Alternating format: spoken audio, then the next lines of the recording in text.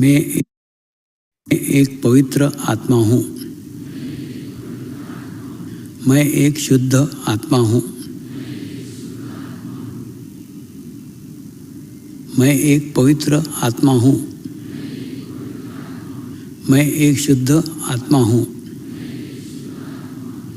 मैं एक पवित्र आत्मा हूँ।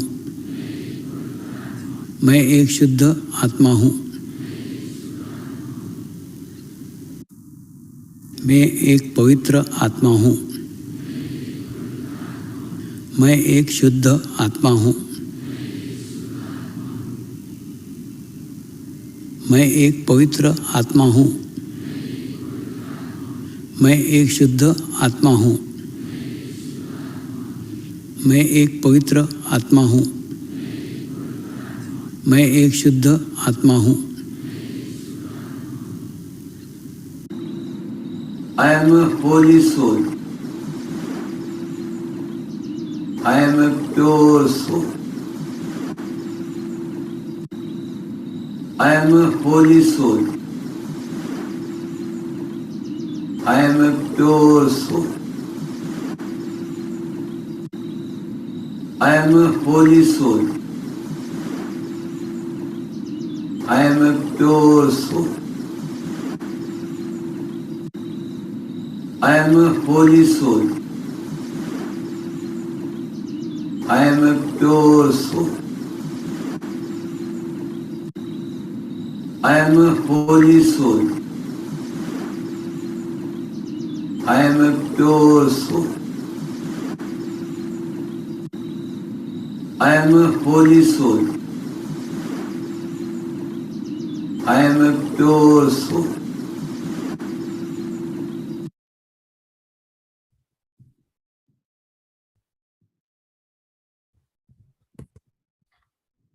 Hope everyone is feeling good. Now that we have energized our soul, it is easier to understand that soul bonding session, as the name suggests, is nothing but all of us bonding as souls, thereby creating a soulful collectivity in which Swamiji is always found easily. We will carry this soulful feeling throughout this session as we listen to the Anubhutis of our West Coast sadhaks, from Hitendraji's trip to different parts of West Coast around Christmas and New Year. We will then have question answer and share our exciting upcoming events, and last with Swamiji's blessings. And so stay excited. Next.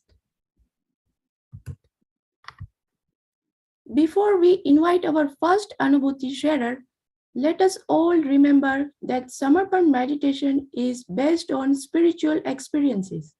Like Swamiji says, that every sadhak can write a book on his or her experiences, and as the saying goes, experience is the best teacher. We are lucky to have personal Anubhuti, that is experience, as our best guru or teacher on this path of Samarpan in Swamiji's grace. Yash Bhai, please lead us into the real fun part now. Jai Baba Swami, thank you so much, Himalidi.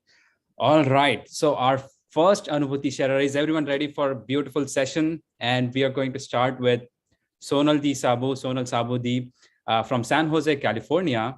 And we all know Sonal Di, she's a beautiful, pure soul. And we're very excited to hear from you, Sonal Di. This Anubhuti is from Sonal Di's India trip that she went in December and Jan earlier this year.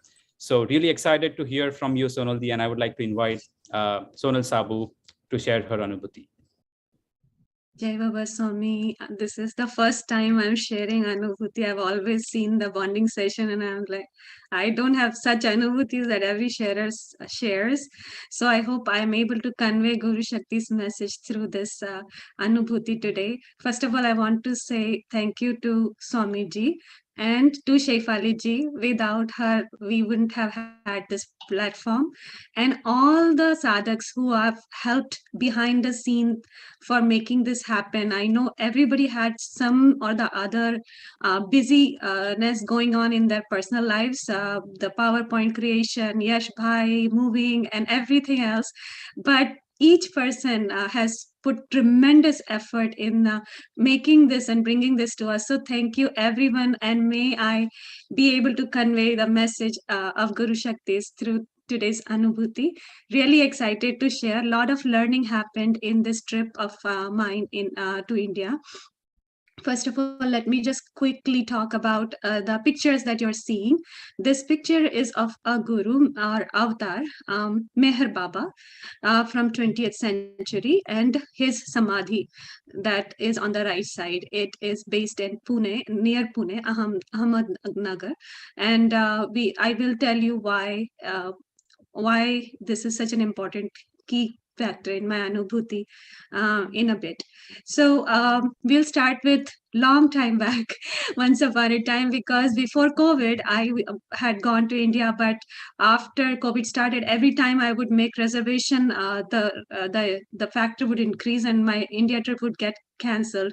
So last 3 years, where I would go every 6 months or 1 year, this just got postponing, and my eagerness to meet Swami Ji and be in Dandi ashram and be in international retreat was increasing. That I really want to be there and feel that divine intoxication of energy, but it was not happening. But here, over the last 3 years, while I was keeping my part of my heart in India, Guru Karya started picking up, and thanks to Hitendra ji, I was able to get a lot of chance to work behind the scene for all the events which were happening and other things. So my attraction towards America started increasing. My energy sensation towards America, I was feeling a lot of energy here when I was doing Guru Karya. So that things were changing. My distance with India because of COVID and other things was increasing, but my attraction towards US energy was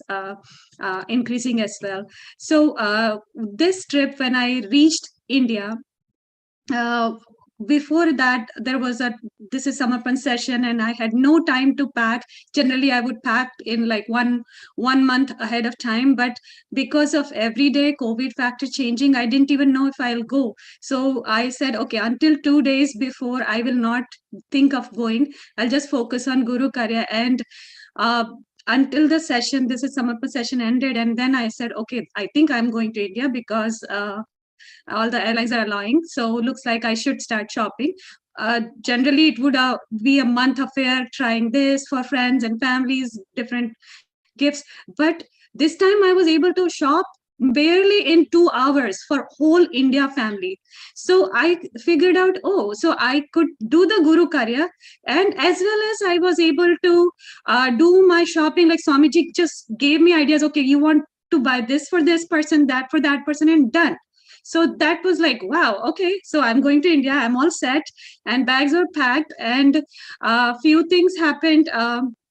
When I took Swamiji's picture along with me, because this time I was little nervous about leaving by myself. Is because of COVID, we have been pretty secluded, and the energy is within us and around us in the house and all. We feel secure.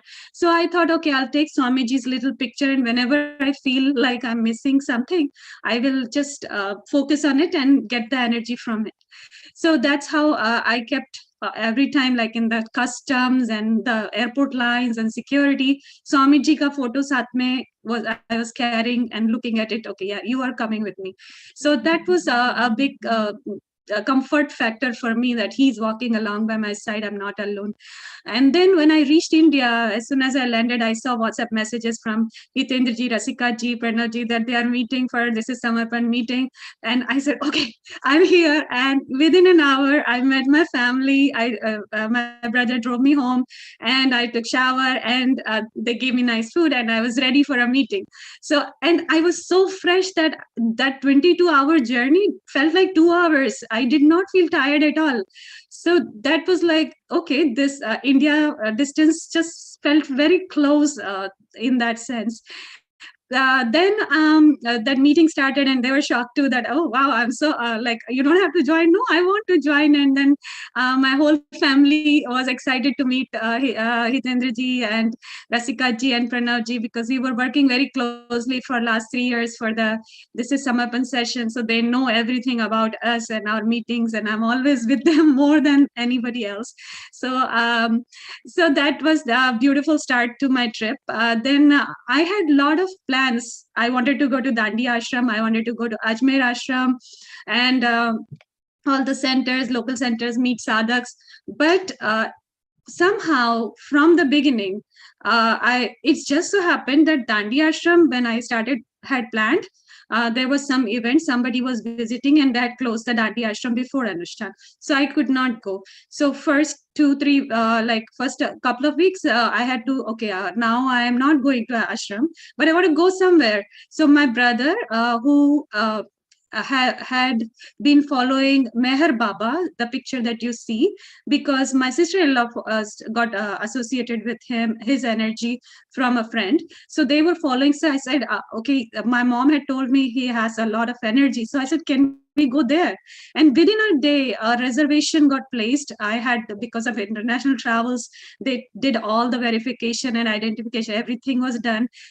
The rooms are not generally available. We got the reservation to stay there for 2 nights, and everything was set, and we were on the road before I realized it. And the day I landed was Chaturthi. So the first guru, I got to meet her right away as I landed. And next day there was some South Indian temple offering which was happening. So I was there for the second day, also got really beautiful prasad. Third day, I was on the road for this Meher Baba's ashram. So every day there was something beautiful happening, and I was feeling that, oh my God, the energy in India is so beautiful. I'm meeting gurus or a guru energies every step of the way. So then that happened, and then as we were driving, my brother took us to Ashtavinayak temple, which was on the way, and the temple was not crowded. We could just get in and get darshan. So that happened. Then there was a Rani Sati temple near Lonala, Khandala. That was a beautiful temple, and we happened to be there just at the sunrise. And viewing, it was like Taj Mahal. That temple is beautifully built with marble, and the prasad they offered, the food that offered was divinely tasty. So everything was, I was overjoyed with the experience of, wow, I'm getting this. Though I could not make it to Dandi Ashram, but every step of the way, I'm getting something, and I was overwhelmed with the feeling of joy that was getting through divine energies. So that happened, and then we, after like 3-4 hours of drive, we reached to Meher Baba's ashram, and as soon as we reached there, we did check-in, and when we went to the cafeteria, I just can visualize that as soon as we sat there, I could not talk. I was feeling his energy there. There were pictures of Meher Baba and his disciples and his life journey, big pictures on the wall of that cafeteria, and I just could not speak. And I was feeling that he's here in this cafeteria with us. My family was shocked. Did they say something to me, or what happened? Suddenly, I'm all chirpy, and I'm always excited, and now I'm quiet. So, but I could not speak. So I knew that there is live energy in there. So that was my first interaction at the energy level with Meher Baba.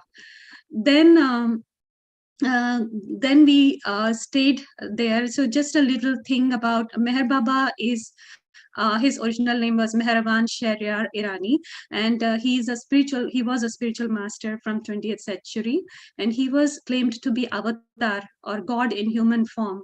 And thousands and thousands of people had been following him in India and overseas. He even came to Americas, and there are a lot of videos of him about America and other visits about Meher Baba. So somehow his energy is connected to this land also. So this is why I wanted to share about Meher Baba, that I think just like how Swamiji says, when you are there in that place, the local energy connects, and that's what I felt that time, and that's why I wanted to convey everybody about this energy, this beautiful energy about Meher Baba. So that then what happened was when there is a samadhi like you see in the right. So we went to this samadhi, and there was arti going on, and I told my brother who was by my side that, you know what, you want to feel his energy, then put your hand outside and watch, like observe the energy coming from his toes, and open your hands and palms and feel the energy. So he was listening to me. He's 1 year younger, so still listens. So he did that. But later he said that, I could not feel any vibrations coming to me, but I started crying as soon as I put my hands out and focused on his toes to come to see the energy. So that happened twice. When the next day when we went for Aarti too, he did the same thing, and he started he had tears in his eyes. So that happened. Now another incident happened when when we were at Samadhi, we were about to leave after darshan. A lady there who was sitting around this courtyard of Samadhi place, she started staring at my mom, and my mom started looking at her too, like they had some kind of connection. And I was watching, and that's so really weird. Why are they staring? Like strangers are staring at each other. But then the lady got up and gave my mother a big hug, and they wouldn't separate. That went on for at least 5 minutes. Like, and they just my mom was in tears, and this lady was like all like emotional about it too. So that happened, and I said, okay, they are not stopping, so I will go sit in the car and wait for them. And then my brother said, okay, this is like getting really late, so let me see what is going on with mom. So then she said that, yeah, I think that lady said to my mom, you feel very sad, there is a pain in your heart. Why do you feel so much pain in your heart? So my mom said, mom didn't say anything that time, but she just was in tears, couldn't, the words wouldn't come out. So she said, you know what, let's go to Meher Baba's Samadhi, which is like inside that dome, under the dome. During COVID, nobody was allowed. Even we got the darshan from outside. But she said, okay, let's go. And I want you to put garland on the Samadhi. And then my brother just came to check for my mom, and they all three went to Samadhi, and they put the garland on Meher Baba Samadhi, which not everybody gets. So that was a beautiful experience for my mom and my brother to be part of that. Then we went to again cafeteria, and I talked to my mom, and I was feeling that my mom has, her energy was down from before. So I was talking to my mom, and my brother was talking to her too, and my mom had tears. Like there was some cleansing going on. We could feel that mom was in, like getting something from that Meher Baba's ashram. And then that lady came again looking for us. Then she said, okay, I wanted to see you more, and that time you just left, so I wanted to talk to you. So then she took time to talk to us, and then she started telling her story that I had a son who passed away, and who had passed away, and he was young, and Meher Baba took care of him. And now after that, I have started feeling some divine energy, and she became auto writer. So auto writer is a concept where the energies come in their hand and they start writing, and they become the medium of communication from Meher Baba's energy to all the souls who need help in this world. So there are a lot of books around and experiences around that too. So she became an auto writer, and her son became a medium. So she said, my son is still sitting with me or being always with me when I'm doing this. So many times she said, I try to commit suicide, but just my son, as if he was talking to me, who had passed away, and he was with me, and he kept pushing me, no, you have to help others, and you cannot just live your life like that. So she became an auto writer. So she had some divine energies with her. That is how we got to know her. And then she started talking. Suddenly she said, okay, I want to sit down with you and spend more time. So we went to that residential area where we were sitting. We put some chairs, my brother, my dad, and I was sitting, and that lady started talking. And suddenly she said, you know what, my mom, she told, you still feel sad, so I want you to meditate with me. Will you meditate with me? So my mom said yes. And as soon as she took us into meditation, my mom had trouble getting into meditation, but I was just sitting listening by her side. My kundalini went up. I could not open my eyes. So just as Swamiji, like Swamiji says, ki you feel the energy through vibration, and I was feeling it for next 1 hour. Whatever she spoke, I could not come down because the energy of Meher Baba was there that time. And then she started talking about all our past life, our spiritual growth, where we were and what we need to work on, and all those things were like true.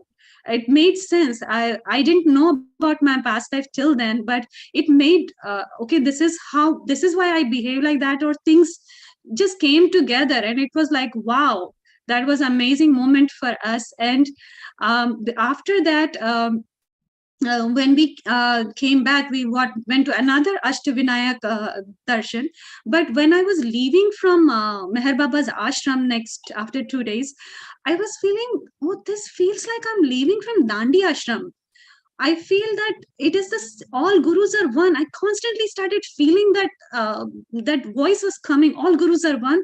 All messages are one. And I am feeling that same, like when I'm leaving from Maika, or the mother's place, and that sadness of leaving that energy. And I was feeling, oh, today I have to go home, and I'm leaving this place. So that same feeling from ashram or any samarpan place wherever I leave from, I was feeling that that time. So I could connect, yes, this is Swamiji's energy, and he has put me here today for a reason. So that happened. Then on the way, we got another Ashtavinayak darshan at Ojar, and that too was like sunset time. I'm crazy about sunrises and sunset. Those who know me, I go to every day to a hike to see the sunrises. So the timing couldn't have been perfect. We didn't plan anything. We took our time to do whatever we wanted, but we happened to be at Ojar at sunset, and which was fabulous vibrations there. So that happened. And then when we came back home, my mom, who had been having trouble sleeping before, she said, now I'm able to feel sleep better. I feel so much lighter after coming home. And then my brother also was like, we all felt that certain energy in the house that had increased after this trip. Then what happened was, I went to India, to other towns to meet my family. And my brother went to many religious places like Shirdi Sai Baba's temple, Gyaneshwar temple, and Sainath Maharaj. So all kinds of all different, Eknath, Sainath Maharaj. So he went on for some reason, the things came out. He had to take some friend for something, or the all 4 or 5 places he traveled in one stroke, when I was in Indore and Bhopal at other places. So that happened. And while I was in Indore and Bhopal, I was realizing that this trip of mine in India is so different. I used to be a good eater. As soon as I would land in Bombay or Mumbai, I would just go for a pani puri shop and I would start eating. I was a foodie, and I would have nightmares. Oh, I didn't pack this dress. I didn't buy that. And I was always paying attention to those things.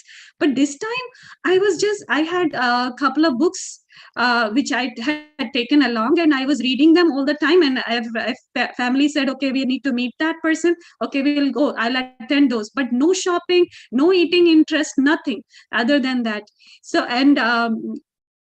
So that was a big change, that I was feeling very calm throughout the India trip, that nothing was happening in that sort.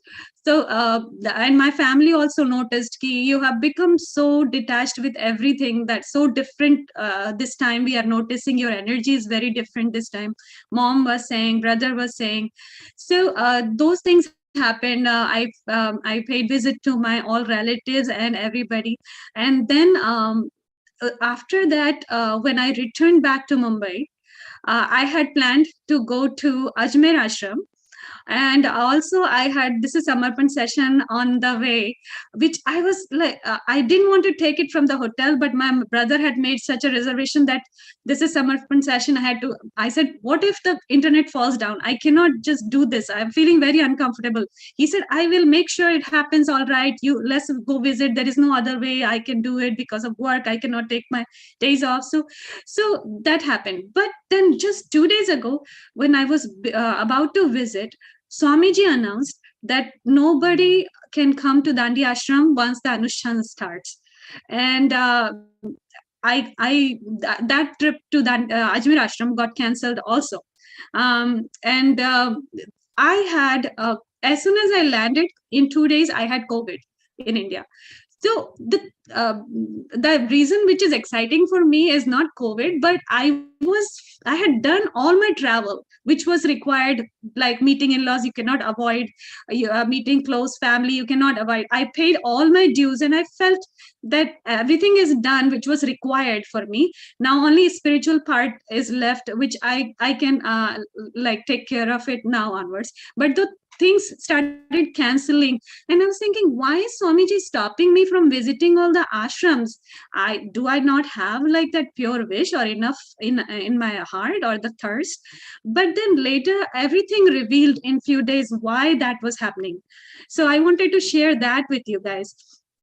So what happened was, my guru so I had planned my trip that this is samarpan sessions preparation starts as soon as I land in Mumbai. So I have more focus towards the guru karya. And one beautiful thing happened when I was doing guru karya. I had this thing in my mind that I'm not getting the same energy that I am getting in US home to do this Guru Karya. And we were interviewing Paras ji, so we were working for his session, and of course his energy is beautiful and very high. And I was feeling that something is missing here. And that night at 3:30 a.m., my mom got a message from Swamiji in her sleep that you need to create a pious atmosphere for this girl to do Guru Karya in the house. And the next morning she shared, I did not tell my mom that I'm not feeling enough vibes here or something, anything like that. But that was like Swamiji communicated to her to give me that atmosphere that I needed for the Guru Karya, because we all know that we need that peaceful mindset and everything around us so that we can focus more. So that happened. Then it just so happened that my brother could work from home during this time, and he generally lives close to house, but he knew in the New Bombay city. But he came to my parents' house to be with me because I was there during this time. So every time we would have meeting, he was just listening to me. He was not in the front of the Zoom, but he was listening to the conversation from behind whenever he could after his work, during his work break. And he saw me doing Guru Karya from morning to the night, and from like keeping with US team also in odd hours too. So he noticed that, and he felt that energy through this. So reason I'm telling all this in detail was his because of the Guru Karya, I feel that he started meditating. He started paying attention, and all the cleansing from Meher Baba's ashram to the all the Guru's places that he has visited in that month. He started becoming serious about meditation. So he would ask me all the experiences that I had in US about it. Every time he would talk to me with a lot of interest. And he when Anushtan started, he started, okay, I'll meditate with you. We all woke up in the house at 4 a.m. He wouldn't generally do that, but he started meditating. He knew Swamiji beforehand. He knew other gurus which we were growing up with, but he never felt that he is my guru. But after this 1 month of during this 1 month of travel, gradually he had a feeling that yes, this is my guru. And his awakening started happening. He was feeling really connected with him. And I said yesterday also, I spoke with him, and he said that you were the catalyst for me to be connected with Swamiji. You had to be there in India for me to be connected with Swamiji. I had plans to go to India, and it came out to be just during the Anushtan, just before the Anushtan started. My son also had plans to go to India, but his trip got cancelled. But this time, nothing would stop me from going to India. So I felt there was a reason for me to be in India during this time. So he started meditating, and during today is 43rd day, and he has been meditating. And now I feel that he is on that path of meditation. He has found his guru, and he has gotten the taste of it. He has anubhutis, which because of the meditation, and he feels it in his heart. And I felt that though I've grown up with him and we love each other as brother and sister, but from this trip, I felt there is some soul connection with him that I had never felt before. So that was a beautiful bonding between me and my brother. And he told me that he said that probably I had promised him to show him the guru, show the real the guru tattva. So that is why I came to India, and I became the reason. So I felt that all the guru karya that I was doing in India caused that purification in him and awakening in him. So I would always tell you that if you are, no matter where you are, don't leave Guru Karya, because it is not cleansing ourselves, it is cleansing everybody around you. So always keep Guru Karya with you. So lot of things happened. Like this is Samarpan session when I went online. Generally my laptop would crash, and I at home here I would use a desktop for that. But that time I had my laptop ready, and it did not crash throughout the session. So that was amazing. And another thing was, I want to connect this with Hitendra ji. He was at Paramhans ashram visiting, and I don't know why, but I had taken Yoga Paramhan's book with me, Autobiography of Yogi with me for the reading. And every time I would read, I've been trying to read that book for years, but I could not understand, and I could not go past a couple of chapters. But this time, during my India trip, I was able to finish that book. And I felt that probably his visit there gave me the energy to understand him better, or my time had come to read the book. So there was some kind of connection of his visit with my getting to know. And then once I read, my mom started reading, and like, wow, they were all amazed at how beautiful this book is, like amazing this book is. Then another thing about Hitendraji's travel was, I was in India, in Bhopal that time, and he was here in Bay Area at home. I know I was feeling little sad that I could not meet him in person, but my New Year at 12 p.m. in India, 31st, I got a call from him. that I'm meditating in your place. Let's do a video call and meditate together. My New Year's started with meditation with him. My 2020 started with meditation with him. And the firecrackers were in the background, and New Year was starting, and I was meditating. So that was a beautiful beginning for me. Another thing that I would say is not just my brother, my brother's family has started meditating. Before the Anushthan started, they watched my sister-in-law. They saw the whole shibir for 1 week, and then they got into Anushthan and they started meditating.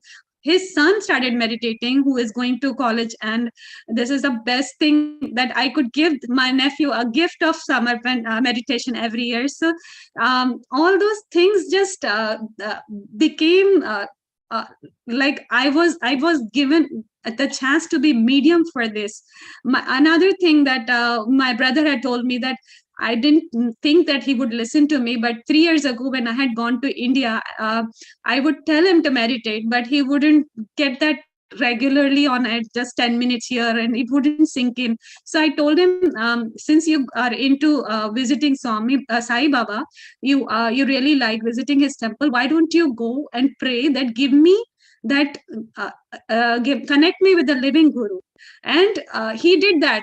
I was surprised that he listened to me, but he did, out of so many things. And he went to Sai Baba 3 years ago, and he prayed to him, ki connect, give me my living guru right now. And this trip, he actually got that living guru in his life. So that was a very beautiful achievement, accomplishment through Guru Shaktis, through Guru Karyas, and everything for me. Another thing that I want to share is he really gives credit to Hitendraji also. Once we had a family group call, and he said, as soon as I saw Hitendraji, I had tears in my eyes. And I had never felt vibrations before. So I felt that he has a very pure energy, which everybody had started realizing, if they are not judging him at a physical level or any other level, if they are in a receiving mode, they will feel his energy. So, and to just extend that part and to bring you to today's session, I want to share that you will see a lot today. You will experience a lot today from his energy, from all the sadhaks who met him in the West Coast. And just be in the receiving mode and see what he will give it to you, or what his purity, his Guru Tattva will flow in you. It is just amazing. On 3 years, I have become American Samarpanized instead of Indian. So I feel that there is no ashram. Ashram is in your heart. It walks with you. So don't worry about it if you cannot make it to a place physically. You feel it. I've never met Hitendraji ever, and I don't have that physical.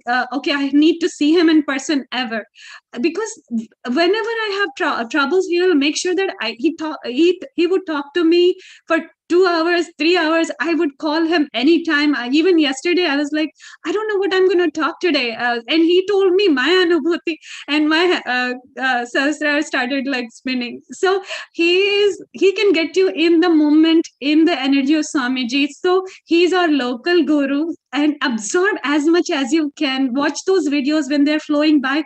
Feel that you are in those places. The ice is in the ice and snow that you will see, that feel that coldness through this session. It is not just a video or any just a picture flowing by. It is the source of energy for today's session.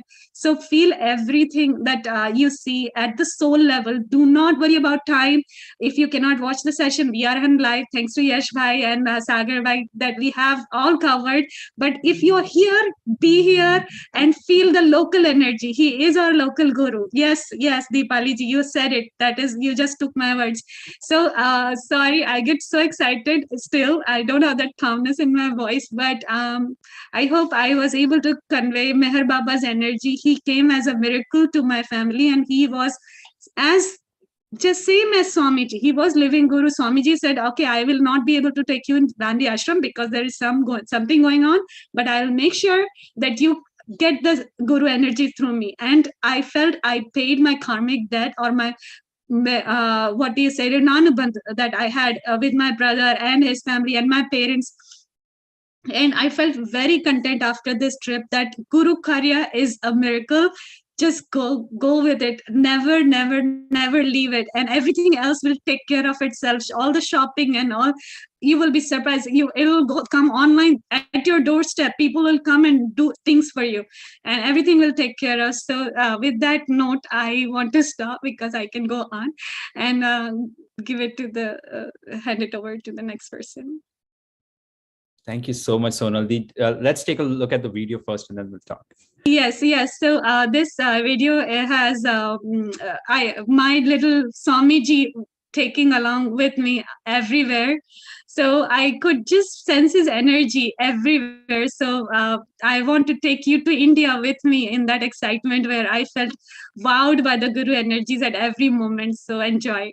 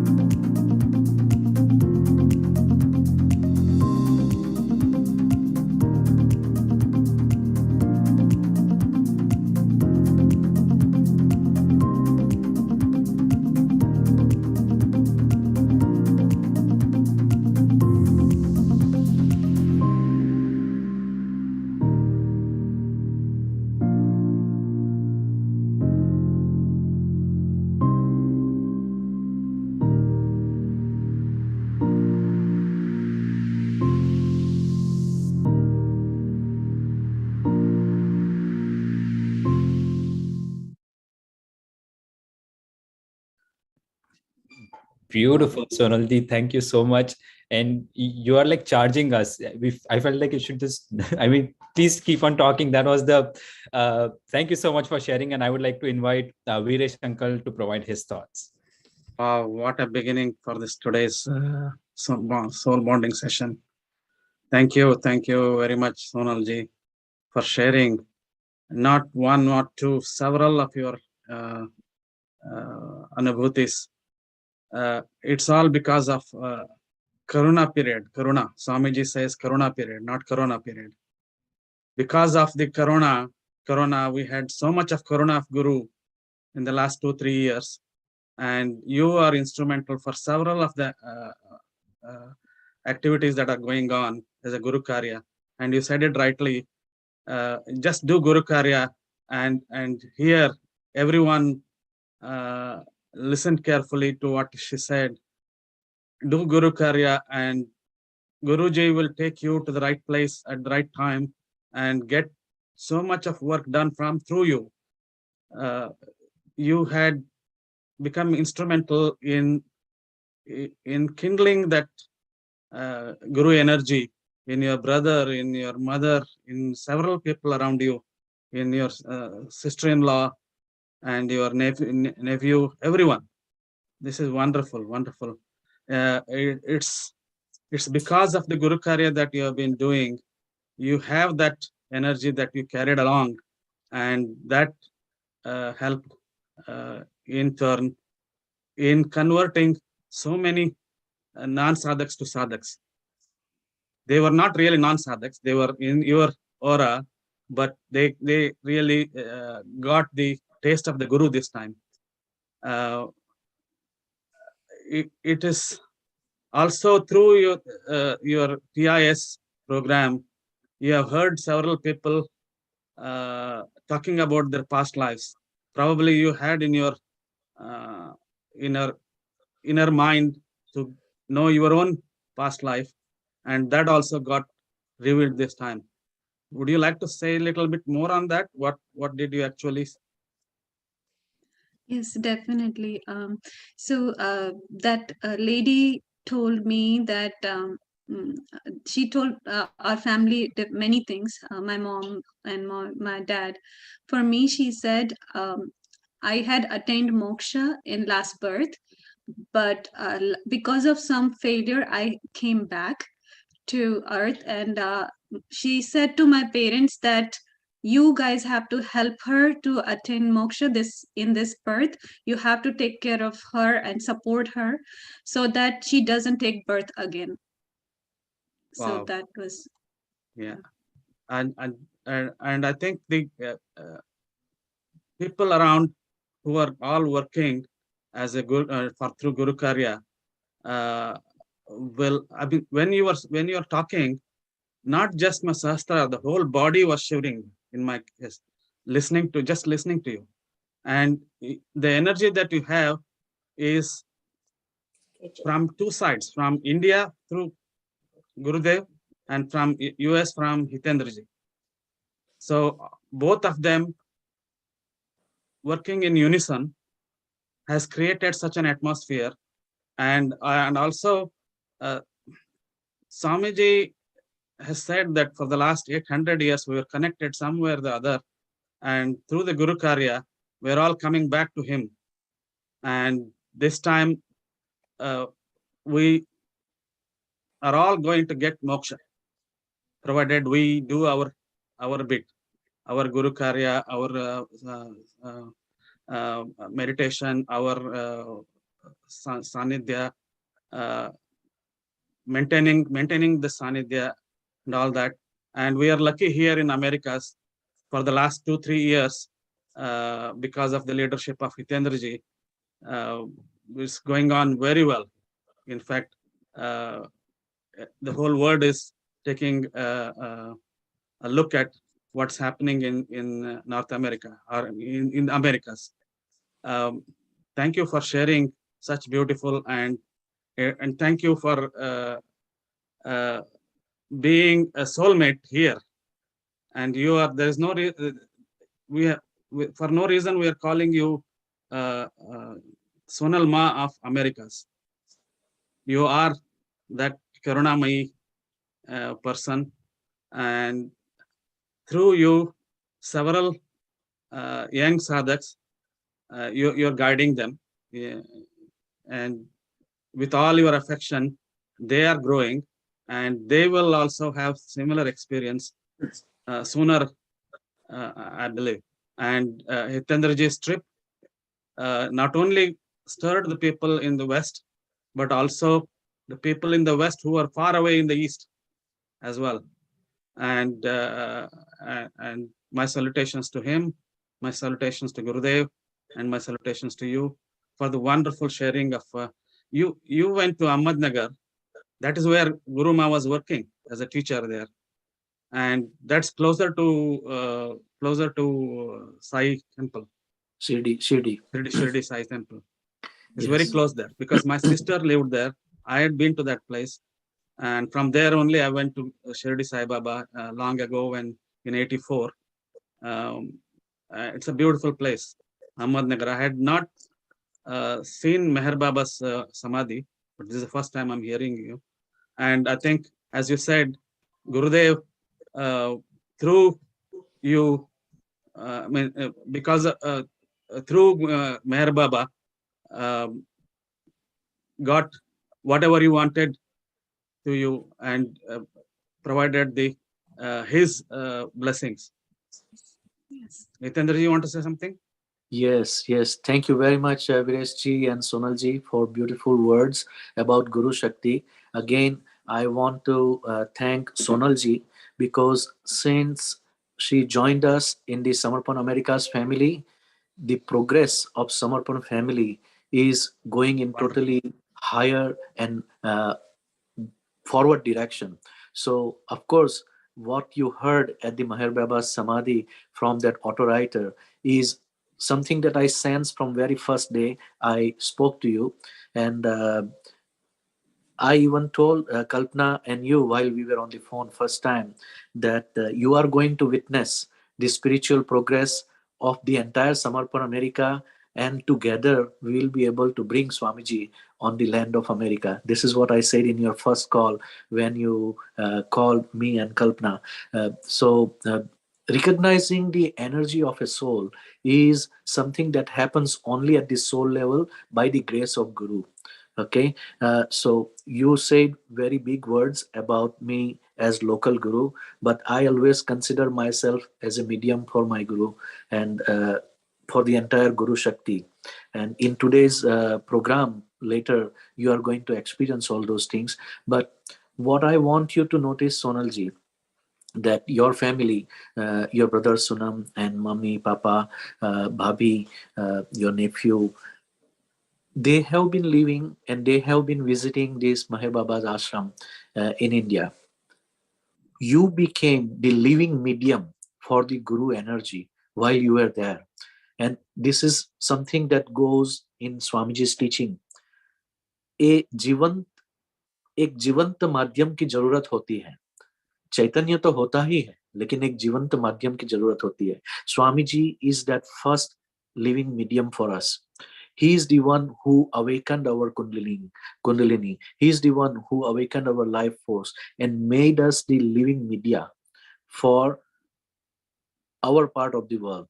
And when you went there, you became medium for them to ignite that spark.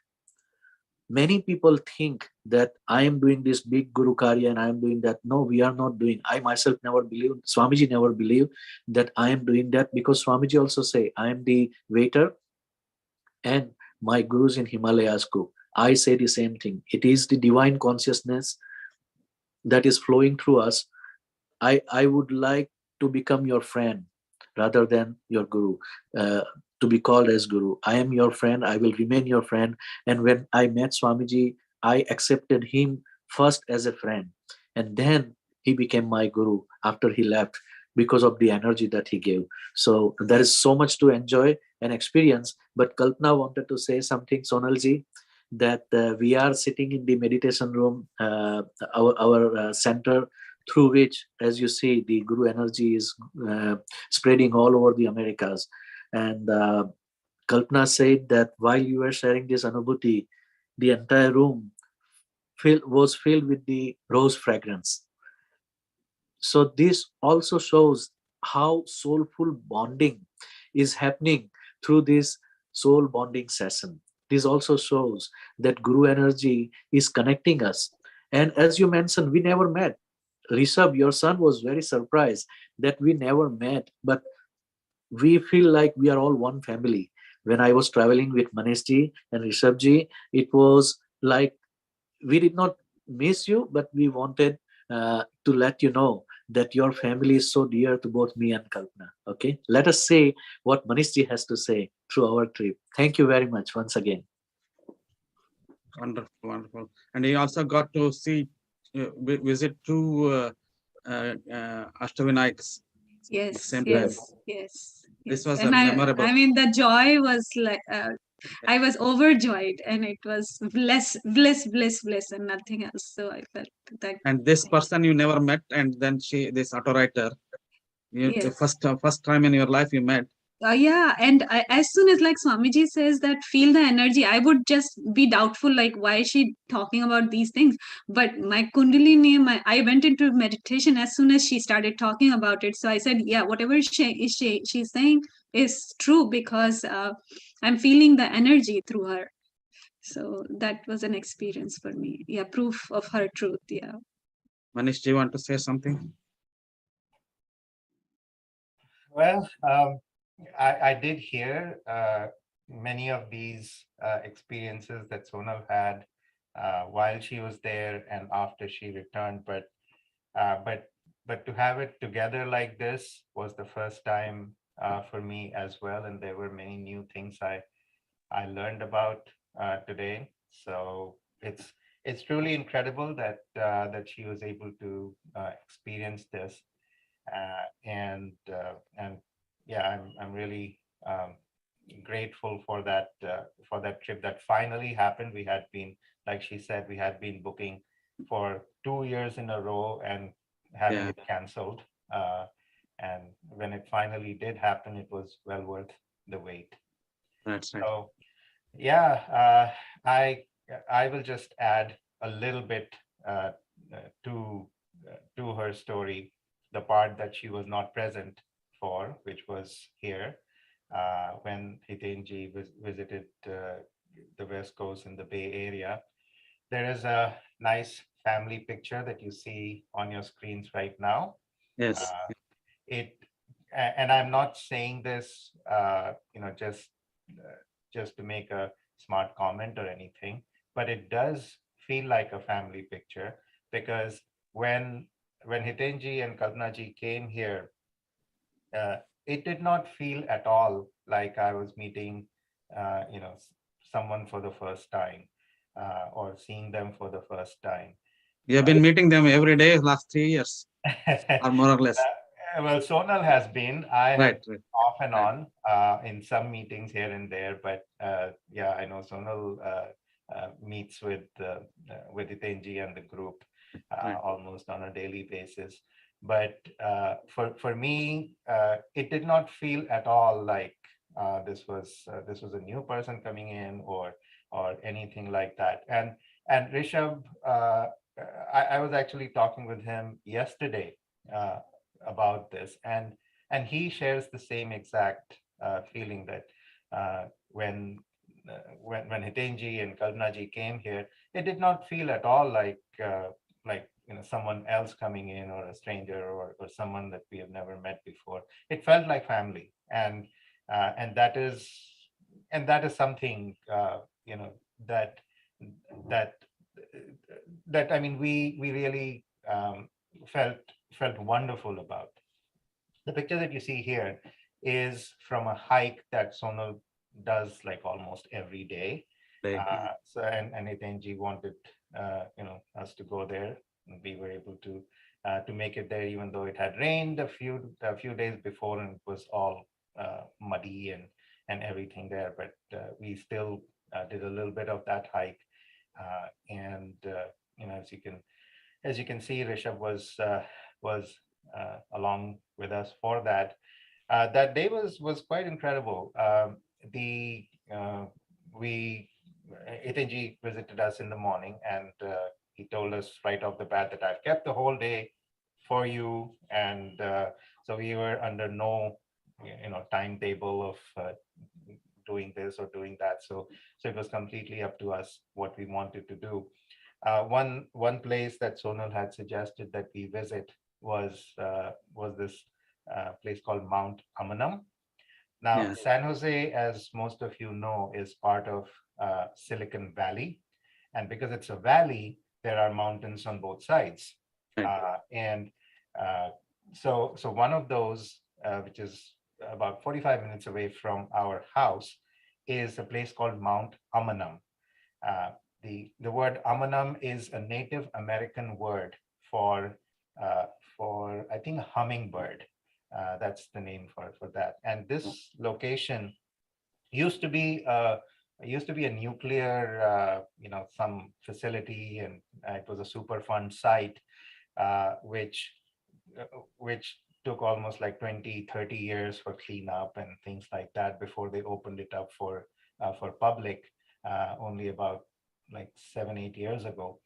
And so we took a trip over there. It's a sacred location for the Native American tribe that used to be over there. And there is you'll probably see it in some pictures later on of Hitenji, that this place has like a circle in there where you can just sit, and I mean it is where I've actually seen some Native American Yeah. Even Even here, the Native Americans sit in a circle, and then There is I have actually yeah. seen them do some rituals there also. Right, right. There they were actually doing some ceremony or something over there. So it is of great importance to them. And Hitenji, once we got there, it's a great place to view the valley from. Fortunately or unfortunately, it was very cloudy that day, so all we saw was clouds from there. But Hitenji, as we got into that circle, he said that, I feel like we should sit and do a little meditation here, which made sense to me because, like I said, it is a place where a lot of positive energy existed, and we sat down for that. And once we came out of the meditation from there, these were Hitanji's words, and he'll probably attest to this. He said that as I shut my eyes and I did the meditation, I saw red color, which is our the Muladhar Chakra color. So there's definitely a lot of power there, and I'm really glad that we were able to make that trip out there. And for those who live in the Bay Area or who are visiting here, I would strongly recommend making a trip out there. It is very easily accessible. The road takes you all the way up to the location, so there isn't a lot of climbing or anything like that you need to do in order to reach this place. Do put it on your list to visit. It is an amazing place for it. So I think with that, we're ready to watch another video.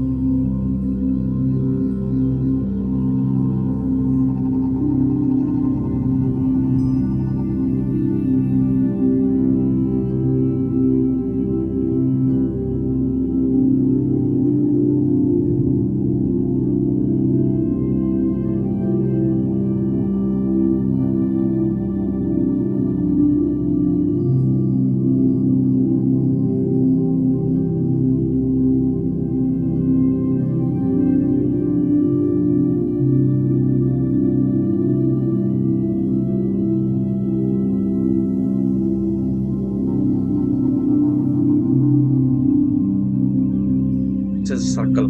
That is the circle.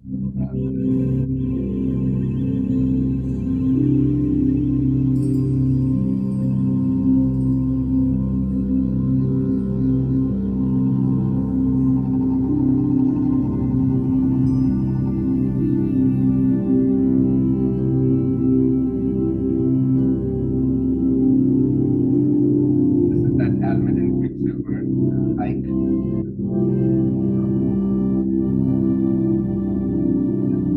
Villa Montalvo in Saratoga over here. Very nice place to visit as well. Beautiful spiritual place. Yes, in our home.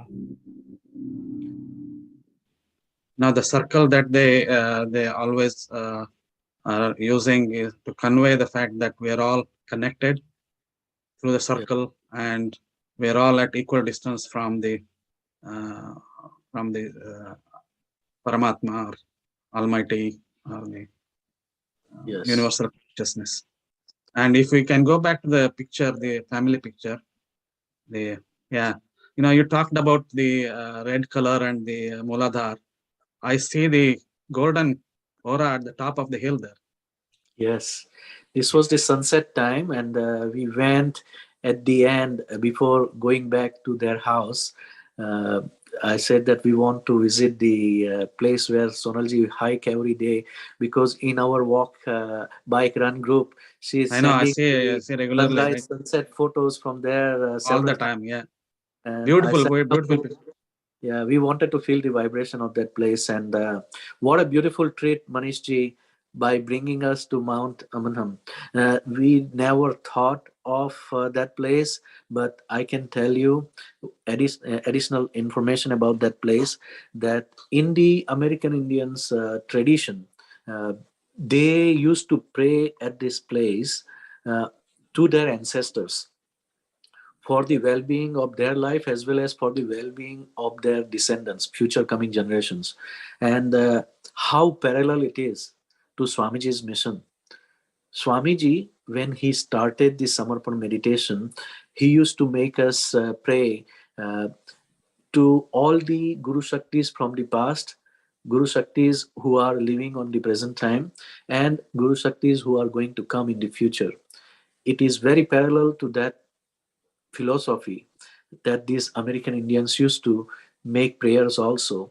And I have the same mission to carry on Swamiji's torch in the continent of America and for the rest of the world, that through Samarpan meditation, let us pray today and for the well-being of all those who are living and who are going to come, by the grace of those who lived on this land, and those who wanted to spread beautiful divine consciousness on the earth, on the new earth.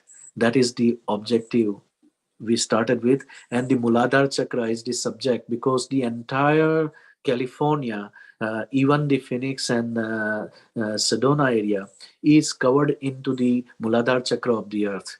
So that was the tour, and ultimately at the end I'm going to explain all that thing. But Manishji, I want to thank you for bringing us to this place and spending your personal time with us.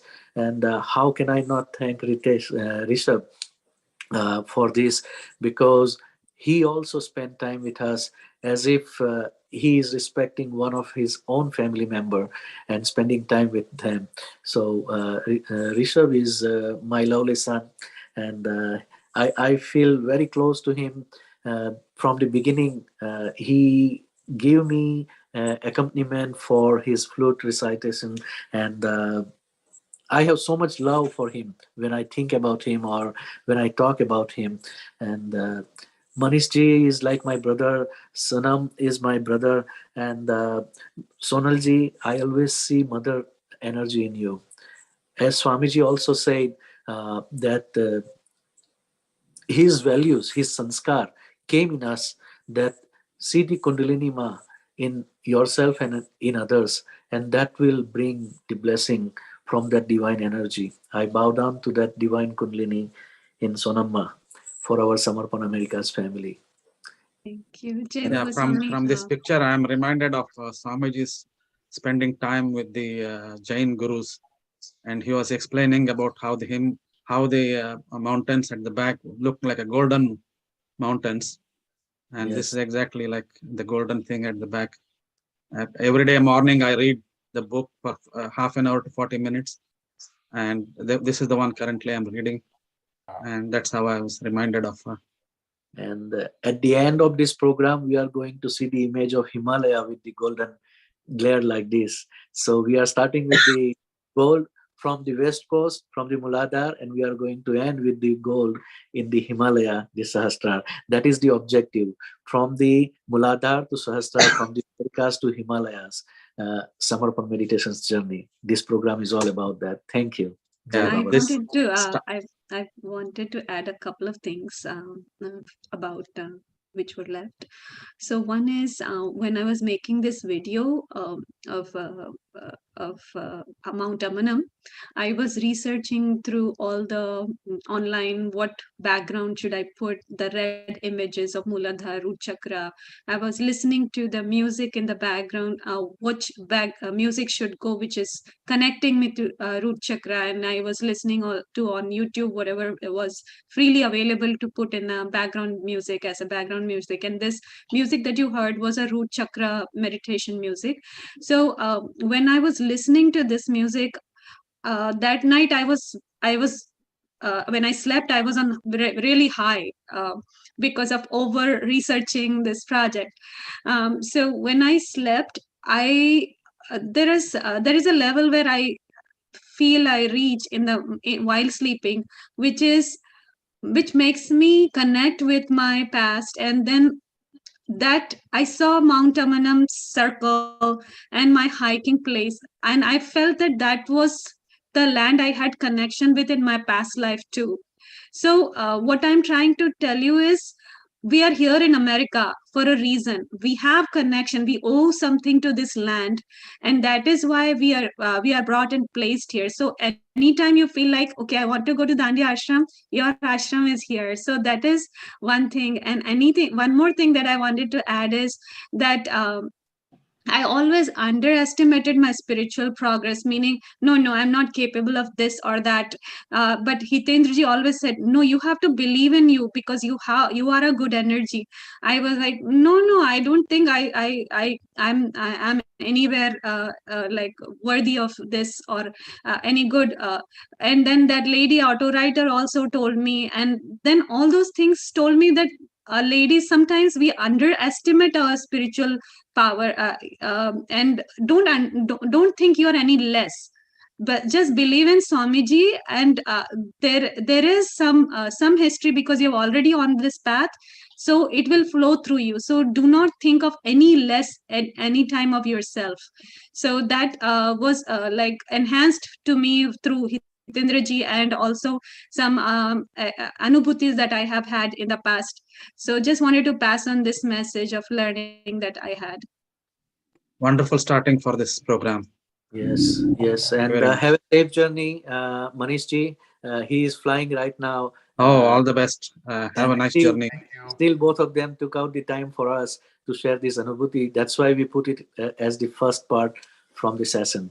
So Okay. Thank thank you you so much. again. I would And just like to add one thing. It is not it's not anything anything great spiritually or anything like that. But the mention of Rishabh by Hitenji triggered that thought in me, which I've also told Rishabh that uh, if we measure our wealth in terms of how many people outside of our immediate family love us, then you are the richest person in the world. very true. Very true. Very true. Very true. And I'm getting a little emotional about it, but I've told him that if you ever feel down, if you are not feeling good about something, everyone has ups and downs. Just remember this one sentence that I'm the richest person in the world, and it'll set Absolutely. everything in perspective. Yes. And that's all I had to say from on his behalf on this. I remember him when he came here for the retreat. He went on a bike trip Yeah. during the retreat time. Yes. Yes. But this is our family. Swamiji has given us this global Samarpan family, and we never knew each other. Sometimes we never met each other, but still we feel that we love each other. We feel that this person is my soulmate, and that is where Swamiji's blessing and Guru's grace come into play. This is where soul bonding session has its role to play by putting us together. I welcome each and every soul who is watching this video to feel that God has given us this great human family. If we can become a pure soul, we will be able to enjoy this connection, this selfless love, and we have much more to come. So thank you very much once again. And let's go on the next beautiful family from Bay Area. Deva Swami, wow, wow, wow. What an amazing experience, Sonalma. It is so loving and I can't say more words. It is just a thrilling experience. So right now moving forward, our next Anubhuti sharer is again, everyone knows that is our loving Surikama. So to introduce her, Surika ji is from San Jose, California. She joined Samarpan in 2015. Her sister was a driving force to her to join Samarpan.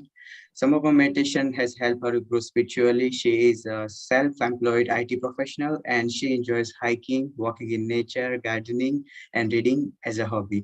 She runs Samarpan Center in San Jose and has done Guru Karya to spread Samarpan in various organizations. So let's welcome Surika ji. Baba Swami. Thank you so much, Utsavji, for that intro. And I just want to say, Sonama, your Anubhutis are amazing. I mean, I was sitting here and having goosebumps all over me because they were so divine. I didn't know that you had that many Anubhutis in India, but I'm so thankful that you are here in very close to me in Bay Area, because you are such an amazing strength for me and in Samarpan, everybody, I think, but definitely me. I really appreciate all that you do, and without you, I don't think we would have been here. Samarpan would have been this far. I don't think so. But yeah, thank you so much, Sonaji. And I would like to thank everyone who has made this PowerPoint presentations. It's such an amazing, beautiful presentation. Rasika ji has done such an amazing job, and the videos have come out so good. So thank you, everyone. So I'm Zurika. If just to start off with that, I'm Zurika there from San Jose, California, and we had really an amazing trip by Hitendra ji and Kalpana ji. They came over on this side of the West Coast. And this is the like our Anubhutis of how and what happened.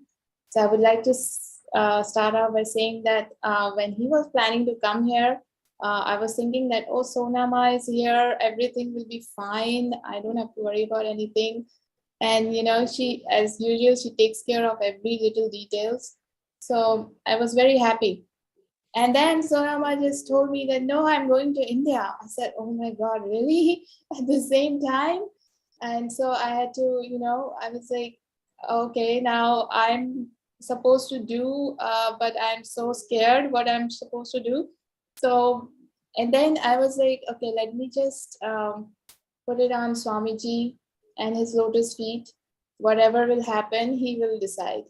So, and that's how I planned it in my mind, because I'm not that great as Sonama to plan it on the every detail. I had planned it in my mind. This is what I'm going to do roughly, and then I left it to Guruji's feet, and even then I knew something or other will work out and Sonama would stay. I was just thinking that Corona is not going to make her go. So, but somehow she still was, able to go to India, and it's good that she went, of course. But I was like, oh, okay. So now I'm thinking when we are planning on Hitendra coming here, we have to map a route and everything. And I'm thinking, I don't know that much about LA or Vegas part of it, but I know more in this area. So, and then Shilpaji helped in that. So now that I think about it, the whole trip was actually a collective effort. Everybody in the West Coast helped so much. Like people came out from all parts and helped. In LA, Sagarji, Sona, Shilpaji, and Nilimaji, everyone helped. And over here, Mitali ji, Deepa ji, I mean, I cannot even say how everybody just wanted to be in this moment and help, and Manishji and everyone. So I was not feeling, in the beginning I was feeling alone, but at that time I was like, oh my God, we have a lot of good people, collectivity, everybody's helping. It's going to be great. So that's how it all started. After when he was planning to come here, Hidendraji, on the day that he was driving from LA to San Jose, I was thinking, that day was our anniversary also, me and Ritesh. So we were thinking like, oh, if he comes on time or if he's going to be late or how it's going to be. And then suddenly he was there on the on our door and on perfect time, and we were like, oh my God, he's here. So there was no like, this thing that it's a something like we were waiting for so long to happen, had just happened. So the moment I opened the door, I felt like, oh my God, the energy has changed so much. It felt like Kalpanaji was like, oh, my sister had come home. That's how I felt, because my sister lives in Japan, and she used to come here every year almost, but because of Corona, she couldn't come for last 3 years. So the moment they stepped in the house, I was like, oh my God, my sister is here. And, I felt so emotional at that time. And I was like, and then I realized that my sister had actually called Hidendraji up during his drive here, and she had said the same thing. So it was amazing that we connected. And Kalpanaji is such a loving soul. I must say that she's amazing. The moment she came into our house, I got free. I mean, I felt a stress before, but after they stepped in, I was so free. Like, okay, this is good. She's taking care of everything. The kitchen, what should we do? How should we do this? Everything, just like an older sister. So I was so thankful to Kalpanaji, and Hidendraji and Riteshji also. I think bonded well. They were talking a lot, and so I felt like, oh, thankfully, because in my house, what's happening is like my mother-in-law also stays with us, and she usually is sick in the mornings.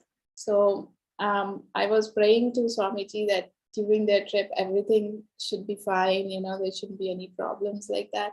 And luckily, during those days, nothing happened. Everything was smooth as anything. In their aura, you feel it. The aura changes everything. We were feeling like we are in a bubble. Everything was going so nicely and all. So it was amazing. And then the next day we went to just like, because the nature has a big part in everything. So next day we went to I think we have a slide of the next day. We went to the park for a walk, and yeah, that's one. And this was the next day immediately, and you could see the nature. I mean, this is nothing like this. After that, this had never happened here in San Jose. This, like, it was looking like we are in ashram with all the beautiful fog and beautiful. This was sunrise time, and we couldn't really see the sun, but the clouds and rain.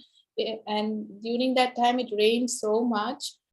And I think we had drought in San Jose before that, and then because of that rain, the drought was reduced by, I think, a lot, 50% or something. So, I mean, the rain was really very important for California, which came because of Hidendraji came, and the Guru energies came. After that, after he left, we haven't had any rain, so I hope he will come back. But so this was amazing. Like, we have never had this much cold where we have to wear thick jackets and all. But because of the Guru energies, it was so beautiful, amazing flow of energy everywhere. It looked like an ashram right there. So it was so beautiful. And then I think next time on the day we went to San Francisco on the bridge, and this is the bridge picture, the Golden Gate Bridge. And you can see the clouds and beautiful. The nature was amazing during that time. And we were thinking that, in my family, we never reach anywhere on time because somehow, it's this many people. If we have to go somewhere, we are always late. But because of Hitinji and Kalpanaji, everything was on time. Whatever time we would leave, we would reach everywhere on perfect time. So I did not have to, because my stress always is like whether we can leave out on time, whether we reach on time. So my stress was reduced by that factor that, okay, he's here, everything is going to be perfectly fine and on time. So the planning, I had very minimal planning, but things just would happen by itself. We would be there and on time and everything. And luckily, what happened was just before he was planning to come, we were thinking that I was thinking basically how would we have more interaction with the West Coast sadhaks here. And so because Sonalji wasn't here, and so I was thinking that the more interaction would be better. And suddenly Mitali ji was planning to go somewhere for vacation during that time, but her thing got postponed or something. She was available, and then Deepa ji called me and said she wants to have Hitendra ji at her home. And I was like, oh wow, this is happening by itself. So we set up all those things. Just happened last minutes, 1 or 2 days before. We set up the event for Deepaji's house, and because of that, because Hitendra went there, he gave so much energy to that she has started her own center now. So you could see the energies wherever Hitendra went. Something very good has happened, and it's been an amazing journey of him coming to West Coast. And there are some more pictures, I think, on the next slide. We went to temples. Yeah, we went to the temples, and on January 1st we went to the temples. And in the morning I was thinking that we can't reach more than one temple. I think we are running late, but whatever time we left, in whichever temple we went, we were there at the perfect time. We went to ISKCON, and right when we went there, the Aarti started. And there was such a beautiful vibrations going on during that Aarti that, my husband, Ritesh, he doesn't feel that many vibrations. But on that day, he was like, I can't stand, I have to sit down. That's how much it was. It was amazing. And then we went to Bab's temple, and they get to meet the Mahant Swami there. And even there, in the moment they had the temple closed during the daytime, but the moment we went there and we were sitting in the near the temple hall, the Murti, and that's when they opened the curtains right in front of us. And such a beautiful darshan we did of that. So on the January 1st, we had a beautiful visits to all the temples. And yes, Shirdi Sai Baba temple. I think Hitendra ji also went there with Midali ji's family. And also we went and saw the sunset on that day. And after all the temples, we were wondering whether we can reach the sunset point, because we wanted to see the sunset on that day. So we were wondering whether we can reach there or not on time. And luckily, we left and we reached at perfect time when the sun was almost ready to set. So everything was going on perfectly on time without us planning anything. And we reached right there, and we could see the Om in the sky, and we could see an orb right here. So there was such beautiful pictures of the sunset. It was amazing. The energies were flowing so much during that time. you know, you could feel the vibration over there was amazing. And this park is like a very old park. Actually, it's called Montgomery Park, which where in like 1800s or something, the first airplane used to fly, the Wright brothers, just like that they used to fly the airplane. The first airplane that they were building, Montgomery used to fly it there. And so it's been there, the park has been there for a long time. It has good energy, good vibes. And you could see the whole San Jose from the park. And the sunsets are beautiful there. So, I mean, it was amazing that day. The energies were so beautiful. We were perfect timing wise, we were perfectly there. And Kalpana ji, we somehow managed her to walk her all the way up to the hill with her knees, even though they were hurting, but she managed so well. And then, we are holding her and bringing her down, but it was amazing. Thanks to Mitali ji and Zurika ji holding her. Yeah. Me to see sunset. Yes, and the energies around you, we could feel like your aura and Hitinji's aura. It was so good. We were all in the aura. I mean, we have never had that kind of beautiful nature and things around us. So it was so amazing, Kalnaji. I miss you so much. I hope you move here. Thank you for all of you guys who supported us and like hosting us very well. Thank you so much. No, thank you so much for coming to our house. I mean, I felt like my sister had come. So, I was, even the day that you were leaving, I was telling you, you should move here. If you move here, then we know everything. We are like family and close by, and I never will miss my sister, because all my family is in India or somewhere else. They never, come here that much. So both and Kalpana felt like we came to our own family. Ritesh ji and you have the same dynamics like me and Kalpana as couple, and very beautiful energy, very giving personality that he has, and he cares for the people around him in society. So that serving personality, serving heart is very important as a couple, and to nurture a family. I think because of your love that West Coast is growing, because of your dedication and samarpan for Swamiji, today we are able to grow in such a beautiful way. And of course, entry of Sonamma changed the dynamics completely. Yes, exactly. She did. And I'm so happy that, she's here so close by. I mean, because I'm not the kind of person who talks so too much. And, I'm a silent person like Kalpana ji in the background. So Sonamma has been such a blessing for us. And how can we forget the New Year Eve? You can say more about that. Yes, the New Year Eve was amazing.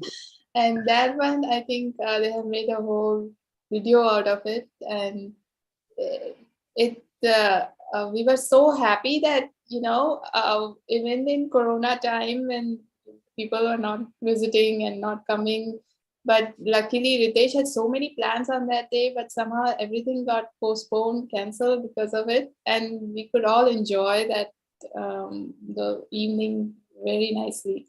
And so, because of, I would say, you guys, Teluji and Kalnaji, we had a really beautiful December 31st and January 1st, the new year, start of the year and everything. And thank you so much. I feel very blessed that because you gave us your house as a place for establishing the energy of Swamiji from the beginning. I think with Swamiji's guidance and inspiration, you coming as a trustee for Samarpan America's Trust was also a blessing. And from that, the entire thing started for the West Coast. I wanted to come to West Coast long time ago, but Guru Shakti was preparing me to be capable to bring the energy that they are trying to bring. I consider always myself as a little baby or calf of the cow of Guru energy of Swamiji. And I think that we all become medium when we have pure wish. And then the chitta is so pure and strong that everything that I said was happening Everything that I was planning was happening perfectly in time. Like you said that you were surprised that we already rang the doorbell. 8 o'clock, I gave you the time. Before even I started my journey from North Carolina, I told you that 8 p.m. we will be reaching there. And regardless of when I started from LA, we were able to reach right 5 minutes before 8 o'clock and in the evening. This is where Guru Shakti plays the role. This is where they make it happen for us. Exactly. Yeah. I mean, during that time, I felt like Swamiji has visited my home, and I'm all, I was just in the aura of it. Like I had left all the worries. It was just happening. Everything was happening perfectly. So yeah, it was the best experience. Thank you. But that thoughtlessness is not me. It is because Swamiji put those values in me, and we believed in what Swamiji said. Like you guys are believing today in us.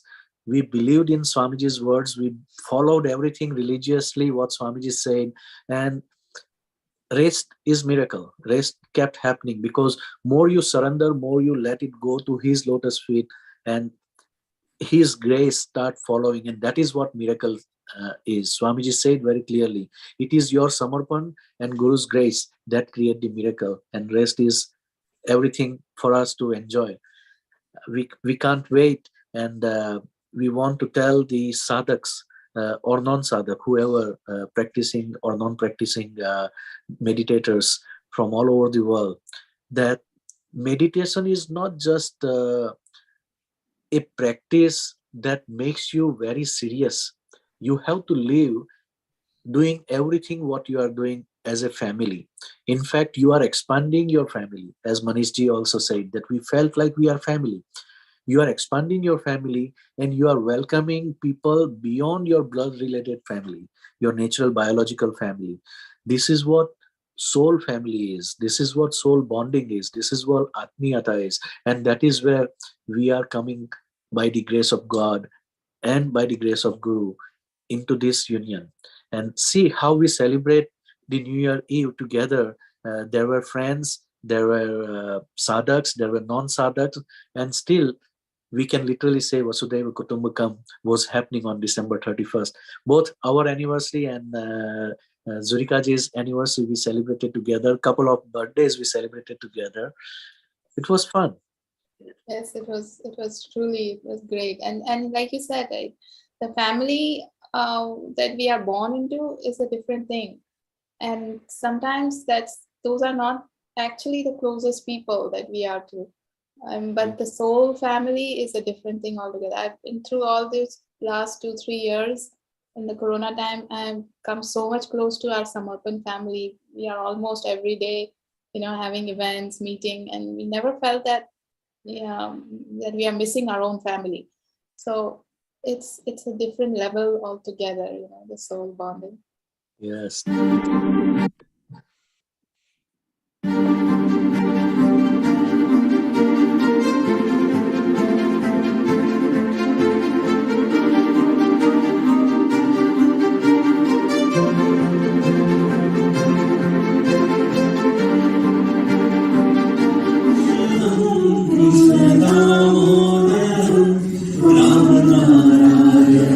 Janaki Vallabham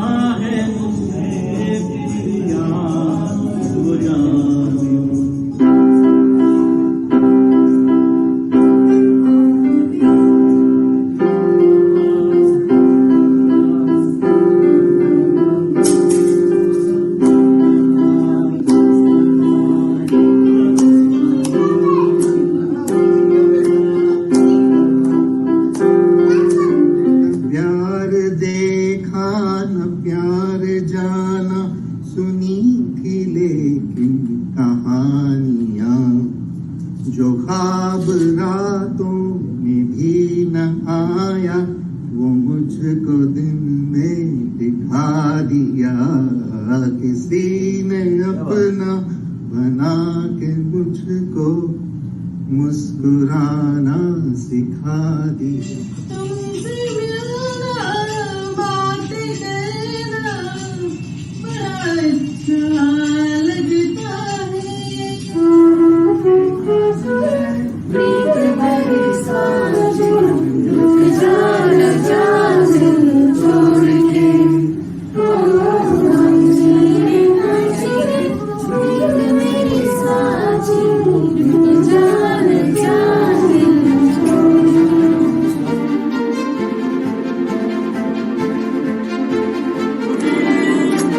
Happy birthday dear Sarina, happy birthday to you. God bless you.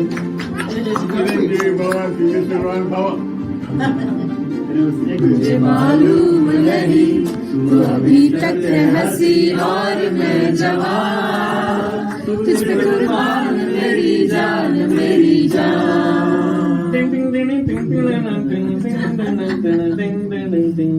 वो मेरी जोरा जबी तुझे मालूम नहीं तू अभी तक है हंसी और मैं जवान, तुझ पे कुर्बान मेरी जान मेरी जान। बोलो श्री अम्बे महाराज की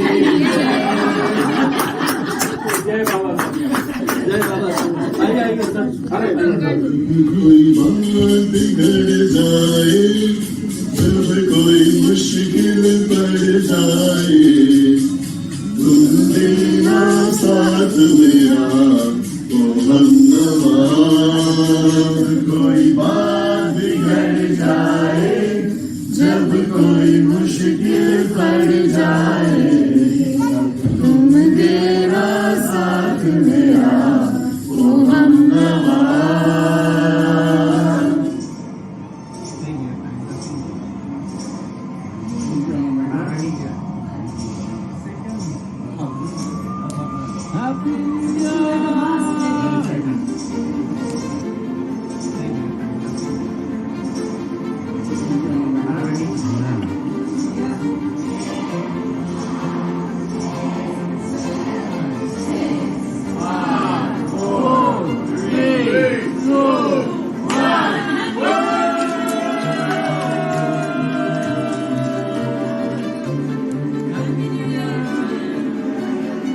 Happy New Year, everybody. Happy New Year. Happy New Year. Happy New Year. Woohoo! Very, very happy New Year. Bye, Happy New Year. So, Meena, Happy New Year 2022.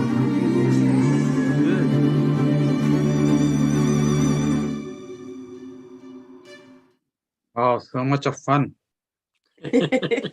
This is our family. This is Samarpan America's family. Yeah, Wonderful, wonderful, wonderful. we had Thank so much you. fun. Oh, Thank yeah. you all the sadhaks who made this possible, and thank you all the volunteers who made this such a beautiful video, because it is not easy to compile all these details. Aishwarya, Rasikaji, Sonalji, Pranavji, you guys have done excellent job with the help of Gitaji to make this presentation such an interesting presentation for us. You brought us in that. Oh, yeah. Your visit was at the right time of your anniversary as well as some of the birthdays, and Yes, yes. Thank- At the cusp, at the junction of 21 and 22. yeah, New Year. Yeah. Your So- birthday is also May 31st, and your marriage was December 31st. Yes. So either I was April Fool or the January 1st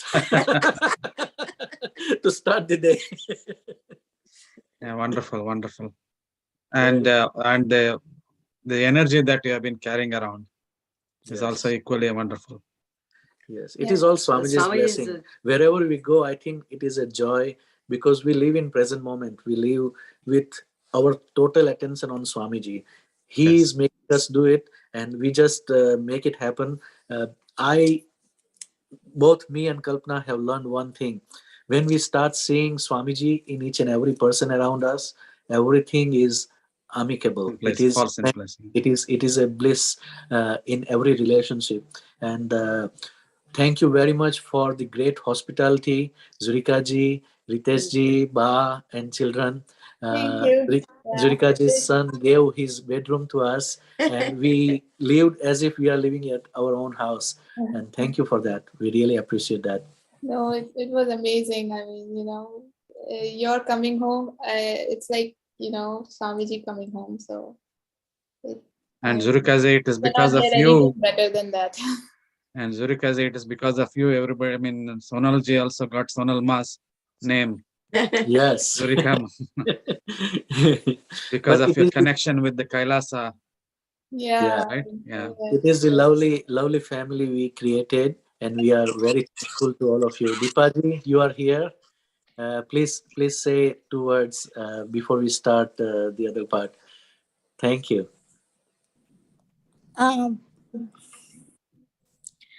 Jai Baba Swami, everyone. Can you see me? Yes, we can see you. Well, I don't have words right now. I think that when you come to my home, I really feel that Swamiji come to my home, and everything just happened like a dream. Yes. Like you never think about it, and that just happened. I really feel that I mean, all the opportunity where you, Zurikaji, Manishi, and all goes, I should be with you. I should spend more time, as much as time I can spend with you. And I miss all the opportunity. But I get really extended, beautiful, beautiful, beautiful family. I met Sonalji and Zurikaji maybe 2 or 3 times, and I feel like I know them from long time, from all maybe years and years before, or maybe the past life as well. Yes. So I'm just so touched. I have no words. I always feel that I'm not alone now anymore. That's what we all need. That's the best feeling. What we all need. Yeah. And thank you very much, Deepaji, for the beautiful gift to Kalpana. The necklace that I was putting in Kalpana's neck was the gift from Deepaji on her anniversary. And I feel the same love for both you and Zurikaji, Mitaliji, as my younger sisters in Bay Area. So now I have more houses, more places to go and visit. Same with Shilpaji. I always feel, you see, some relationships are from the heaven. You feel immediately when you talk to or you see this person for the first time that this is my younger brother, younger sister, this is my friend, this is like Sonalji. I always see motherly energy. So depending on that soul's aura, you experience that energy. And I have always kept that first visit as my guiding factor for how I will build the relationship with that soul. And it kept developing from that point onwards. And that is how we are here today. So thank you, Deepaji, for that beautiful opportunity for get together for West Coast Sadhaks again at your home. We are going to watch that part with Taraji and Mitaliji next. But before that, we start from the south now. You want to say something else, Deepaji, before we move on? She has a surprise for you. Wow. Can we go to the next slide? Deepaji slide. Thank you.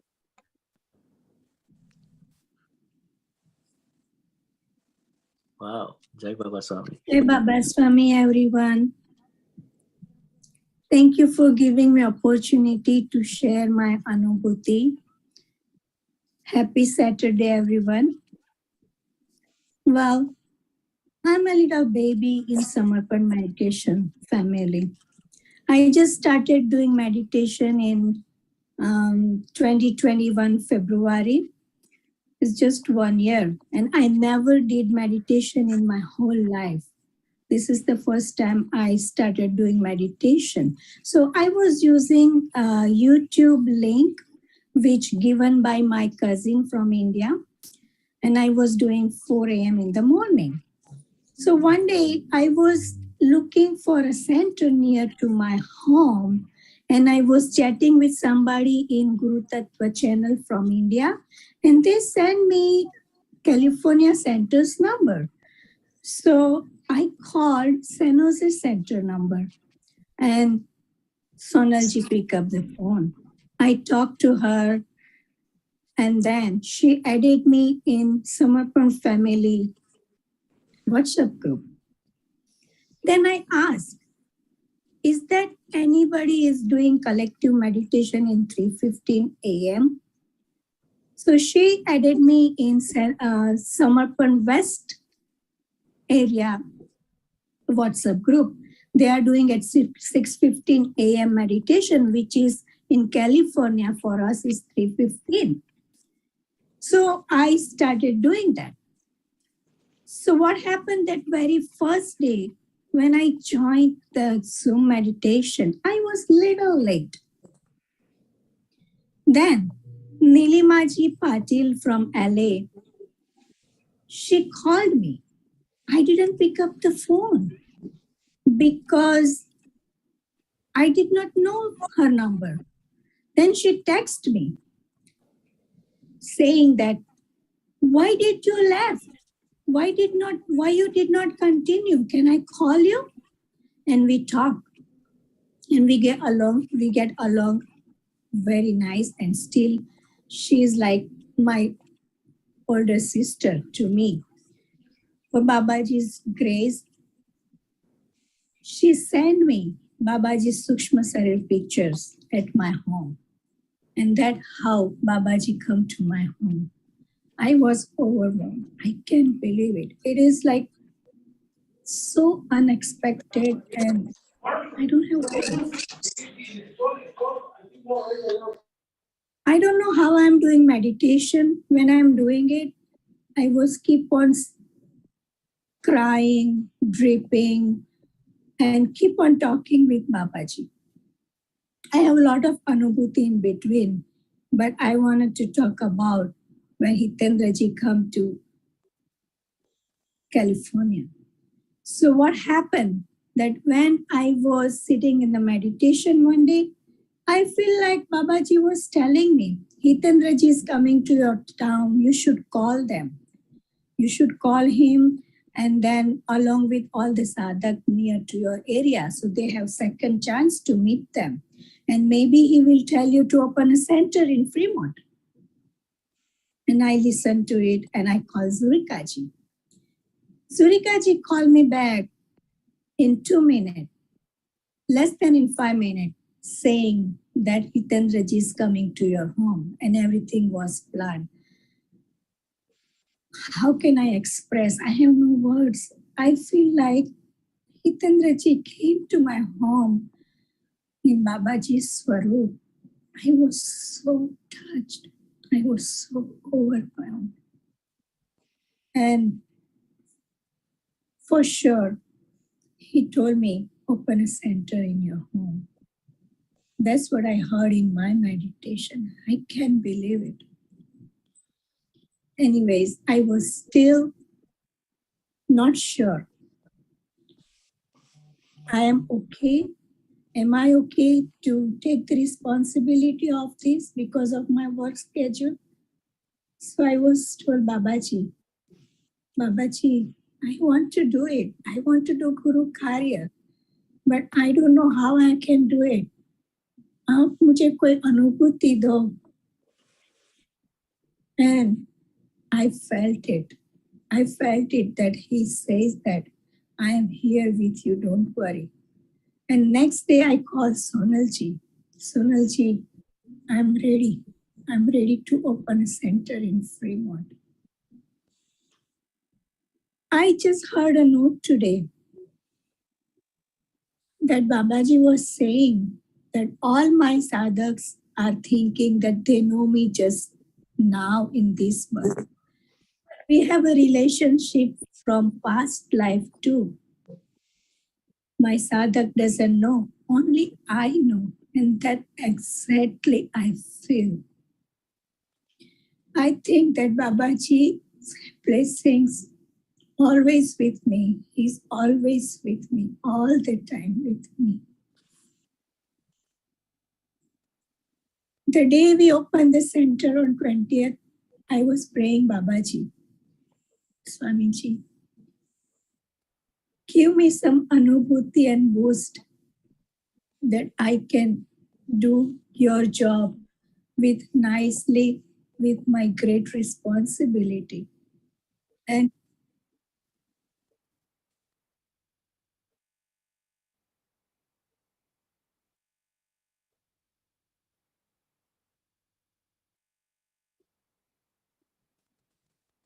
here, Hitandraji called me and boost me. Can you believe that? I think this thing's going on so fast with me. I'm so much blessed with Babaji. I cannot believe that. Certainly, I know him from my past life. Certainly, I was with him my past life. Maybe I did something wrong.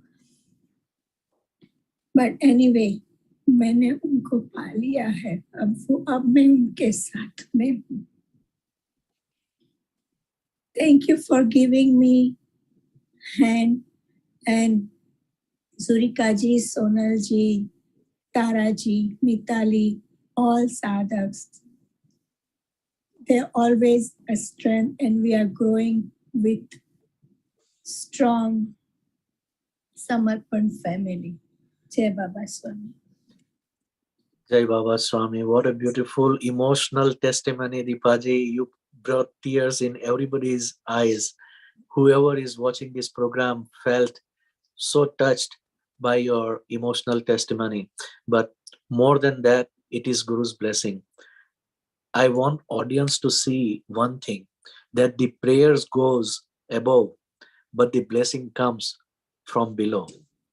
Here, the prayers were going to Swamiji in India, and they were answered by the sadhaks in Americas. Either Zurikaji was calling her back every time she had a dream or thought, either Sonalji was calling her back, or I was calling. And this also shows that how much our connection is with Swamiji. Here, I remember Swamiji's words that if you want to help somebody while living in India, to, let's say, your son studying in America, since you cannot go, you will let your friend know that, can you please help my son who is studying in the university there? And your friend will go and help. The same way, without even any words, without any phone call, without any text or email, Guru Shakti will inspire you. And if you are connected and you are listening to your inner voice, you will do the Guru Karya in the name of Swamiji and call that person. And you can touch their heart, touch their life, like Dipaji's life has been touched by Zurikaji, Sonalji, and myself. This is what we want to do. We want to become pure medium. This is why soul bonding session is such a powerful platform for all of us to touch our heart, to touch our life, and to connect us on a soul level with Atmiyata, soulful love. Thank you very much, Dipaji, for providing your house as a center for the sadhaks in the Fremont area, as well as sharing so much love and bhav. I am so thankful to both you and Tarakji for your love and for your dedication for Guru Karya. Appreciate that. Currently, you are talking from your work, even though you were not sure if you will get opportunity or not. I appreciate that also for recording this video and sharing the testimony live from your work. I appreciate that. Thank you. Swamiji bless you, and we love you.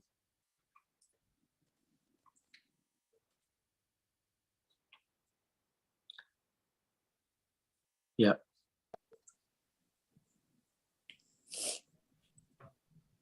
We can go ahead on the next part. Thank you, Zurika ji. You want to say something before we conclude that portion? Thank you so much. No, it's been such an amazing journey that, I hope that everyone in Samarpan could feel and do this. And hopefully we will all meet together at some place one day, most probably Mount Shasta. Ye vada raha. Like Shefali ji always say, vada raha sanam. Honge juda na hum. Definitely. Jai Baba Swami. Jai Thank Baba you. And it is the love that unites us It is the love that bonds us. It is the samarpan that connects us with Gurudev and sadhaks. So keep it growing. We are one family. Thank you everyone.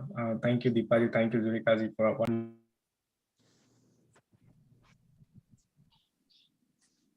Thank you everyone thank you Zurikaji, Deepaji for wonderful experience sharing.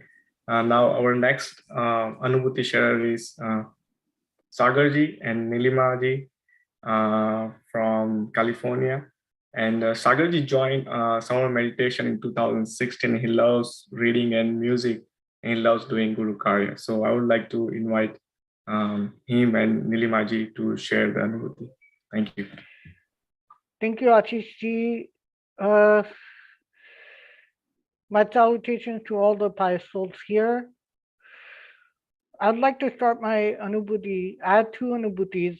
The first Anubhuti was that my Mausi, Prabha Mausi, she was one of the first sadhikas here in California, and she wanted to meet Hitendraji personally. She had that really intent wish to meet him personally. Unfortunately, she passed away in September and she couldn't meet him. So my Anubhuti is that we were eating at an Indian restaurant and we were supposed to go to a place called Santa Monica Pier. And Hitendraji types in the address for Santa Monica Pier into his phone, but somehow the Guru energies, they diverted us from the path of the Santa Monica Pier and they took us right to the place where we had disposed of Prabhamasi's ashes. So that's my first so she got to meet with Hitendraji, and my second Anubhuti is that when Hitendraji was here at my place, my whole house felt like it was a whole balloon filled with air. And after he left, it was like 2 days filled with so much chaitanya, so much energy, and so much positivity that I couldn't even think about what to do. I wanted just walking like a ghost. And so that's my Anubhuti. Thank you. Thank you very much, Sagar. Is Nilimaji there? She's at work. Oh, she's at work. No problem. So Nilimaji, Sagar's mom, has also been very beautiful volunteers and sadhika for Samarpan America's family. And yes, if we talk about Sagar and Nilimaji, I cannot forget about Prabhaji. Prabhaji was very dedicated sadhika from the West Coast. I would say she was one of the first one after Zurikaji who was attending most of the programs whenever we had online sessions. And if I was able to make it in 2020, then I would have gone and stayed at her house. But still, we had spent time together with Prabhaji's husband and daughter at Nilimaji's house. And we happened to visit that pier where nearby we dispersed the ashes of Prabhaji. And that is how we offered our homage, Shraddhanjali, or we brought Swamiji's vibration to that place to make her soul experience Guru Chaitanya or Guru's blessing and pay our visit. This is how on a subtle level you become instrumental in Guru's mission, Guru's Karya, or where Guru want to send his energy to somebody. It is all about how much you want to dedicate yourself for your Guru and how much you can let go. Samarpan is not about me or my, it is about God or Guru. Everything is you and yours. When you surrender, as you are hearing one after another every testimony, Guru will make you medium. Guru is going to bring you to the places where you are supposed to go, only at the time when you are supposed to reach. Okay, so we spend very beautiful quality time with Sagar, Nilimaji, Krishna, and Pranavji. They came from San Diego and stayed with us at Sagar's house, and we had so much quality time spent together, always talking about spirituality, always talking about positive interaction, and visiting the local space also. So I had my family, as you see, on the left side, and I have my Samarpan family on the right side. We visited the Gayatri temple, and we had beautiful Anubhuti. Nilimaji has beautiful Anubhuti while we were meditating there. So it is amazing how Gurudev put us together and make us go and experience this divine energy of the places. And as I said again and again, this is not a serious subject when we talk about meditation. This is a lovely family that we are creating. This is a lovely community that we are creating online as well as locally when we go and enjoy time together. So a lot of more beautiful Anubhutis to come.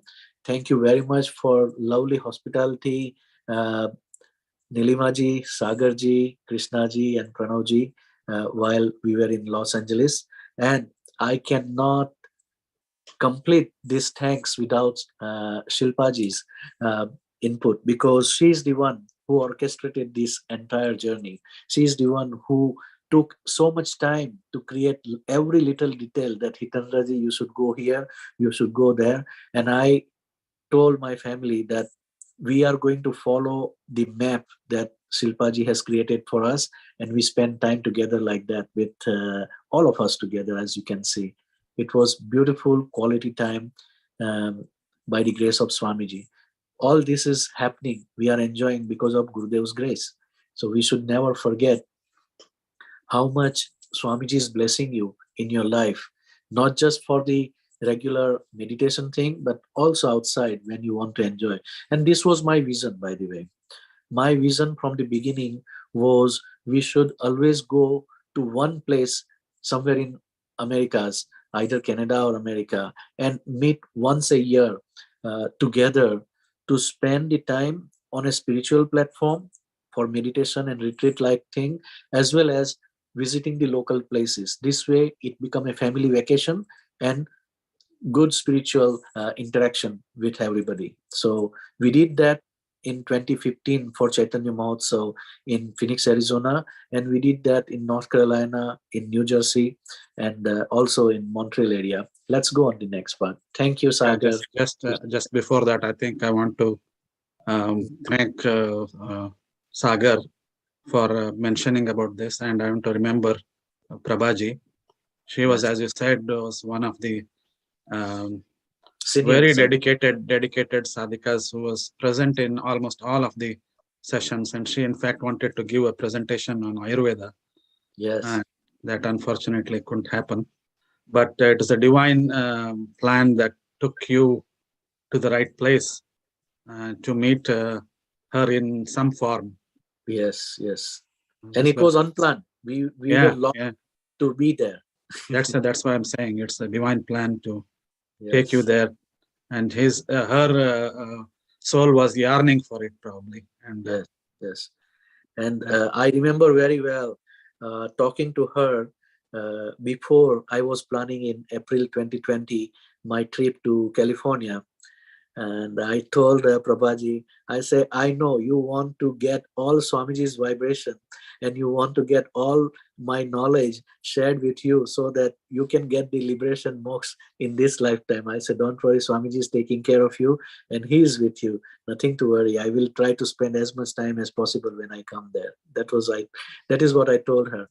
And it happened that that love went to her family, that love went to Nilimaji and Sagarji while we were in LA area, Buena Park.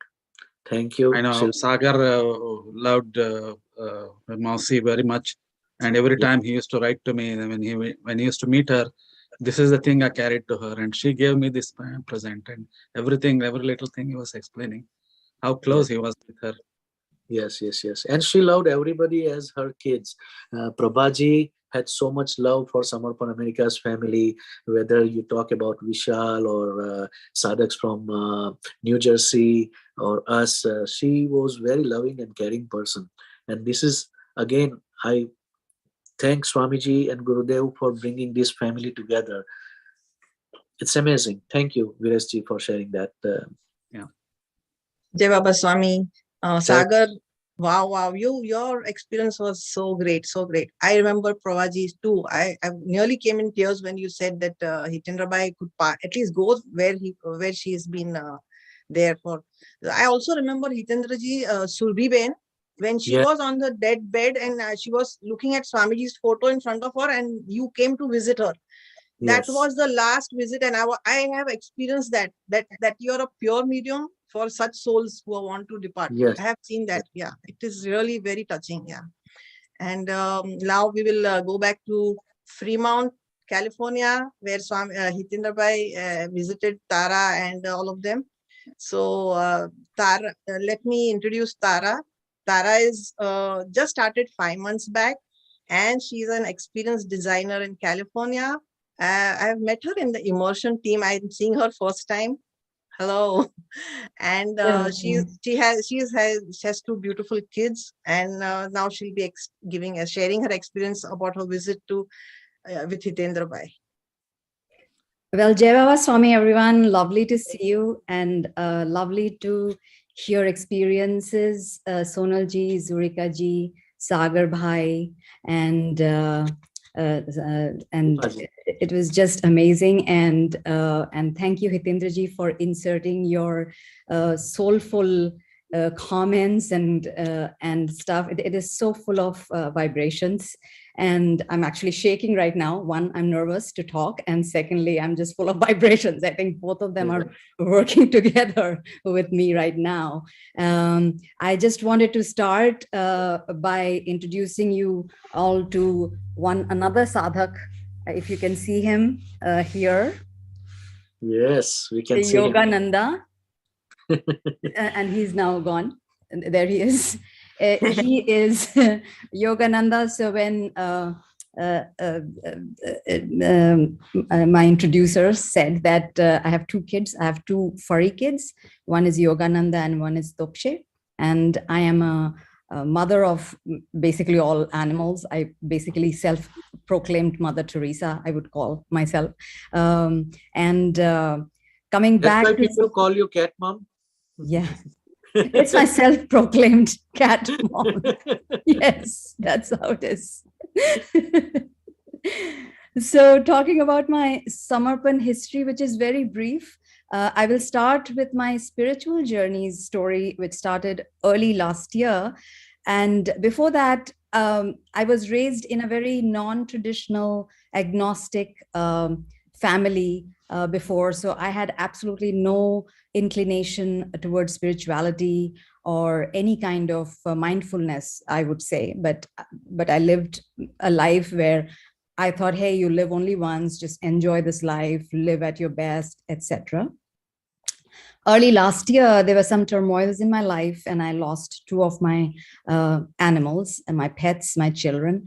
And I was extremely disturbed by that, even though they lived a very happy life and everything was there, but I was disturbed, and there were some other personal turmoils going on. And I started to talk to my brother in India, and he urged me to start mindfulness. And with that, I started to look at YouTube channels for Sadhguru, B.K. Shivani, Joe Dispenza, and a lot of Hare Krishna videos, and a lot of spiritual talks on TED Talks, etc. And I was listening to them, and I was feeling good about it. And fast forward few months, Sonalji posted an immersion workshop that was happening that month. It's by women for women.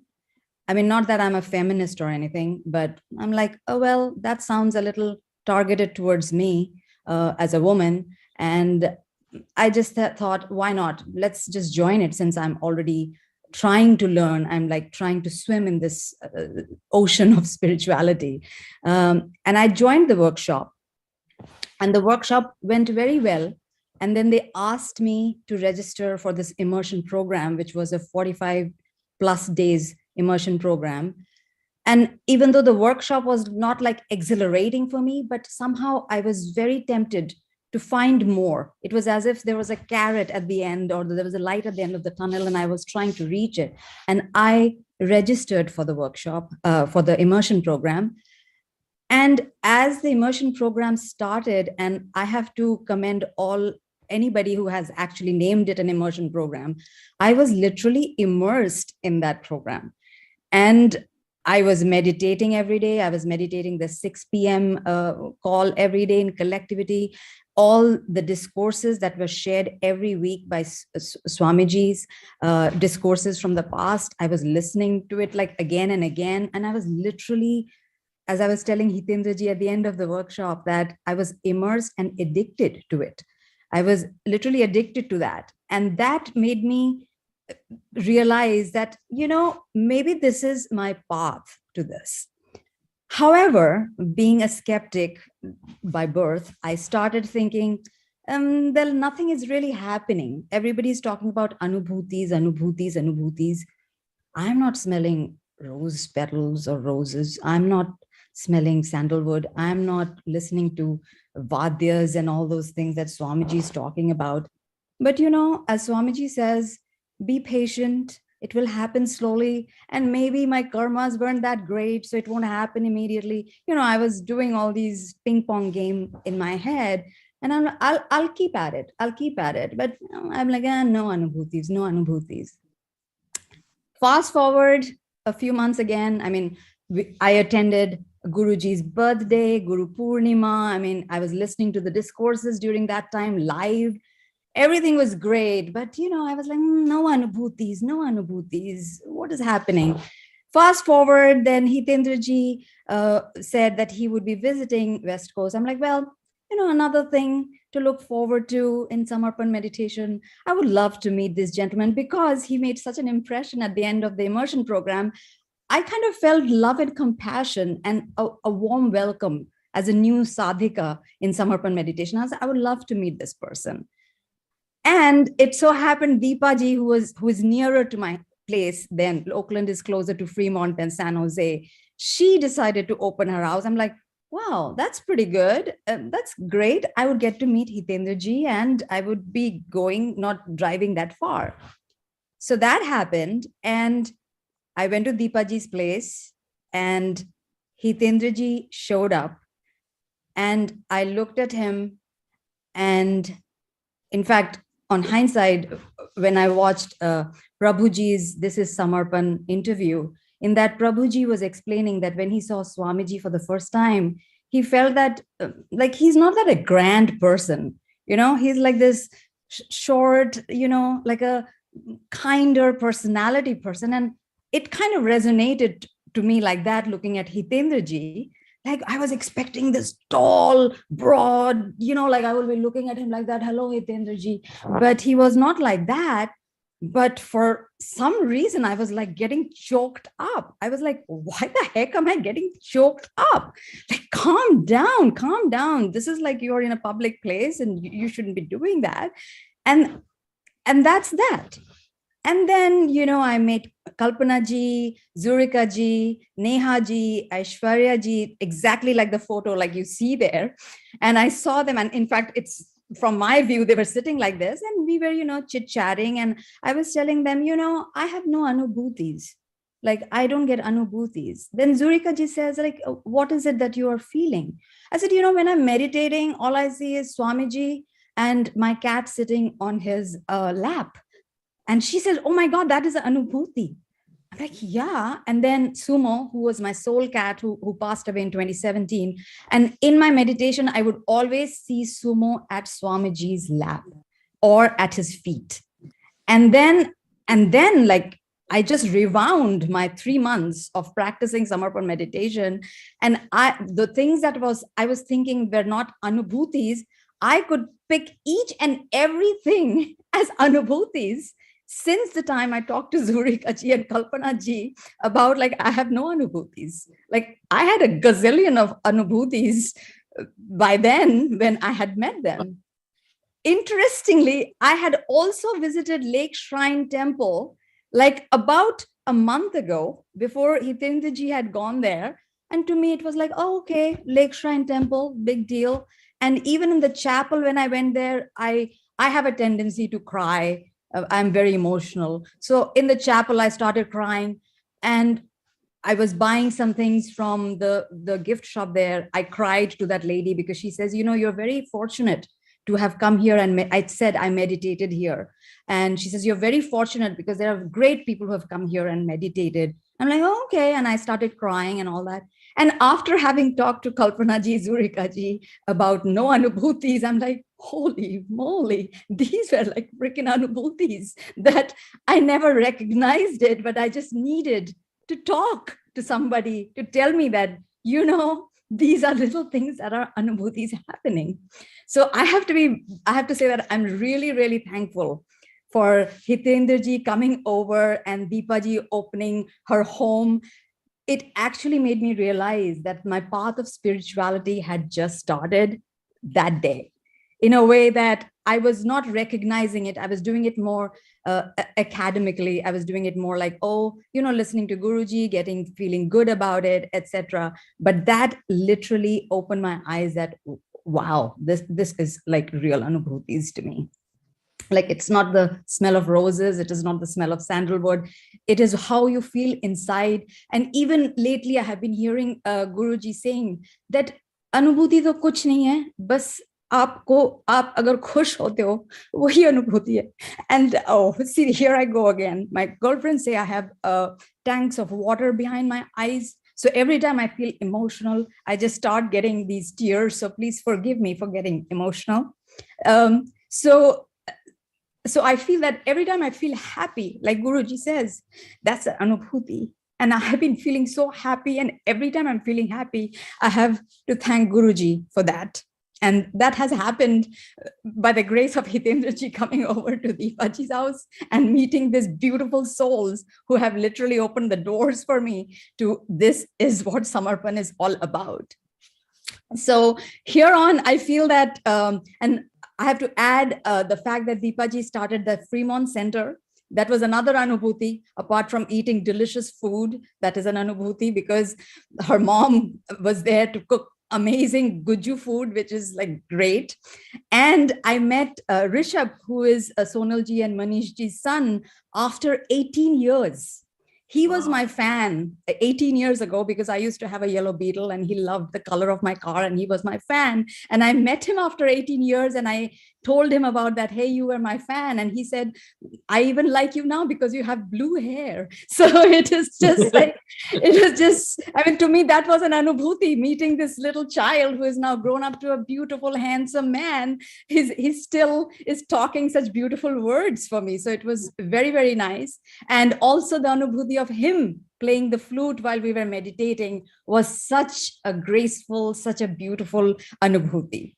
So, I mean, this is all I have in the time that I have, but I have to say, as Guruji says, that your expedition, like Himalayan people who go to Everest and do their expedition, I think of that as my experience or my journey or my expedition has started, and I'm trying to climb the Mount Everest, and whatever difficulties come, I'm going to fight it and then try to reach the summit someday, hopefully in this life, if not the next. And thanks. That's about it all. Thanks for listening to me. Jai Baba Swami. Jai Baba Swami. What a beautiful experience. Taraji. Yeah. Anybody wants to comment, or I can add something? Tara ji, I wanted to tell you that the tap that flows, that is actually a good thing, because I can completely, understand how the tap flows. Yes, that is cleansing. That is Very cleansing. Tara, it That- was really great listening to what you were saying and the experience. We have experienced all these things, but we cannot express like you. You are expressing it very well. So yes. that's what And we like about it. Yeah. I want to tell you two Anubhutis about Taraji's, okay? Taraji, when I met you on that day at Dipaji's house, after that, during my This is Samarpan meetings, I told Sonalji that this girl is going to be great instrument for us in Guru Karya and Divya. I see that soul in you, okay? And second Anubhuti was your own Anubhuti that probably you forgot out of excitement now, but it was your Anubhuti. You wanted to know about why Swamiji was saying that Paramatma is universal consciousness and he is everywhere in every particles, every atom, subatomic particles. And then Swamiji says that I consider my Guru as Paramatma. So you were confused how to interpret that.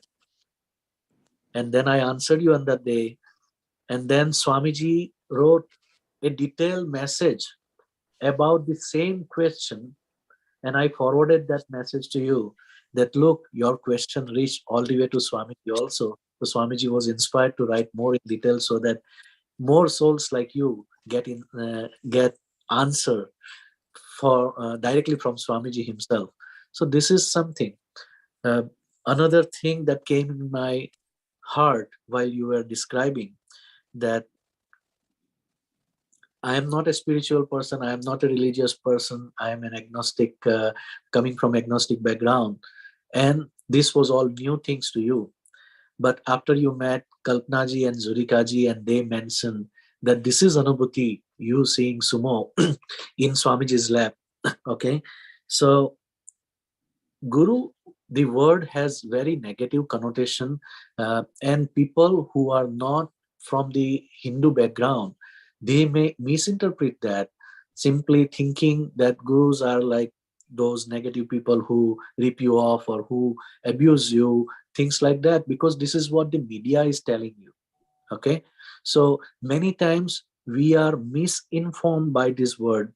But Kabira, he said in his Doha very clearly to explain us that Guru is the remover of darkness, of ignorance in our life. That is what happened when Kalpanaji or Zurikaji told you that was your Anubhuti when you see your cat in Swamiji's lap. That means you are experiencing God is existing in your life, but you don't want to recognize that is God. That is what Swamiji says. My Guru was my Paramatma because I was trying to search Paramatma as a giant person. Okay? You think, and we all think that God is huge, giant personality. First of all, God is not personality. God is himself distributed in every human being, every soul, every living person, living soul. Okay, so that is first thing. And Guru comes in our life, and Guru try to open up that eyes and give you that special vision. We call it Divya Chakshu, to see this from a different angle, different eye. That is the day you start. That is what you say. My real spiritual journey started from that day. So, as a gift for you, I want to sing one line for you. Okay. गुरु गोविंद दोनों खड़े, गुरु गोविंद दोनों खड़े, काके लागू पाए, बलिहारी गुरु आपकी, गोविंद दियो बताए कबीरा, गोविंद दियो बताए. No matter how giant and how great Guru is or God is, unless and until we don't have someone to open up your eyes that person become your guru. So Kalpana ji and Zurika ji became your guru.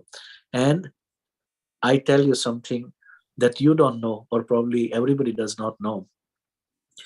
You experienced by looking at me first time what Swamiji experienced.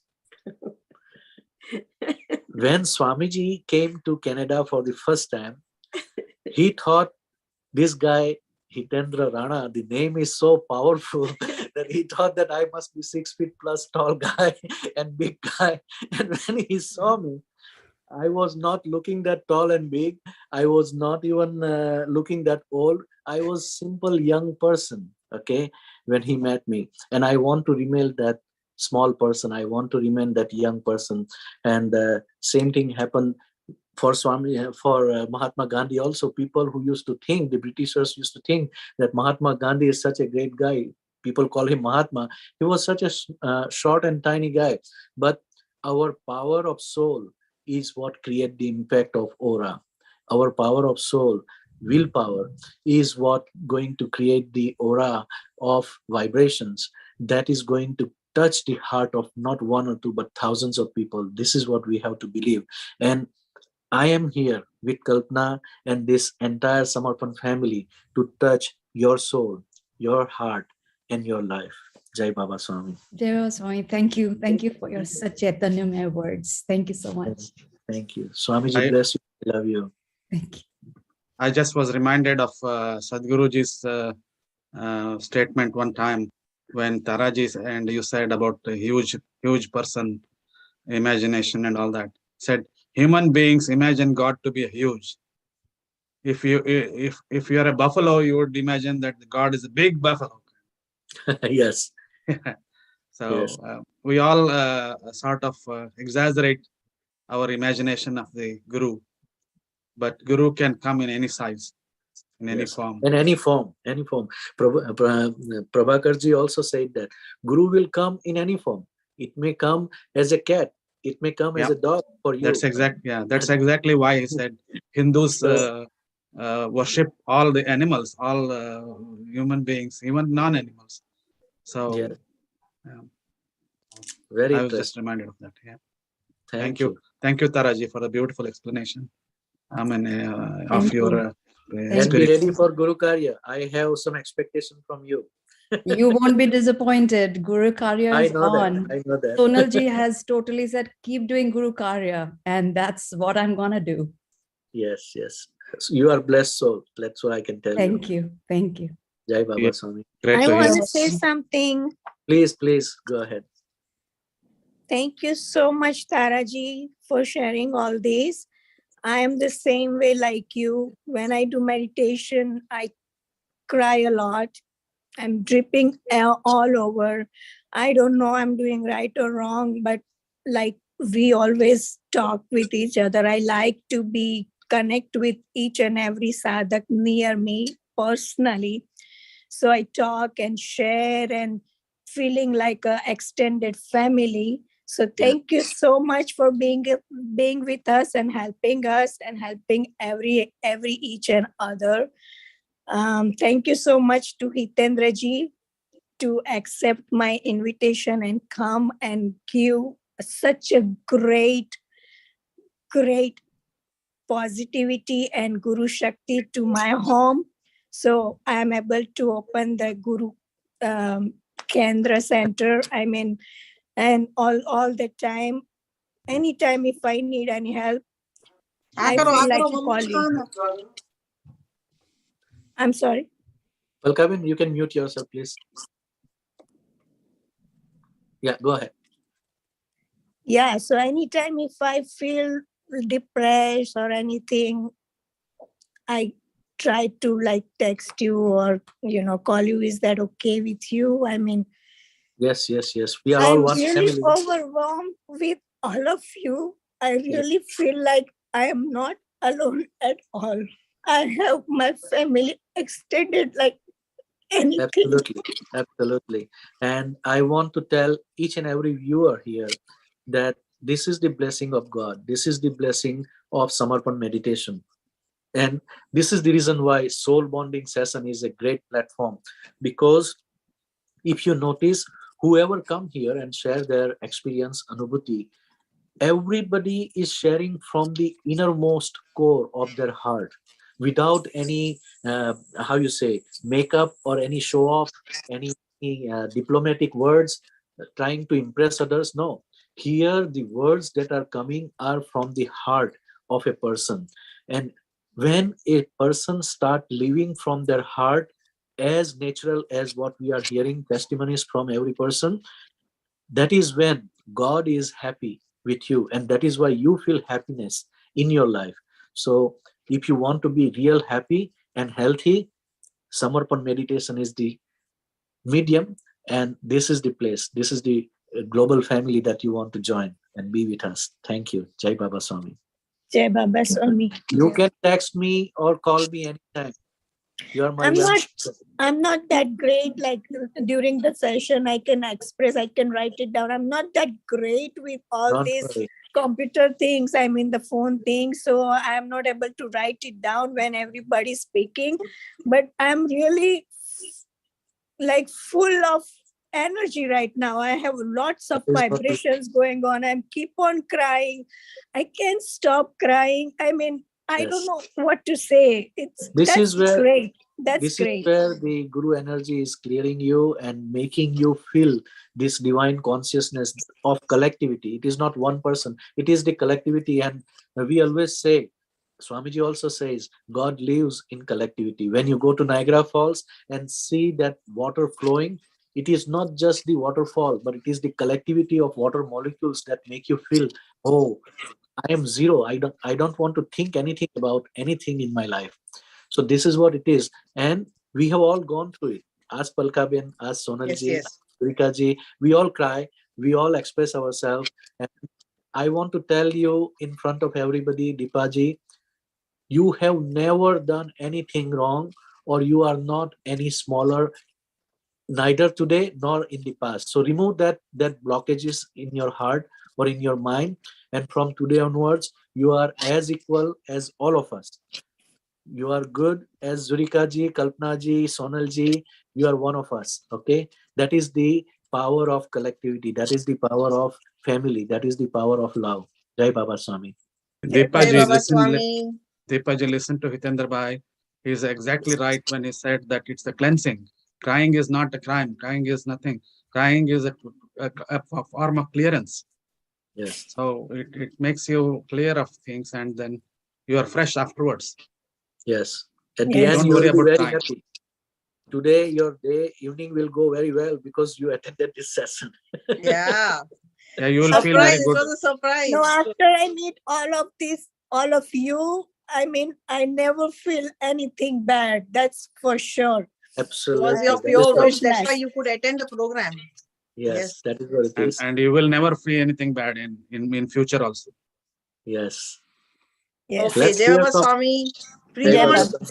Fremont Center is rocking it. I feel I'm seeing Jersey City. Our Jersey City Center was the photograph that all these photographs that I see. I remember my center that we had started in the starting, like so. It's really you said it so well. You said it so well. I felt the same love and energy at Dipaji's house at the Fremont Center, and now without losing any single moment, let us hear from another Fremont Sadhika. Yeah, that's what I was saying. I'm going to introduce Mitali. She is from Fremont also.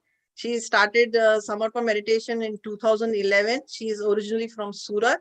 She would like to share her experience with the Fremont Center and with Hitendra Bhai. Welcome, Mitali ji.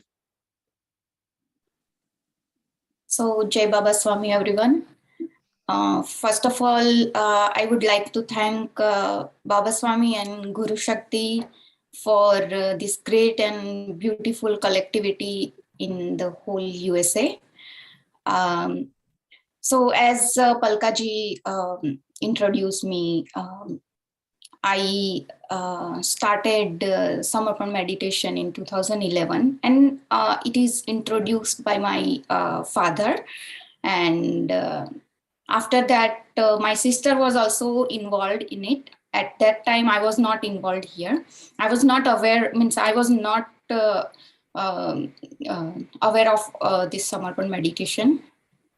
So I went to India in 2011 and I did 7-day Shibir and 45 days with my father. He was regularly coming with me for 45 days meditation, and that's how I have completed. And after that, I felt that energy. I was very calm at that moment, and I was taking good decision. Within 3 to 4 months, I saw so many changes, means positive changes in my life, and then I started it. After that, during that time, I had some issue related to visa, and coming to here, it's a issue. So I think I stayed there for 5 to 6 months there, and in August I came here. Then after I was not aware that there was online meditation here, and from my sister I got the contact of Payal Lalaji, and she gave me all the details regarding any meeting. We were using any meeting, I think, at that time. Yeah, so I started that, and after 1 or 2 years, somehow it stopped. Means today also I'm not doing regular meditation. Somehow, means I'm not sure why it's not happening for me, but I'm not doing it regularly. So now after my second baby born, I means during that time I was just any meeting was cancelled. I think they stopped using any meeting, and I started trying to use that any meeting link only, and I was like, oh, I missed somehow. Something is missing from my side. Why I am not again able to use any meeting. And then after I contact my sister, and she again gave me Hitendraji's number. So and after that Hitendraji gave me Sonalji's number, and that's how I am again connected with the collectivity here. And I thought because I'm not a regular meditator, so what I feel that Guru Shakti is coming here for me only. I thought, means I feel like that. Okay, you cannot do this. Okay, I am here. You can come here and you can do meditation. Here is the collectivity for you. So it's not, means if you cannot do it, I am here for you. I felt like that. And this is very good experience. Okay, if you are not doing, someone is not someone, Guru Shakti is pulling you that you should do this and hear everything. So this is one experience. And again, I live in Fremont only, where Deepaji lives, and the center is open now.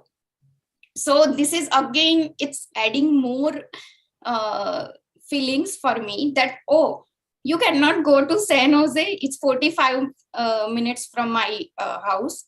So it's nearby. It's like 15 minutes away from you. You can go there and you can do meditation. That's my feeling for this. Second thing, this Christmas and New Year days, Hitendraji came here. So we know, means Zurikaji already told us that, yeah, Hitendraji is coming and we are gonna celebrate all those days. But we had some different plan, and somehow it means we were going outside with kids. So somehow it arranged before Christmas, and we were free during those time.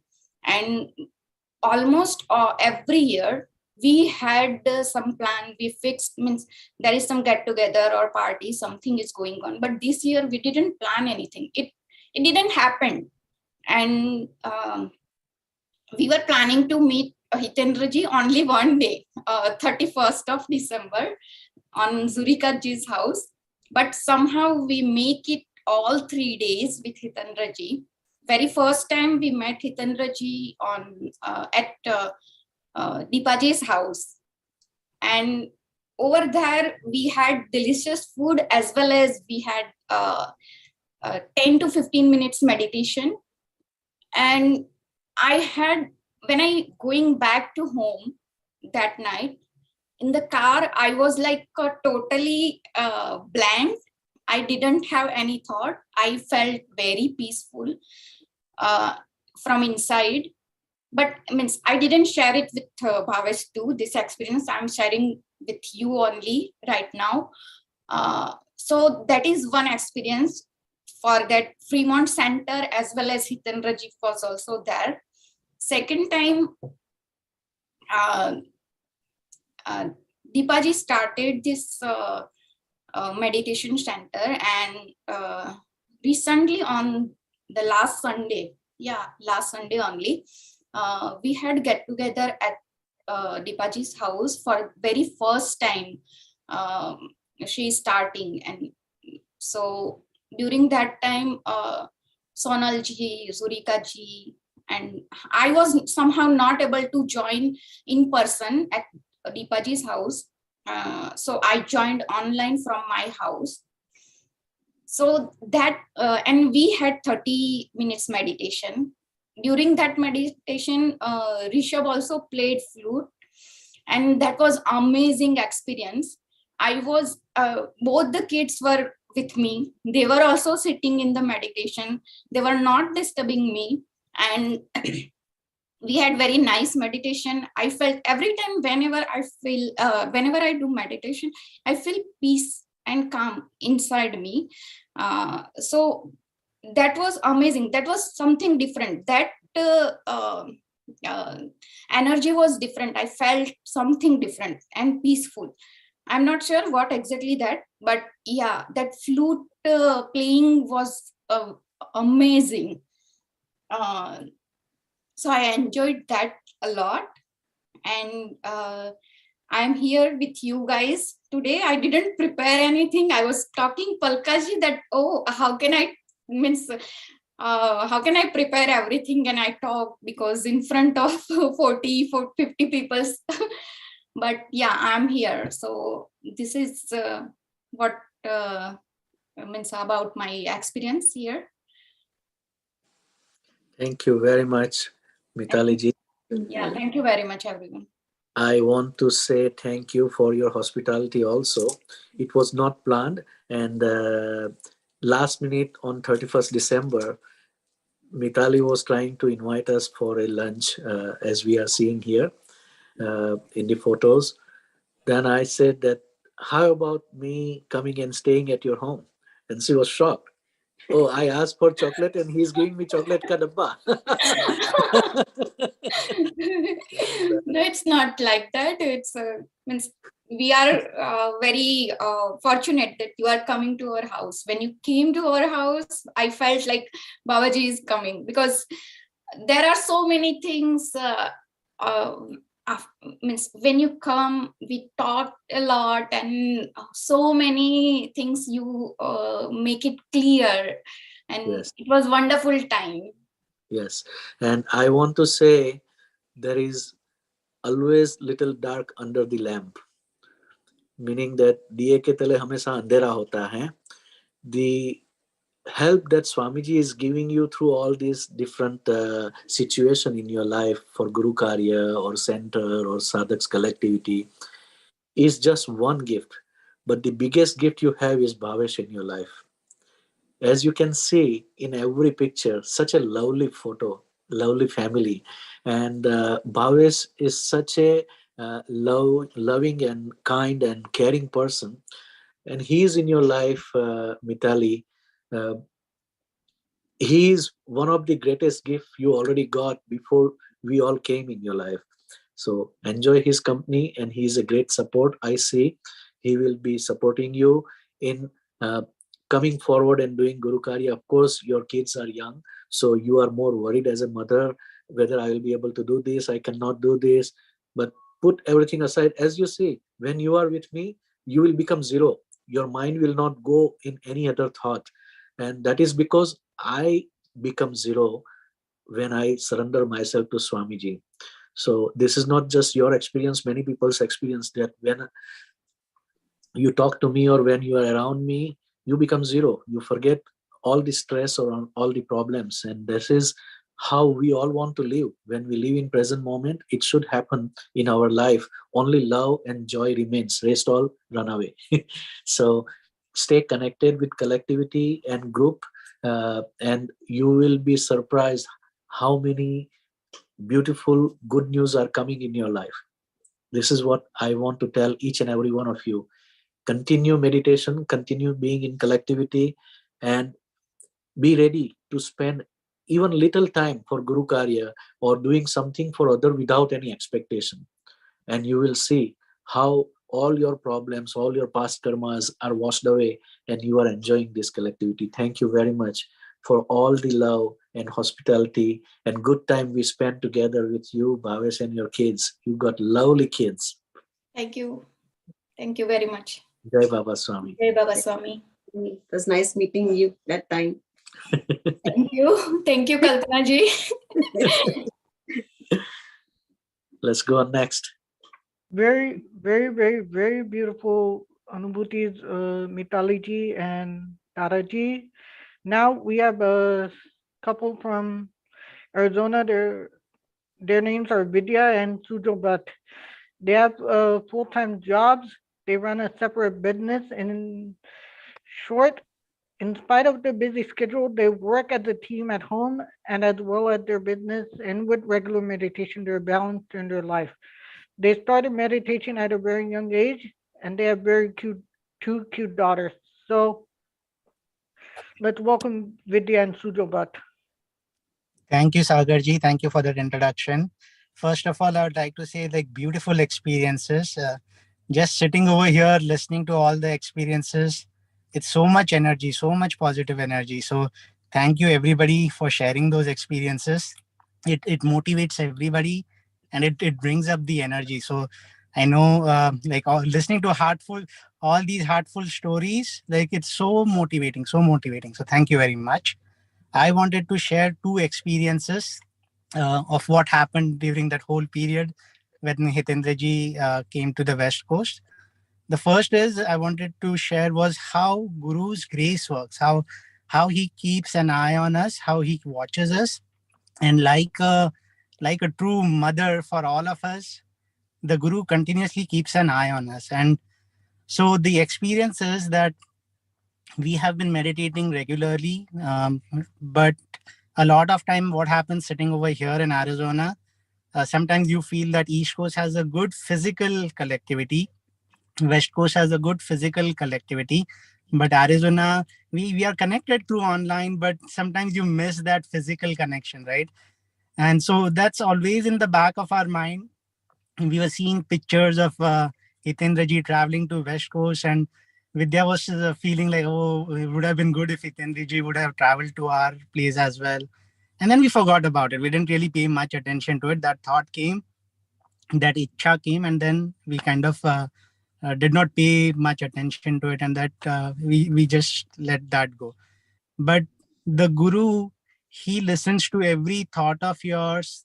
He makes sure that, like I think sometimes Swamiji had said that even every single son, a Guru has so many kids, but every single kid, he keeps an eye on them.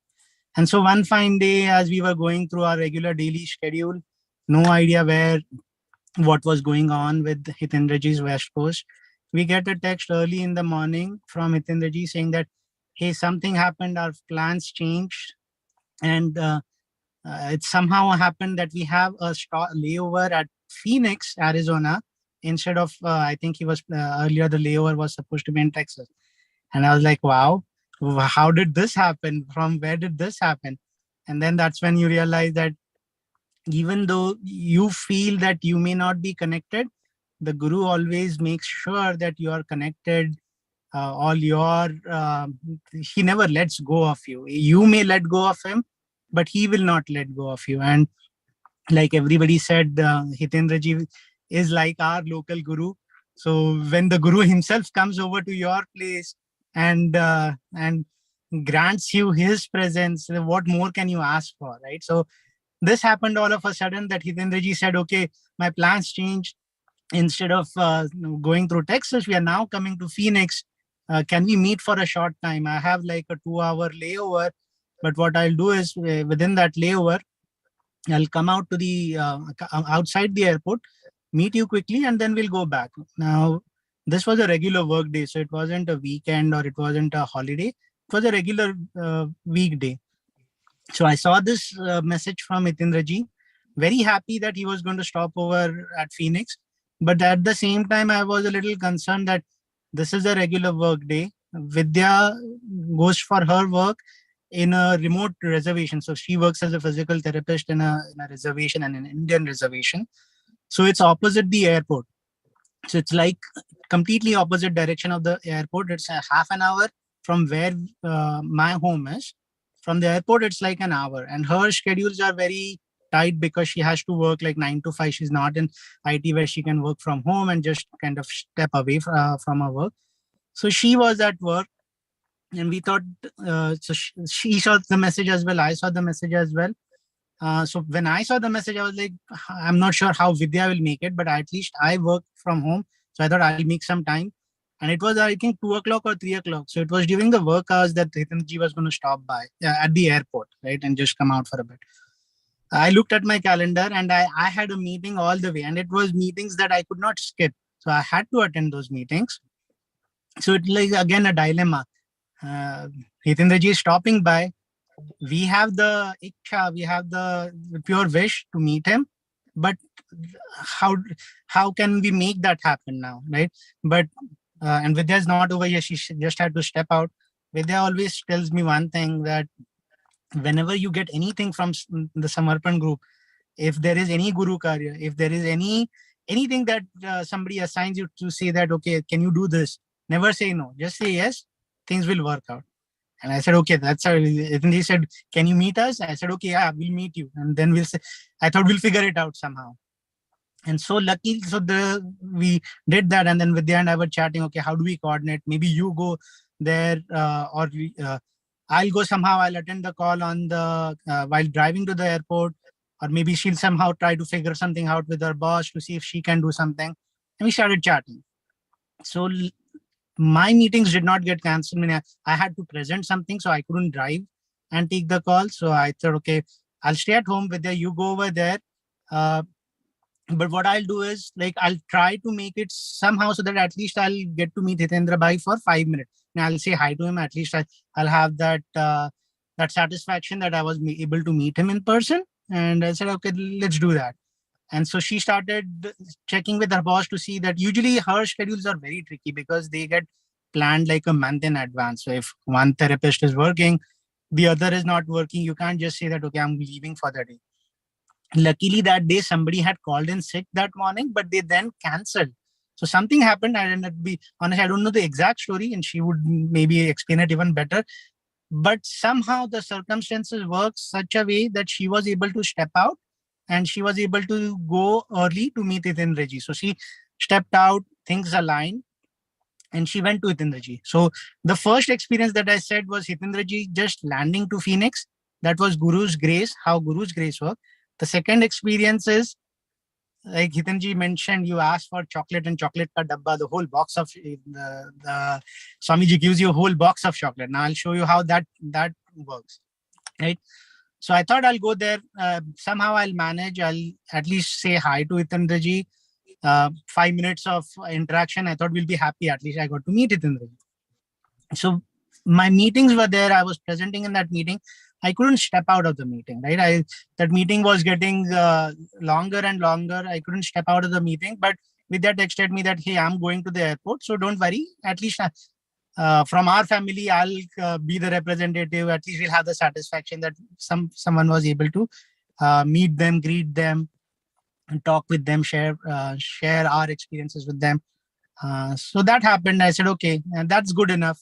And from where we were, that we weren't even going to be able to meet him. At least Vidya is going and meeting him. So we thought, okay, we were happy with that, very happy with that. And then I was in my work. The meeting was getting longer and longer. I couldn't step out. My goal was to meet Hitendraji for 5 minutes. Somehow I decided that as soon as the meeting is over, I'll dash to the car, I'll dash to the airport, I'll say hi to Hitendraji. And that was my goal. The meeting was going on. Suddenly, at the tail end of the meeting, I was in my office, I was working, and tail of the end of the meeting, Vidya comes back. I hear Vidya coming back, and I hear the door chime coming in. So I thought, okay, Vidya's back. That means Hitendraji has left. And I said, okay, it is what it is, Guru's Ichha. And I continued on with my meeting. It was the tail end of the meeting, so 5-10 more minutes. And then I stepped out. And when I step out, I see Hitendraji sitting over there in the room. And so I was like, what happened over here? Did Hitendraji miss his flight, or is it, what happened? And then Vidya said, okay, some things worked out somehow that Hitendraji had some time. Vidya, I think, convinced him. Hitendraji had some like good wishes for me. Like he wanted to make sure that he says he meets me as well. So he made that time. He made that efforts, and he came to the house. And then he came to the house. We ate lunch together. Vidya quickly made something. So this was all unplanned, right? He wasn't even planning to, forget having lunch at home. He wasn't even planning to like step out of all the way coming out over here. We were just planning to meet at the airport for a few. So the lunch, we hadn't really planned for any lunch or anything. So Vidya quickly cooked up the lunch. She had some prep work already done, and for some other things, but she had that prep work already done. So she quickly cooked the lunch, prepared the lunch. We ate together. We had a good lunch meal together. And I was telling Hitandaji then as well that, again, going back to my original thought, right? You sometimes feel sitting over here, meditating, it's good, but you crave for that physical connection as well. You crave for that proximity, that bonding when you meet in person. And then the Guru just makes it happen. So it was such a beautiful experience. So we sat together, we ate lunch together, we even got to meditate together. It was beautiful, and it's the same place which we always remember back, I think almost 7-8 years back, when my older one was a very small kid. Hitendraji had come, his family, Kalpanaji had come, a lot of other sadhaks had come to Arizona. And that whole experience we got to relive because we got to meditate along with Kalpanaji, Hitendraji, again in that meditation room. So we meditated together, we got to spend time together. And like I was saying, you ask for a chocolate, the Guru gives you the whole box of chocolate. And then the other experiences, like you just keep meditating. That's what the Guru is asking from you, is make sure that you meditate, rest everything. He'll make sure that he'll take care of it. And he won't, even if you get disconnected from him, he won't let you go. He won't let you go easily. It's only when he always has, the Guru always has his eyes on you. He has, make sure that he has his grace on you. So even if you sometimes feel disconnected, lonely, just believe and realize that the Guru is there. He will not let you go. So yeah, I'll pause over there and hand it back. Vidya wanted to speak as well, but she's got some work things as well going on, so she couldn't be here. But I hope I conveyed her emotions. She came in between to put one comment while Deepaji was saying. So thank you very much for such a lovely thank you. Anubhuti sharing. And this tells us that Swamiji told me once when he came in 2001 that when there are so much prayers made by a person, a soul, or a family, God has to come down. God has to reach to that place. He says that in your house, there were so many prayers made that I was meant to come. He said, in the divine work, when your wish is pure, if you walk one step toward making an effort to realize that pure wish, God will walk 10 steps. So Swamiji always says that. In Guru Karya also remember this, and I practice this, as you can see. If somebody wants to progress in their spiritual journey and they are struggling to make it happen, why don't you go and put extra effort 10 times more than them and make them happy if you are capable? Now, it can be in any form of energy. Money is also one energy. Time is also one energy. And such lovely bonding is also energy. Okay. So Swamiji came from Himalayas all the way to this society, first from Himachal Pradesh to Mumbai, and then to Gujarat, and then to UK, and then to Canada. That sanskar, that Guru's value is imbibed in us, is implanted in us in such a beautiful way that when I came to know from our text conversation, I spoke to Shefali also. She also came from India and she was more like in isolation, so she could not come to the airport. I said, no problem, fine. And then you told me that I will be in the meeting for almost like up to 2 o'clock. And I had the gap between 2 or 2:45. So I said that if half an hour you take after meeting to come, and if time goes in your meeting little longer than what you are supposed to take, then we will not meet. But I said that you have a pure wish. I also wanted to meet you guys. I told Kalpana, why don't we go out of the airport? Let's see. And then while Vidya was driving to the airport to come see us, I told Vidya not to park the car. I said, stay there, come to this gate, pick us up. We will go to your home and we will surprise Sujal. Yeah, I mean, that was such a beautiful surprise, Hitendra. And like I was saying, not expecting it at all. I mean, I'm very thankful that you came by. It was such a beautiful experience. And I thought I missed you, and I was like, okay, at least Vidya got to meet you. But it was such a pleasant surprise. Like you sitting over there on the lunch table, it was beautiful. So this is like, yeah, sorry, go ahead. No, this is like Guru deta hai to chappad phad ke deta hai. At that time, I did not want to disappoint my another daughter. Kyra was really disheartened when she came to know that my flight schedule has changed. So as soon as Kyra came out from the school, Rasika ji made the phone call while we were at your home, and this is the video conference. We had the call with Rasika ji, Kyra, also with Pranav ji and Krishna ji in San Diego. They were also at work. But it happened that we were able to connect with all these people and make them happy. Did I spend any extra money for this? No. Did I spend anything out of my way? Yes. But going out of your way and making 3 families happy is worth that is coming out in this soul bonding session. Definitely worth. Yeah. Because in our life, we can make a lot of money. In our life, we can have a lot of relationship, but we cannot have such soulful bonding that we are having in this Samarpan family. I want to emphasize again and again, if Swamiji is not there, we will not be together today spending this time together and have such a soulful bonding, soulful love.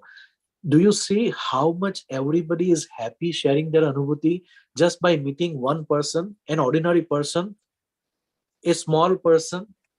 This is Guru's grace. This is Guru's blessing. We are not small. We are not good. We are not bad. We are not right. We are not wrong.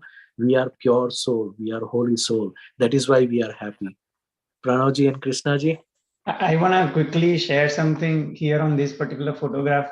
So this is after Hitendra-ji left California.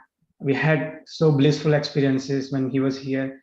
And then so I was at home working from home, and then Krishna was out, working from her facility. So I was here eating lunch in the middle of the lunch, and I started feeling so much like, sadness. I was like missing Hitendra-ji a lot. Like felt like crying at that particular, moment. And then like I was so sad eating lunch, probably watching a Soul Satsang video or something like that. And then here I see a text message from Hitendra-ji, jump on this Zoom call. And I'm like leaving my lunch and then like jumped on the call and then started talking. And then Hitendra-ji was taking lunch and we started seeing him and we started talking. And then it was like probably 15 minutes or something. And then he did like 5-10 minutes worth of meditation. And then after that, I'm like all balanced and all calm, and like, all that sadness kind of went away. It was just amazing that I was just feeling sad, and Hitendra calls or the text say, jump on this Zoom call. Like how does, a Guru knows, the Guru Shaktis knows, and then kind of sense Hitendraji to kind of cheer you up, when you're not so cheerful. Guru knows everything. Such a beautiful Anubhuti from both the families. And Krishnaji, you want to say something? In the morning, I know, I mean, there was the New Year, and after the New Year, I mean, you were in San Diego, we were with you, and then you went to North California, and on that day you were going, back to home, and you were leaving California somehow. I don't know, I was crying when I'm going to work in the morning. You're not even nearby me, but I'm just crying. I'm like, you're going so far away from me. That's how I felt. And I'm crying. I just don't know. And then, I tried calling you right away, and I'm like still crying. You had to calm me down in the morning, and I am at work, but I had the accident that morning too. My car, I still drove to work, but I'm still shaking. It's not because I went to the accident or I hit my car in that morning. But I feel very sad that you are going away from California, from us, and that's all I felt. And I'm still sad in the afternoon. And you called, and Pranav said you want to join for like 5 minutes meditation. Hitendraji and Kalpanaji is on a call too. I'm like, okay, and I went for my break just then, and I was on that Zoom call. I felt better after that, but I don't know. I was just very sad that day. And Yes.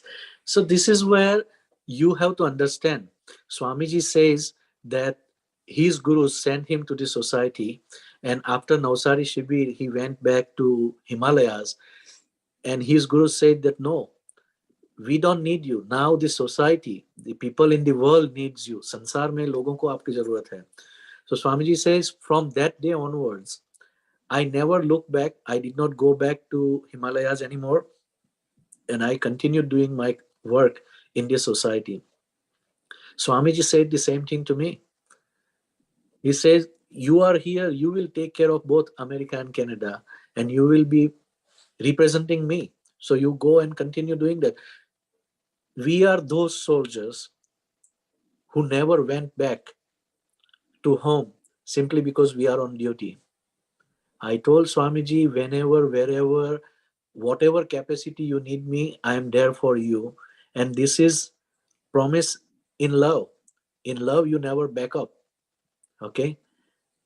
The love for your guru is love for God.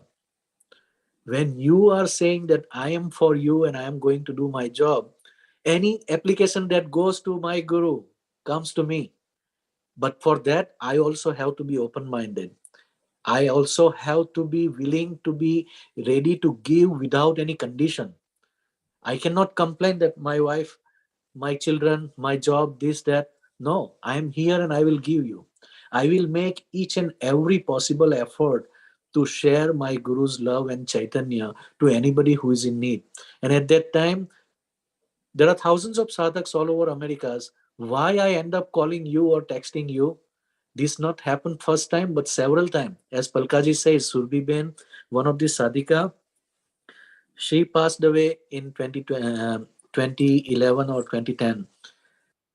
She was in her deathbed, and she used to think of me, and I always used to end up calling her. And she said, Hitendra Bhai, I was thinking about you this afternoon and you called me today. Okay. And I ended up meeting her, and after that she passed away. But I listen to my guru.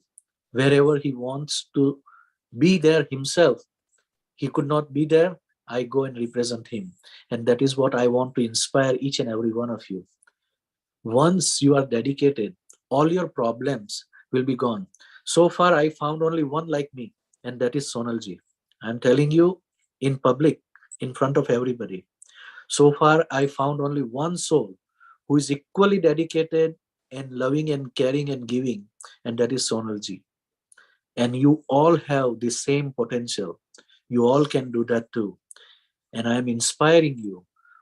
Look how much happiness I am bringing in your life just by being there, by sharing my love, by being present there. You are feeling that energy, that vibration of Guru Chaitanya or universal consciousness. I am an ordinary person. I was like you too one day. What made me who I am? My samarpan, my practice, my sadhana, and my willingness to be ready for my Guru to share unconditional love. That's all. You can do that too. If I can do that, you can do that too. And I will teach you with the help of Sonalji and all the sadhaks. I'm going to teach you to become like us. Okay? Jai Baba Swami. Thank you. Yeah. Oh, wow, Jai Baba Swami. So much love and energy is flowing. Unbelievable. Thank you. So moving forward, I would like to introduce, we all know Sagar Bhai. So I would like to introduce Pranav Bhai and Krishna Ji. They have joined Samarpan Meditation in 2020. They are from San Diego. Pranav Bhai is an engineer and he loves to go out in nature, play sports, and learn more about spirituality. Krishna Ji, she is physical therapist and she loves to play sports, read books, try new dishes, and visit new places. So please come forward and share your experience. Are we planning to play that video first, or? Yeah, we can play the video.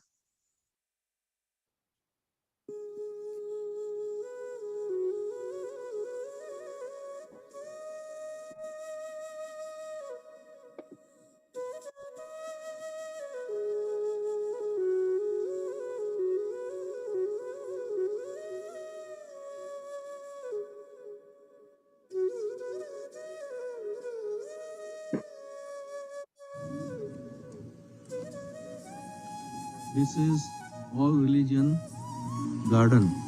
Christianity,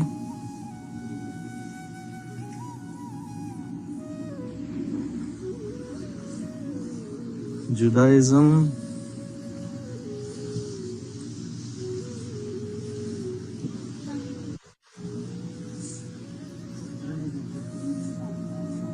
then Buddhism,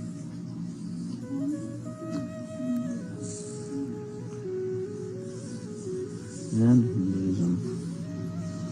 It covers all major religions currently being practiced. But these are not the only one. There are many.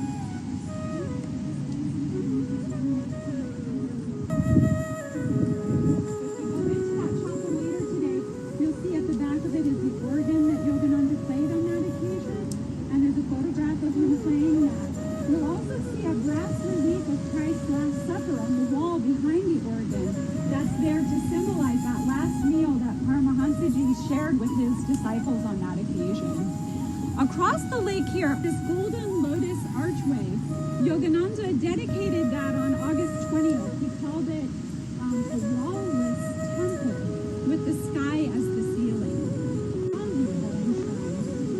The reason those are here at Lake Shrine, in 1935, Yogananda returned to India and he traveled around the subcontinent, meeting with the political and the religious leaders of the country, and he spent 2 days in the Warda ashram of Gandhi.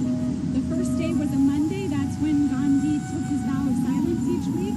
So they weren't able to talk, but there was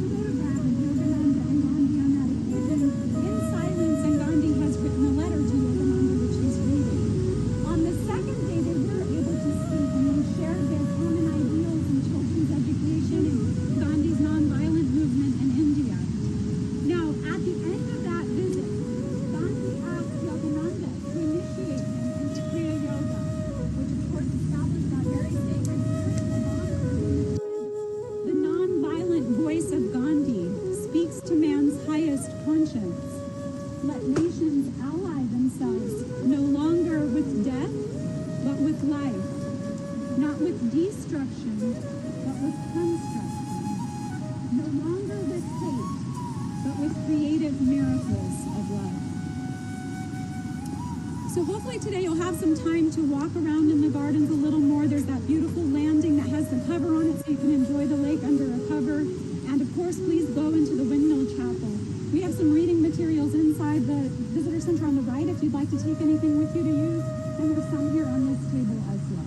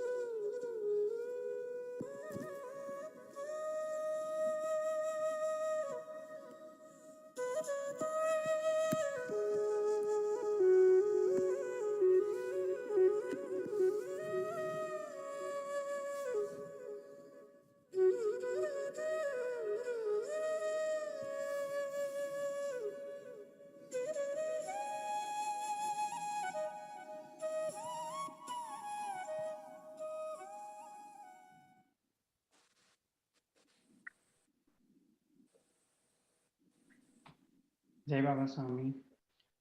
So, Swami. yeah, Hitendra, you want to say something or should I start? No, you can start, or if you want, Sagar can start, and then Krishna, and then if you want. Okay. Sagar, you are here? Yeah, I'm here. Do you want to start, Pranoti? Or No, you start, Sagar. okay, I'll start. Okay. The book seen here is called The Autobiography of a Yogi, and it's written by Paramahansa Yogananda ji, and the book has a lot of vibrations, and I've been looking for this book since 2019, and I couldn't find it anywhere. And so when I got the chance to go to the Lake Shrine Yogananda ji's ashram, I went to the bookstore and I started looking, and then I couldn't find anything.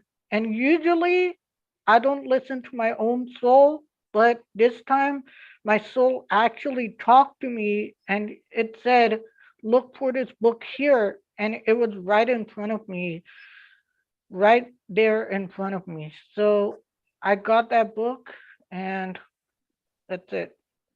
That's my Anubhuti from the Lake Shrine Ashram. Beautiful, Sagar. What a beautiful Anubhuti.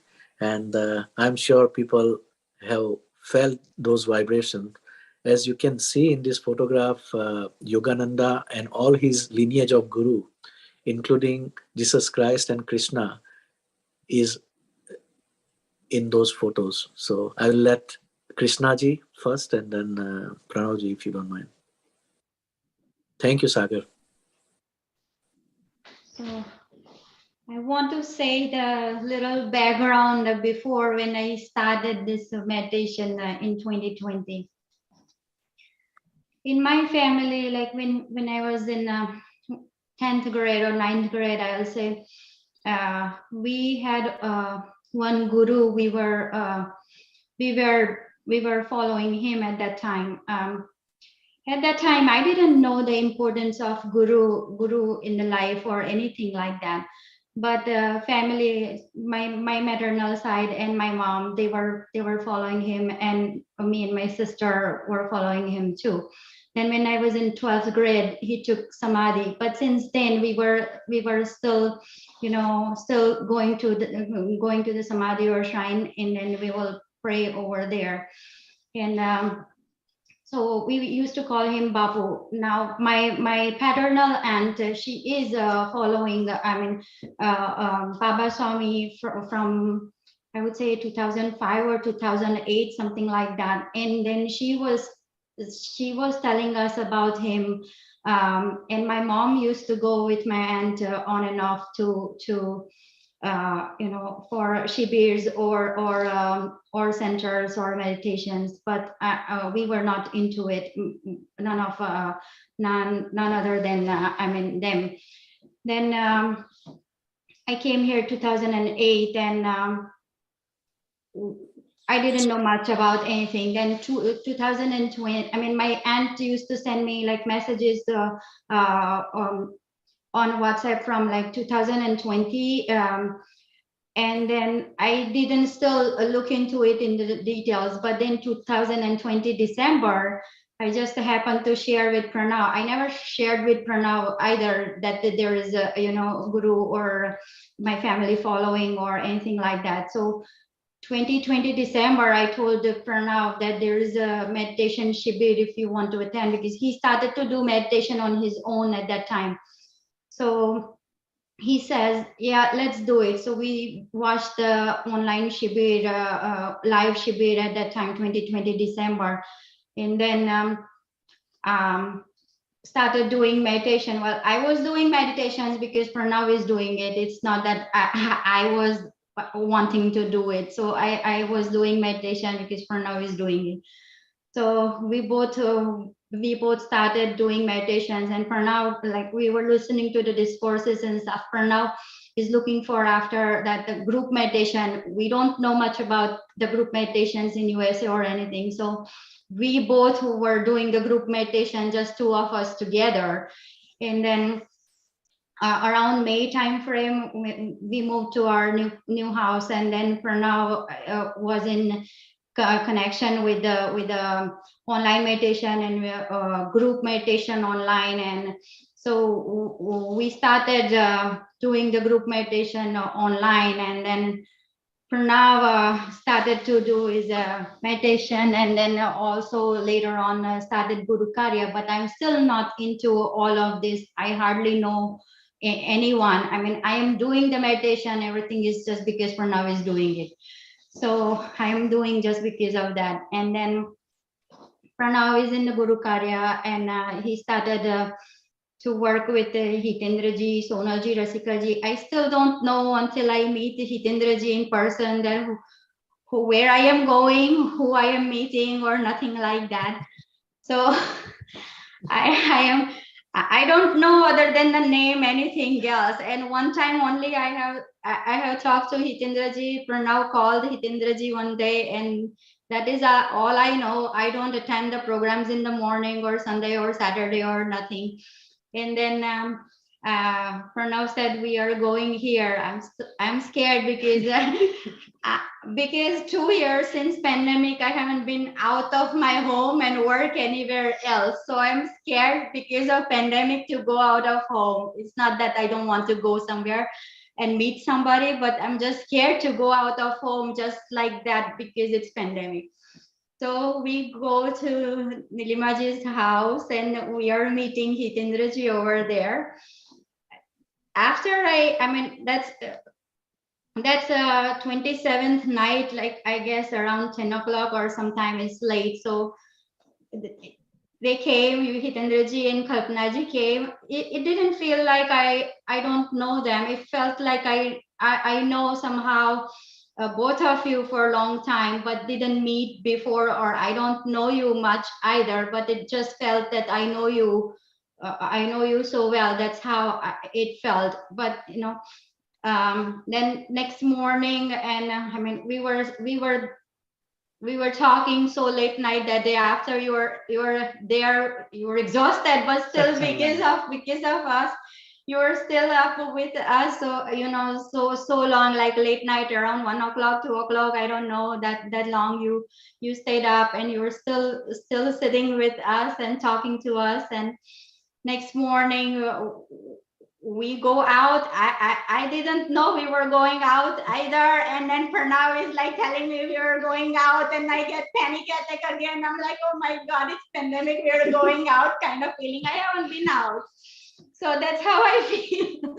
Then we go out, and then I'm scared, I'm nervous, but because you are there, I don't feel that after you are there. So when you're around, I don't feel all that. But if I'm by myself, I wouldn't go out. So so that's how that is how. And then that evening we're sitting and I am crying for my I never cry like that ever. I mean, I'm a strong person. I didn't cry before.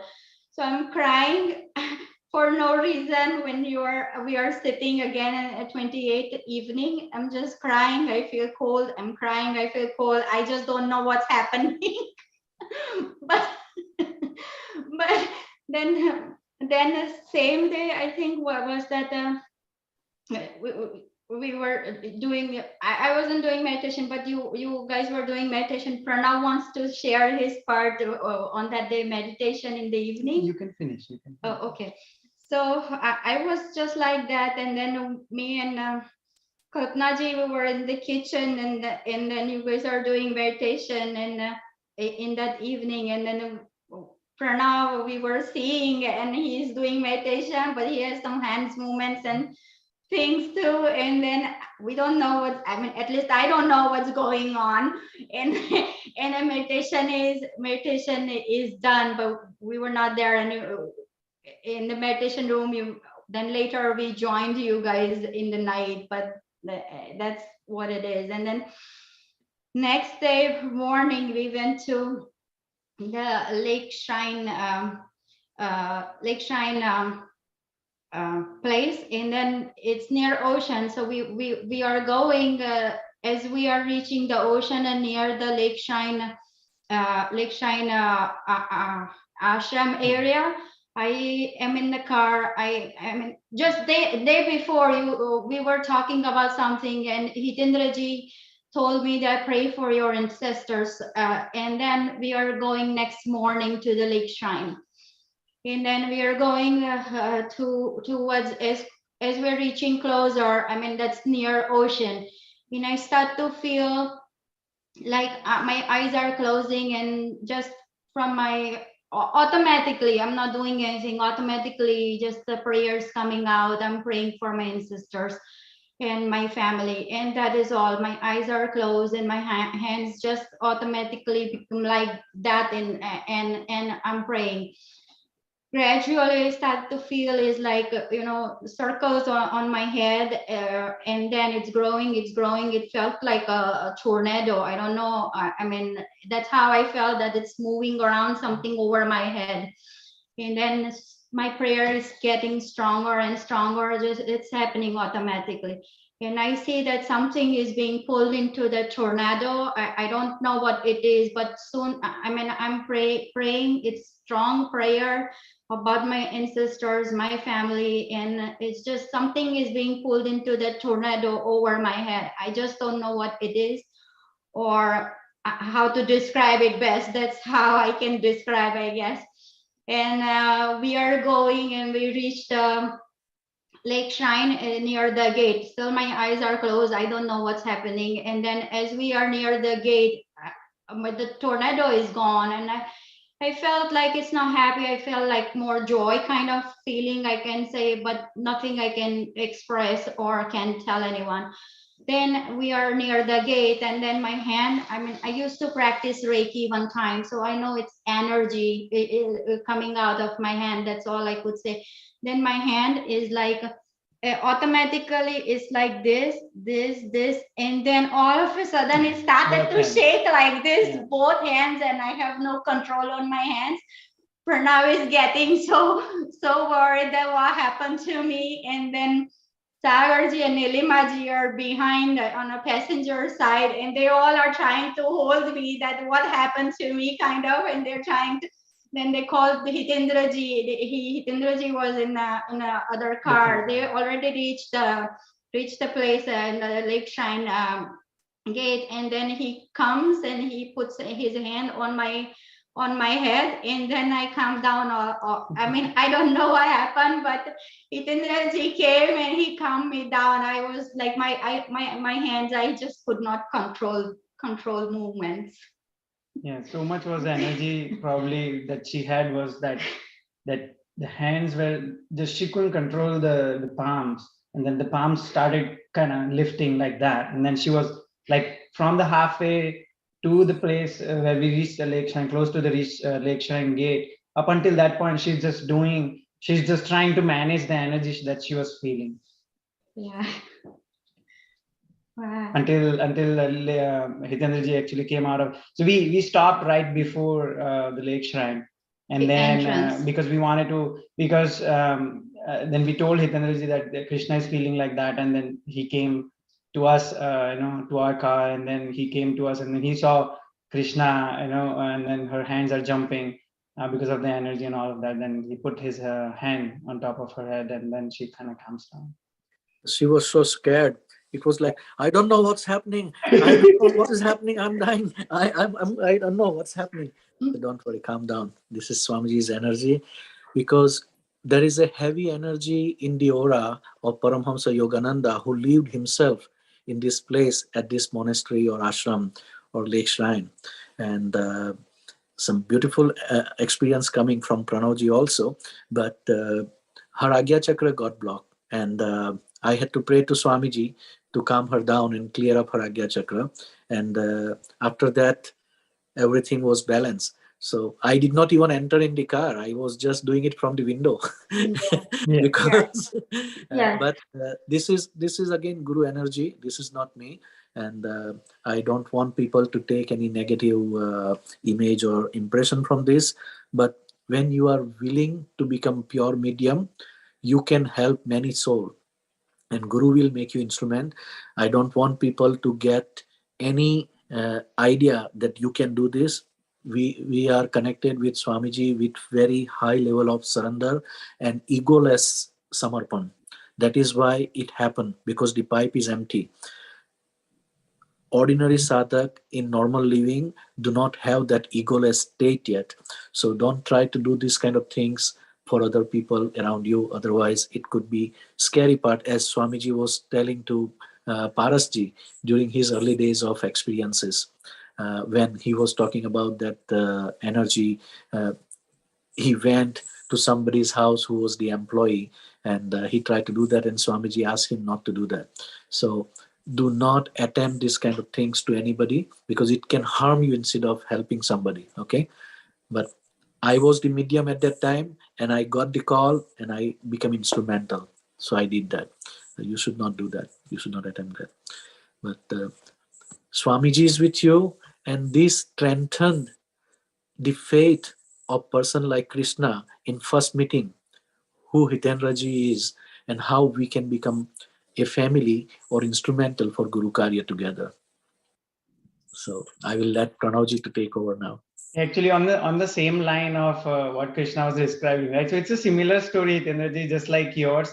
I actually kept her in a dark about the whole plans of you coming here and what we plan to do all 3 days and all of that, because she is so scared of COVID, because she works in this medical field. So she understands the impact of it, but it's just that she's probably too scared of that thing, so that she wouldn't let anyone go out. She wouldn't let me go out of the house. She wouldn't go herself out of the house. So she's so picky on some of these things. So I knew going to meet someone and going to the places like this, outside, I was so doubtful that she would agree on this one. But thank God she actually agreed. And then me trying to keep telling her that Swamiji is coming here, and there is no way you will be like you cannot have this type of a fortune in your life, and you like someone comes to you and then you don't go see that person, right, and see that guru, right? So I tried to convince her like that, and she got convinced. She was ready to come, but I still did not tell her that we are going to go out all 3 days on the different places to visit. He didn't tell me. I was just not prepared for. I didn't even bring the clothes to go out. She didn't bring extra clothes. She didn't bring the sandals and anything like this. Because I knew if I tell her It is good. I don't consider you as wrong, or you should not feel guilty about it, because at least you tried to balance your wife. This is what I did to my wife. I know that she will get panic. I know that she will be stressed, and there will be more chaos. You don't want to have chaos before time. If you know tornado is coming, let's try to keep the door closed. It is okay, but you are not being disloyal to your wife. You are being caring and protecting to your wife. Okay, so don't worry about that. You had another thing. You had faith in Swamiji and myself that when we will be together, Swamiji will take care of it. So it happened exactly. So that is good thing. Let's go for the rest of the part. Yeah. So, Thank you, Krishnaji.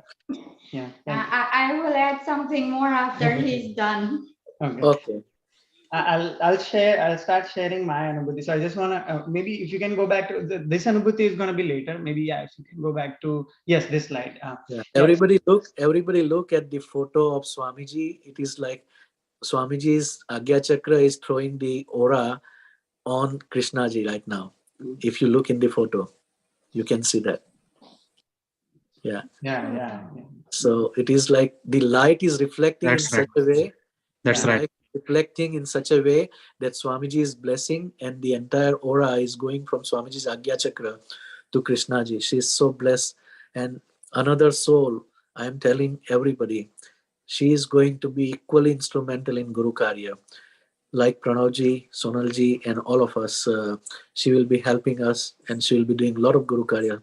Such a pure soul, such a loving personality. And she is being cleared, but by the grace of Swamiji, she will be instrumental for our next generation. She is already teaching new customers. Yes, I am there with you. Don't worry. Every time I call her, her concluding statement is, "Don't leave me, be with me." But Swamiji is with you, and I am with you too. Don't worry. Jai Baba Swami. Let's hear Pranav. Jai Baba Swami. Yeah, so this is when first time Hitendraji mentioned in one of our weekly meditations over the weekend that he's planning for a California trip. So I had like very few meetings with him for Guru Karya and all, and then those few meetings I did feel something quite different. I couldn't explain. I'm like new to all of this. I couldn't explain what it is, but I just knew that there is a difference. When he's there in the meeting, there is a difference. And when he leaves the meeting, there is a difference.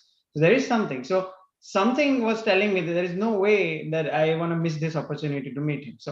So when we started meditation in the beginning of the year 2021, and then we started hearing Swamiji, and then we started hearing about ashrams and the divinity of the ashram, the sacredness that you have in the ashram, and what kind of a transformation the guru and the ashrams could bring in you. We started looking for ashrams nearby. So Krishna looked up, and the only thing that was looked up nearby was Yoganand Paramhans ashram in Encinitas, like literally like 15-20 minutes or 30 minutes away from us. So she said, like, we should go here because we wanted to go somewhere, because it was COVID time, all packed in the house throughout the year, more than 1 year. So we were like sort of suffocating in the sense that we were not able to meet, not able to go out anywhere. And then all of a sudden we are in Samarpan, we're hearing discourses and feel so good and all of that.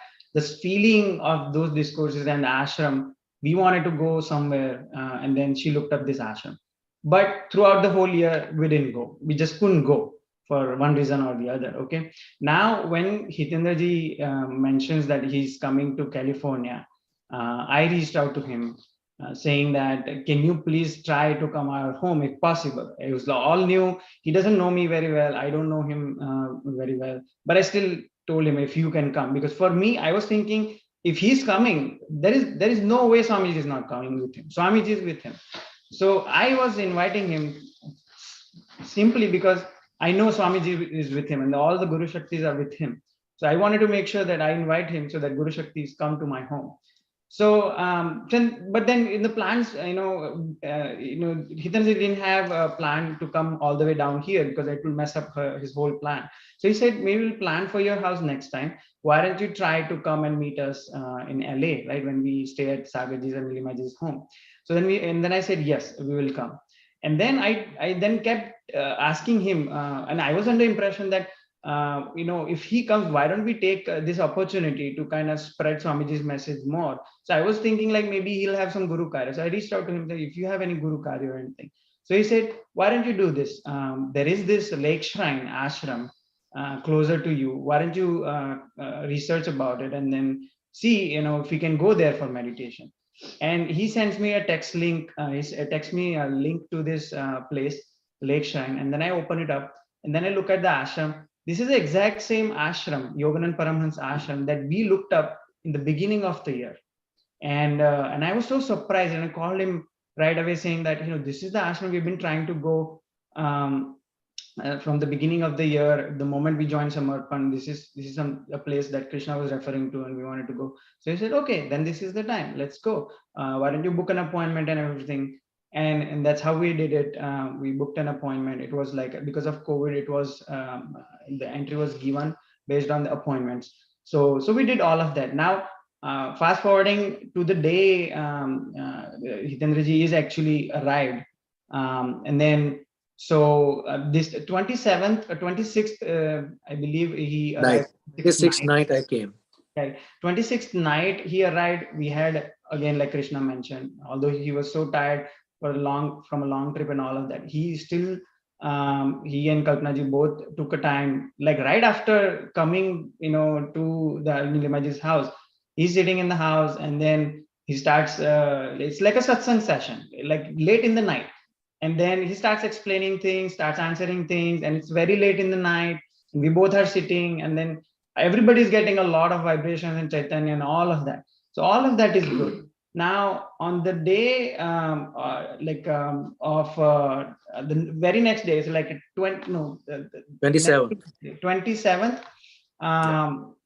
So one thing I want to mention is that during the whole stay, I literally felt like we were just moving, like we were like, there is this energy, it's just moving you. You just do whatever is being, someone is like asking you to, okay, yeah, we need to go here, okay, you go there. Like what Hitandraji was saying, right? Shunya, it's like a Shunya Siddhi. Although you're thinking so much, but you're not doing what you're thinking, you're just doing what needs to happen. So things just flow. Now the interesting things that happened was on the 28th of December. This is the day of satsang, right?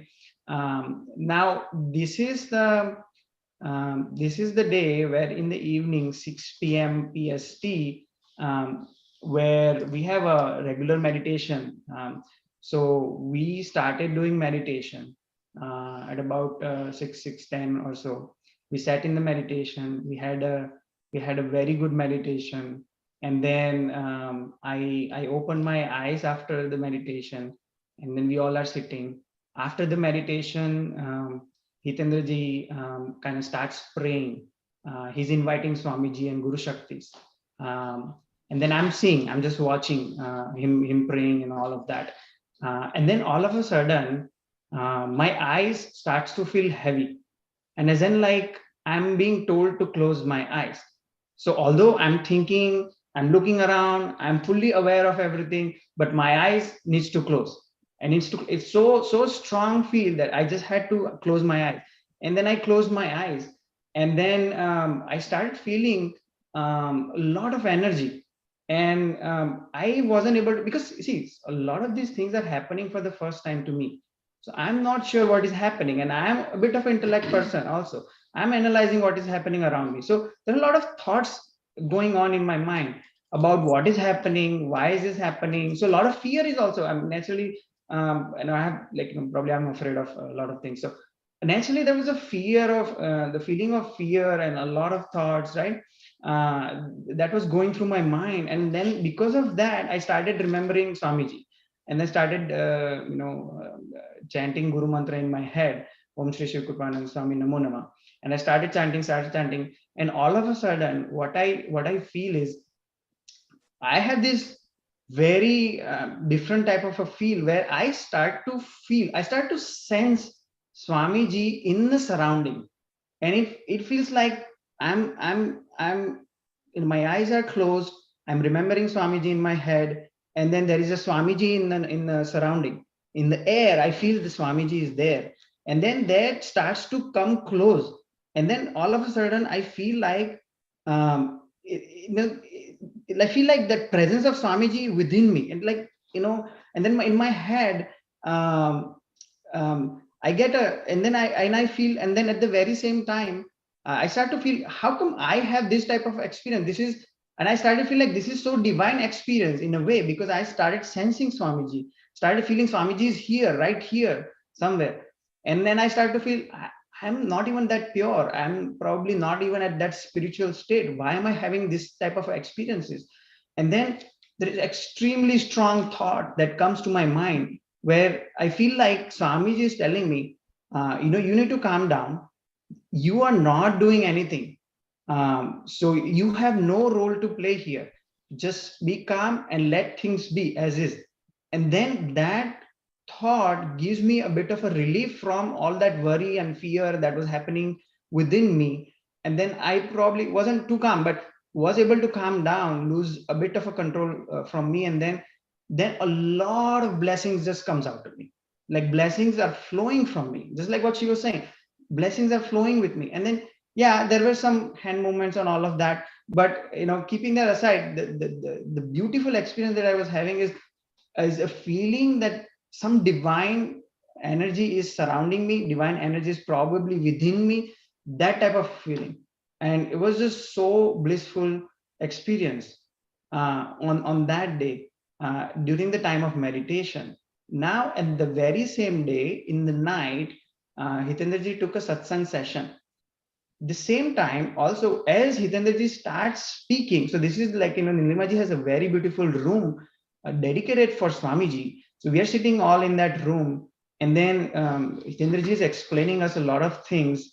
And then during that satsang, as we start to go deeper and deeper in that satsang session, and this is the day of 28th December, and then as he speaks more and more, there is a time period where we feel so much cold, and at some point within me, I started feeling like there is a water fountain, right? And then the top of the water fountain is somewhere within my head, and then water is flowing out, and it's like, this is not like a that type of water fountain, it's like overflowing water fountain.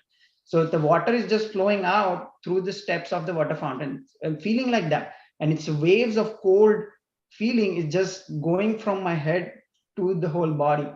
And that is the place where I got reminded of many anubhutis that I've heard through TIS session, where guests comes and explain their anubhutis like that. And that strikes me, like it's like Taraji, right? What she was saying, initially she didn't know the type of anubhutis, right? Like these are all anubhutis.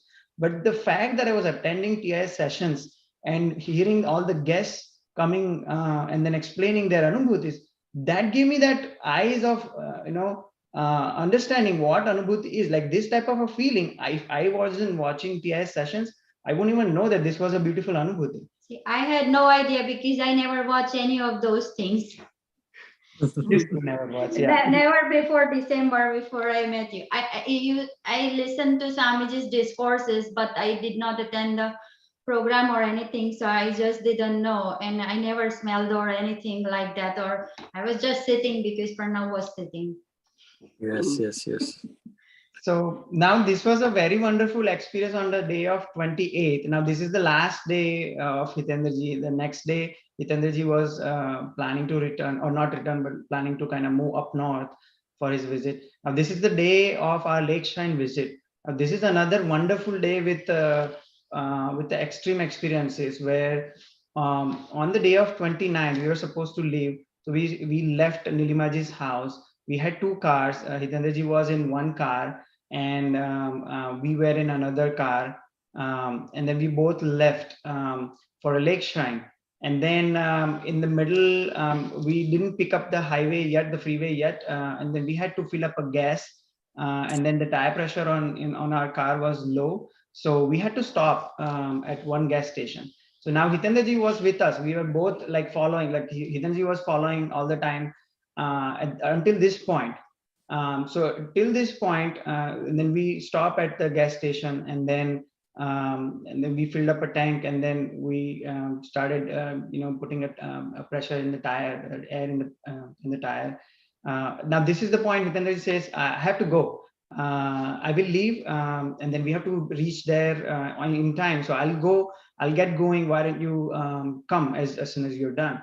So then we were like, okay, yeah, that is fine. And then he left, and then we started later on. Like we are done with all of that, and then we started from that gas station.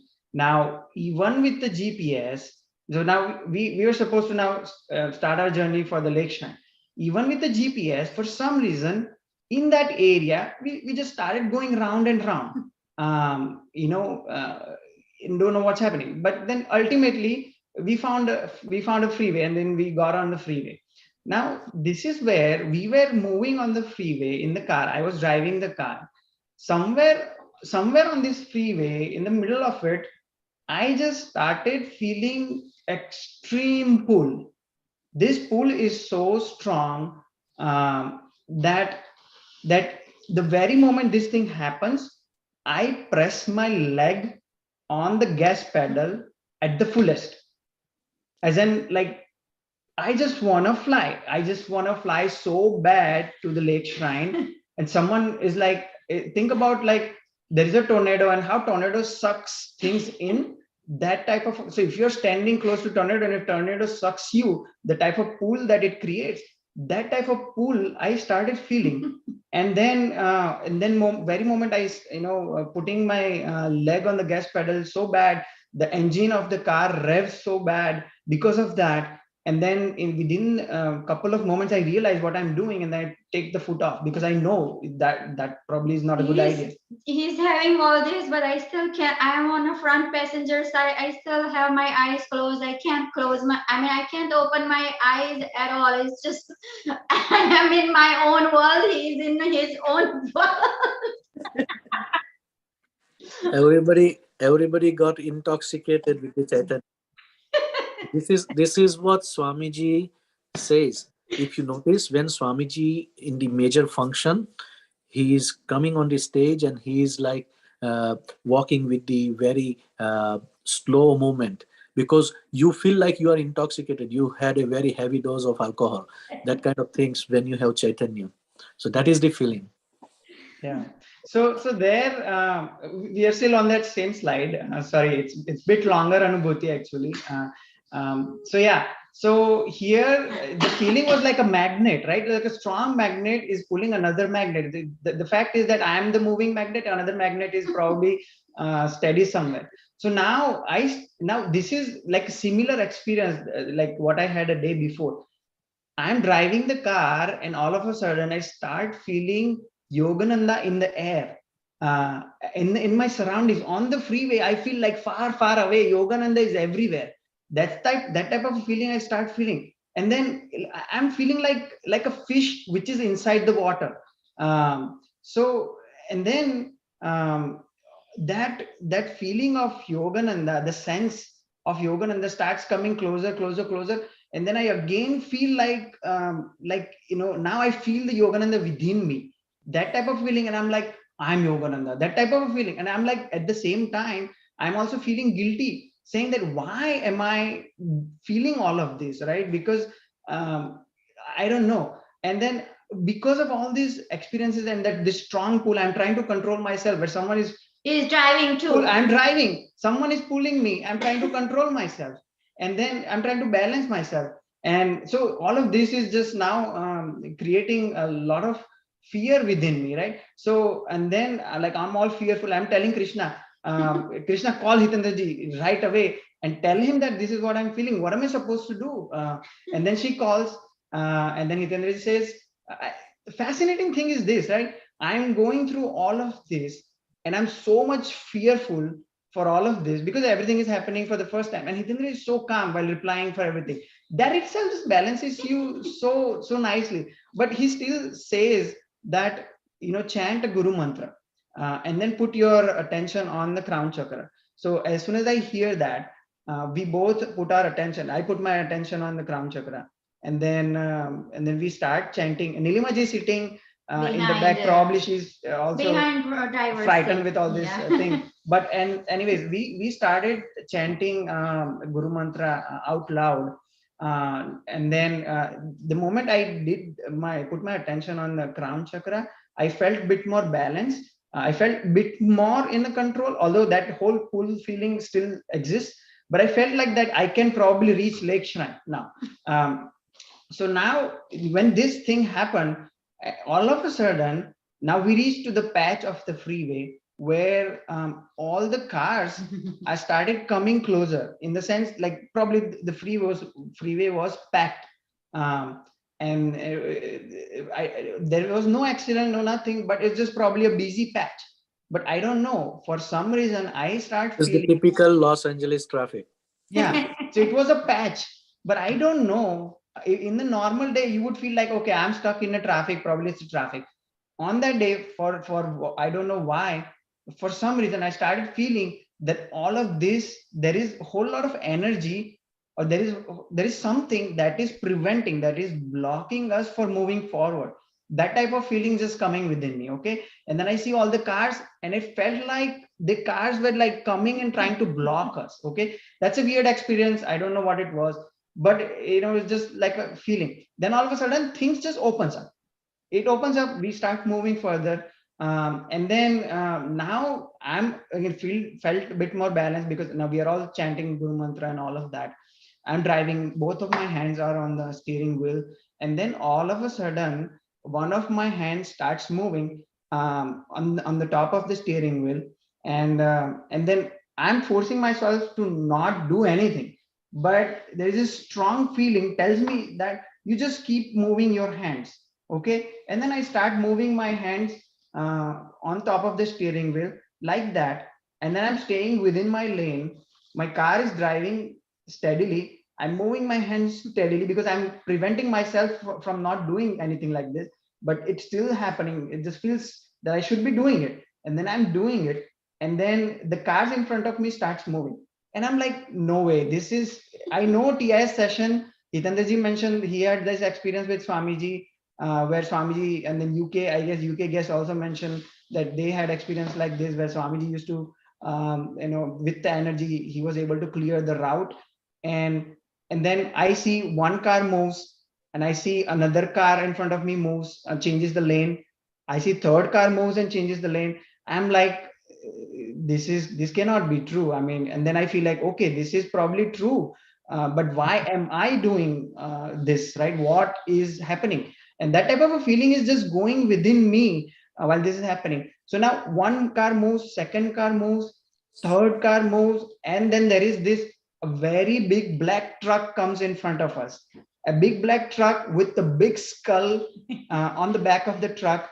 And then on the side of the truck too. Yeah, on the back of the truck, you have a big back of the truck. Big back of truck has a very big skull. Like half of the truck was full of that big skull. Okay, and it was a scary looking truck. Okay, I wasn't too scared at that particular point, but I felt something weird. And then I continued to do that hand movement.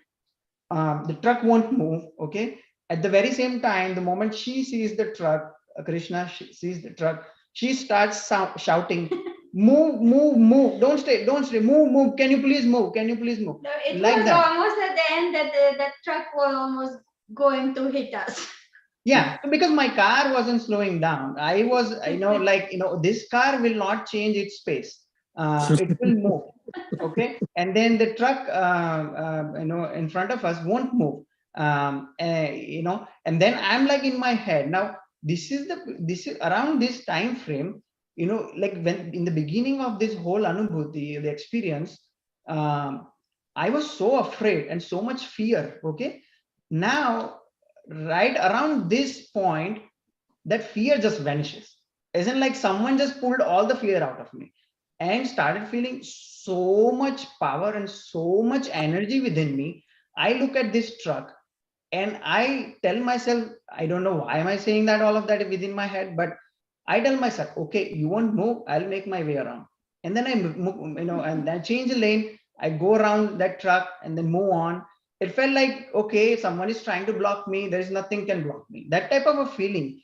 And it was so much strong feeling, gave me a sense or a very small glimpse of like when people with a lot of energy, when they move around, what type of feeling they must be getting, how much fearless these gurus are because they're holding so much energy. So this was just a glimpse given to you that when you have that type of energy or supporting you, like when Guru Shaktis are protecting you or around you, you shouldn't be on fearful. So probably sort of a glimpse was given to me that why you're so much fearful for all of this. But anyways, so then we started moving, and then all of a sudden now similarly, few cars would come in front of us in a normal day routine. You would think or you would get frustrated or you'll feel like those cars are like cutting you off. But at that day when I'm moving and these cars are coming in front of me, and somehow I get a feel like, okay, there is something, there is some positive energy or there is something is helping me reach the destination. Okay, that type of a feeling. All of this is based on the feeling that I got during that whole experience. Okay. So this is happening somewhere 9:45 and 10:15 a.m. in the morning on 29th of December. Yeah. Yeah. And then I started telling, although I try to keep my mouth shut because there is so much of feeling and I feel like I should speak. But then I couldn't just resist. And then I started telling Krishna, it was all natural. It was like there is a tremendous amount of energy around us. We're trying to make whatever was happening successful. Tremendous amount of energy, positive energy. And I kept telling her that, Krishna, इतनी सकारात्मक शक्तियां यहाँ पे मौजूद है कि ना पूछो बात. So like so much of positive energy is supporting whatever is happening. That was my feel at that particular point. So now this is during while we were on the trip to the lake shrine on the road. This whole thing was on the road. Now we reach, so now this is where like we reach close to the gate of the lake shrine, and then the Krishna's Anubhuti happens, right? Closer to that, Krishna starts moving her hand. After this truck and everything, I started to feel that tornado afterwards. Yeah, then she starts having her Anubhuti. I am a bit more balanced, but then she starts to have her Anubhuti, and then I'm a bit scared of what's happening to her. And then all of that calms down once Hitendraji comes out of the car and then kind of tackles her. And then I was a bit tackled by by Hitendraji saying to us that chant Guru Mantra and keep your focus on the Crown Chakra. So then we both are a bit more stable. Then this is the point where we now enter into the gate of the lake shrine. And then I was raining. And it's raining. It's raining so nice, so divine. That the whole thing, when we get closer to lake shrine, the divine feel starts, and then it's raining. And then we are inside the gate. And then we show our appointment to the gatekeeper, and then we go in. We park the car. I get out of the car and I just stay. And I tell Krishna, you take care of everything. With just something is within me, not letting me do the regular things, and I'm just standing with so much of heavy. Something is heavy within me, or whatever that was, and I'm just standing. I'm trying to keep my mouth shut because feels like that I want to just keep blabbering. I just want to keep talking. That type of a feeling I was getting. Okay. So then I was trying to keep my mouth shut, but I'm standing, but then my hand starts moving. Hand starts moving in the, and then I'm keeping my hand tight. So my hands are like tight. I'm not trying to lift them up or anything, but even while hands down, my palm is just moving like this. And it's like trying to do something in the surrounding. Okay. Although I don't understand any of this, I try to remember what Swamiji kind of put a strong thought in me, is that let things go, let things happen. You have no role to play. So I had that a bit more satisfaction that whatever is happening for good. Let this go. But then now this is where Hitendraji comes to me. And then we both start walking within the lake shrine. As in, like, I was just waiting, and I was definitely waiting for Hitendraji because I don't know what to do with all of this is happening to me. Hitendraji comes to me, And then we both starts walking inside the lake shrine. It's beautiful place. Although at that particular point, I don't know what I'm doing. I'm just start walking with the Hitendraji throughout. And then we go and stop at one place. Okay. I didn't even know at that particular point. I didn't know what that point was. Later, I came to know that it was Mahatma Gandhi's Smarak in the lake shrine. But I just stopped there. I don't know whether Hitanji stopped there. That's why I stopped there. But I just went there and stopped there. And this is the point where I simply... you stopped there first. Yeah. So I just stopped there. Okay. And then we all stopped there. And then Hitanji is next to me. And then this is the point where I start talking. Okay. And then there are some bold things that I wouldn't even think of talking about. Let's watch the video before you say anything. He was talking and his pronunciation is not like he talks usually either. Yeah, so and then Not I started this, speaking American accent. Not this one, another one. This one.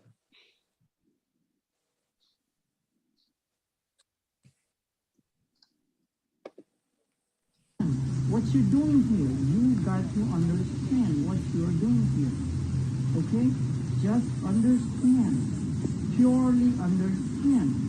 Just understand and nothing to worry about. You got nothing to worry about. You got to understand. Nobody needs to worry about anything. The consciousness of the whole world is uniting. This is the time. This is the time. World will change. You've got to understand this. Okay? You got to understand. This is the very clear message. The atmosphere of the United States of America is going to change. So, yeah, this is what is the secret behind that energy. And I'm going to explain that after once he finishes. And this is what Pranavji was saying? Yes. That's me. Yes, none of us has any idea why he's talking like that. Yeah. So the Pranavji body is you next to see, me. the body you see is Pranavji, but it is not Pranavji's soul or Pranavji's voice. Yeah. His speech is different. His voice is different. Yes. And I want to tell you that, explain that later. But let's hear him first before we do anything. Yeah. So this is the point where there's a lot of stuff in my head, and I need to speak, and then I start speaking some of this like a very bold statements and all of that. I'm hearing some of this. Some of this I remember. Some of this I didn't remember. The only thing that I remember at the end of this thing, I was saying, Baba Swami, you are great. You are great, Baba Swami. As in, like so many energies were coming down there, trying to do something, trying to say something, pass a message. I don't know what was that. Okay. The only thing I remember is that they were grateful to the Swamiji's energy, or the Guru Shaktis are present with us. Okay. So once that is done, then we start moving around the lake. Okay. And then now after this point, I start to get a different type of feeling, whereas then now someone is pulling me inside the lake, and I'm like, I need to go inside the lake. And this is where now again I'm scared. I'm scared like nothing else, because someone is pulling. Okay, till this point it was okay. I was driven to the lake shrine and all of that is fine. But now someone is pulling me inside the lake, and I'm getting a feeling like, okay, you go inside the lake and you will be liberated. You just go and jump. And I'm like, no, I don't want to jump. I will die if I jump. So this is the time I had to stop him, that you stay here next to me. You don't have to go anywhere. So then I'm like, no, if this doesn't go away, I will jump. And then I hold one side, Hitendra is holding my hand, and another side I'm holding Krishna's hand, so that they won't let me go. Because I don't know if I'll be under control or not, right? So, and then the feeling starts to taper off, but up until to the point we all go to, fascinating how Hitendraji had so many relatives with him during this whole thing. Only the people who needs to be present for the given moment will be around. all the other people they go somewhere here or there, nobody's around. Okay. Yes. Now when you're done, and then the feeling starts to taper off, but I'm still a lot of still afraid of this pull. There is this pull still inside, pulling me inside the lake and all of that. And then all of a sudden his relatives and all of that comes, and then Hitendra says, okay, now you see the benefit of collectivity. And then as and when, like, I feel that now, as in when more people are coming closer, I started to have that feeling taper off much faster. And then things later on tapered off completely. And then we went into visitor center of the Yoganand Paramhans. And then this is the point where the visitor center of the Yoganand Paramhans has so, that divine fragrance of incense and all of that. The center is so full with divine fragrance that fragrance was calming me down and balancing me out, and all of that fearful feeling, all of that is like simply like going away. And then I started feeling a whole lot of joy, and then I started feeling a whole lot of sacredness. And then the only thing I want to speak from my mouth is a sacredness. And I come out, I look around the visitor center. Krishna tells me that I want to buy this, I want to go buy whatever you like. Okay, don't ask me anything, because I was simply not under that intellect type of a thing. So then I come out and I see around you. What you see right now is okay, but this is around the Gandhiji Smarak. This is what I'm talking about is on the opposite side of this place, what you see in the picture. But from there, I see that whole picture. On the top of the hill, there is a Mary, Mother Mary, and then there is a water flowing. And we saw that in the video. Very beautiful. And I was feeling like I had that divine eyes at that particular point where I was out of my intellect, and I was able to sense the divinity and the sacredness of the place. I never had that type of, yes, you go to the temple, you get that good feel and all of that. That is fine. But this is another level. This is like, if you are at the soul level, the type of a sacredness you will feel, that type of a sacredness I was feeling at this place of Lake Shrine. And I was so full with that sacredness. And I only thing I want to speak, and I keep telling everyone, I was like, why am I keep telling everyone, this place is so sacred. This place is so sacred, because I was full of sacredness. And the only thing that comes out of my mouth is that. So yeah, that's pretty much my Anubhuti. And then I started getting normal, and then Hitendra ji has his style to cheer people up. Then he started cracking jokes and things like that. And that takes you out of that whole seriousness of the experience, right? And then I was stabilized much more. And then I was able to enjoy the place, was able to enjoy that slow rain that was dripping on us. It was like we were in the heaven. Wow. And I was so grateful at that particular, although I was so fearful with all these first time experiences and all of that, I was so grateful to Hitendra ji that I never asked for this level of Anubhuti or anything, but I was provided one. And then at the very same time, I was so grateful to Swamiji, Guru Shaktis, and yeah, it was just amazing experience. Wonderful, wonderful experience. Sorry, it was too long. Yeah, but... So before we go on the next part, let me just explain his Anubhuti. Let's go back to that arc. Yeah, keep it here, okay? I want people to understand that Guru Shakti is one, okay? And Guru Shakti is universal. It is only when we are thinking from our intellectual mind and worldly knowledge, then we are separating this religion, that guru, this guru. But Guru Shakti is one. First thing, that is what I want you to understand. Second thing, we heard very similar experience on a different context when we were listening to the TIS, this is Samarpan program of Sri Prabhuji, that in 2005, he went to Arunachalam, Sri Ramana Maharshi's ashram. And at that time, he was inspired to go into the meditation uphill. And he met two of the disciples of Ramana Maharshi. they were not liberated. So what Swamiji says, Pathabrasta Yogi, is that kind of soul who wanted to get liberated, but because they are too stuck on the Guru Karya, or only doing this way and only not doing that way, or this is the only right way, things like that. So in his presence, that happened as a medium for Swamiji. Here it was happening through me, and I felt that push of Guru energy. The soul that was talking through Pranav, and that came in the previous day.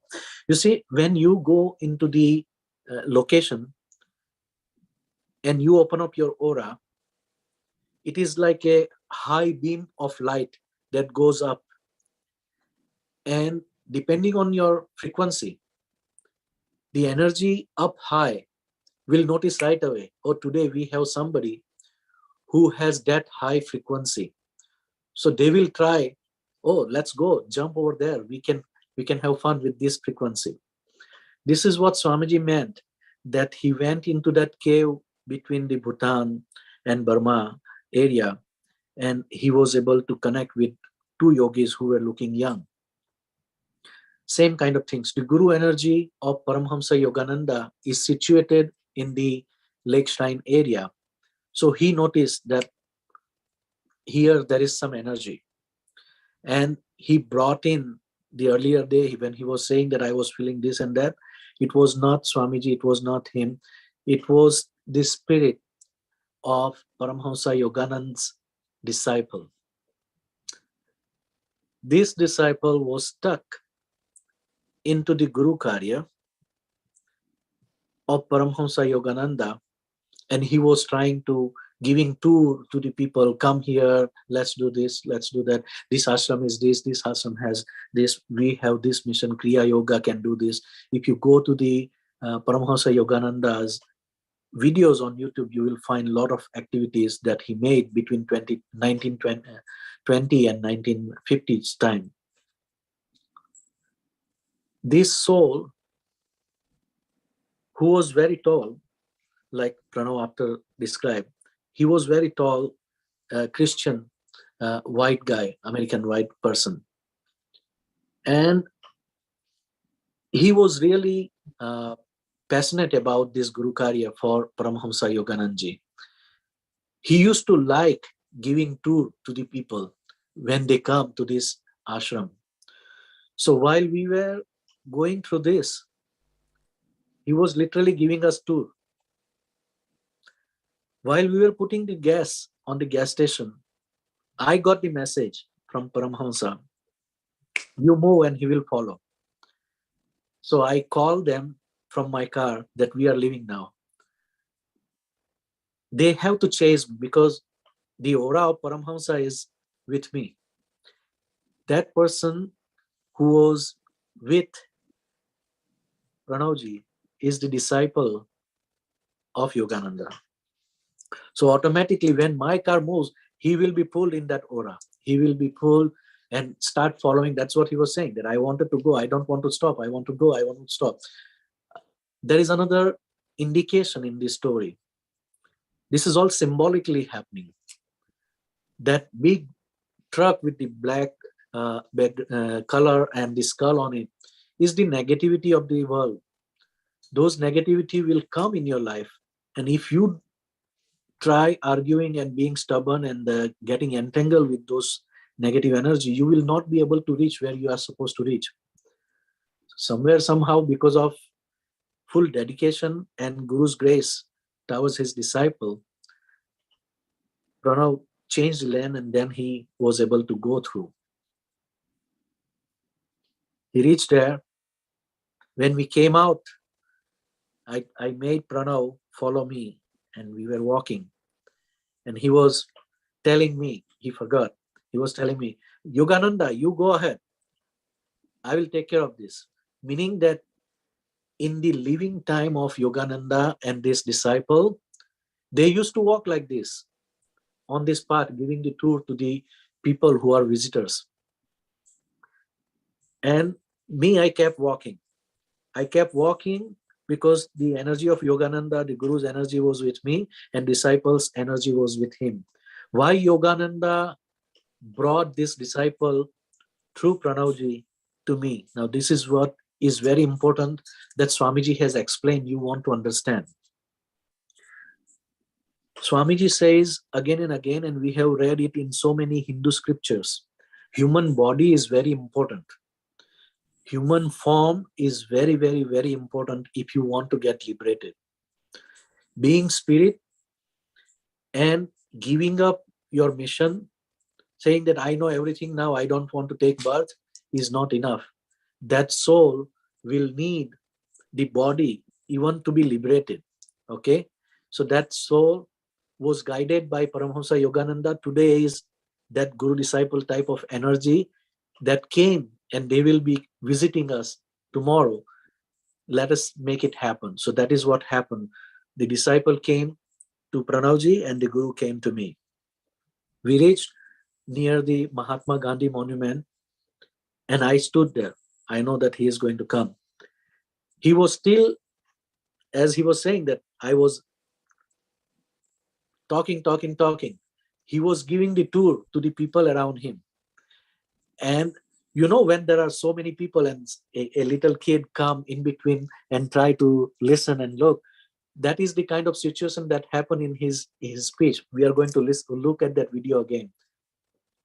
When he is saying to the adult, your sister, right? That means the young girl is his sister. Hold your horses, because that girl was trying to come out from the crowd and look at him and try to listen to what we were talking. Okay, so that is the kind of situation happened. But this soul wanted to be liberated. He was not liberated. Swamiji said, Guru never leaves the place. Guru never leaves his disciple unliberated.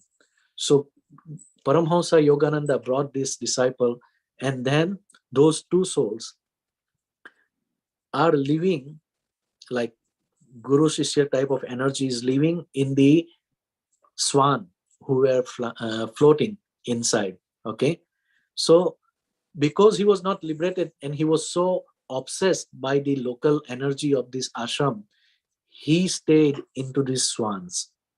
Okay, and that is why when we were finished visiting this place, he felt like, I want to go back and I want to feel liberated. He want to go back into the water. He wanted to go back into the lake.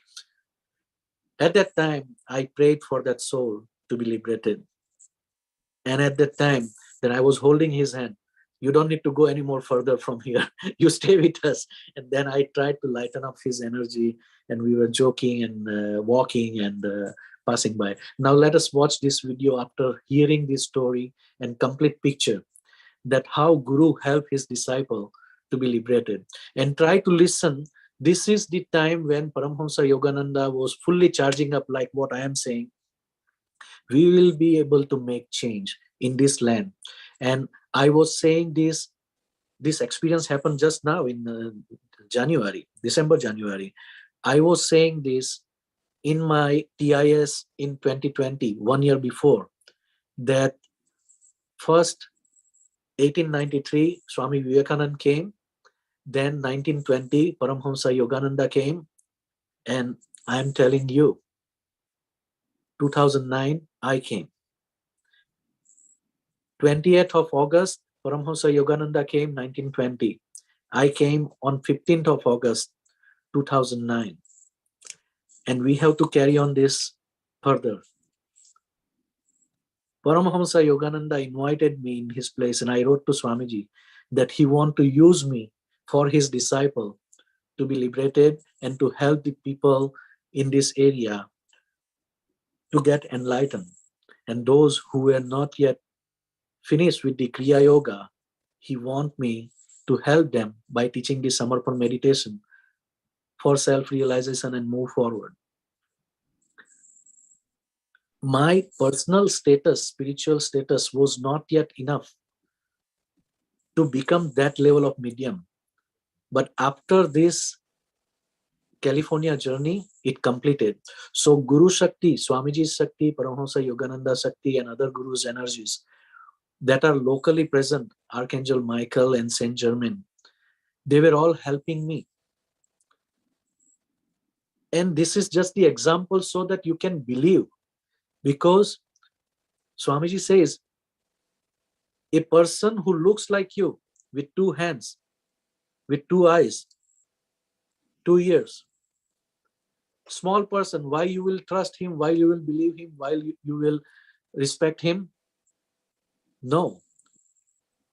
By look, the person is same, but by energy, the person has changed, because that person has given his body and his existence to his gurus to become the medium.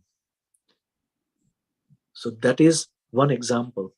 Now let us see how the saga of Himalayan Gurus reaching to Americas continues in the form of energy that bring the Amrit Varsha.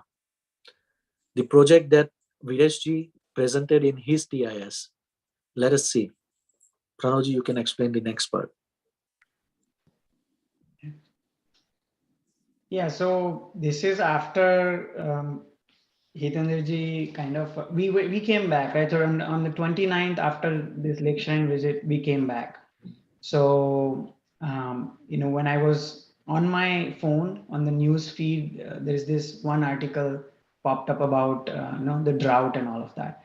So what you see here in this slide is what Vireshji, in our TI session with Vireshji, Vireshji explained how he and other team members kind of put together a research in terms of a correlation of the rain and Swamiji's visits, right?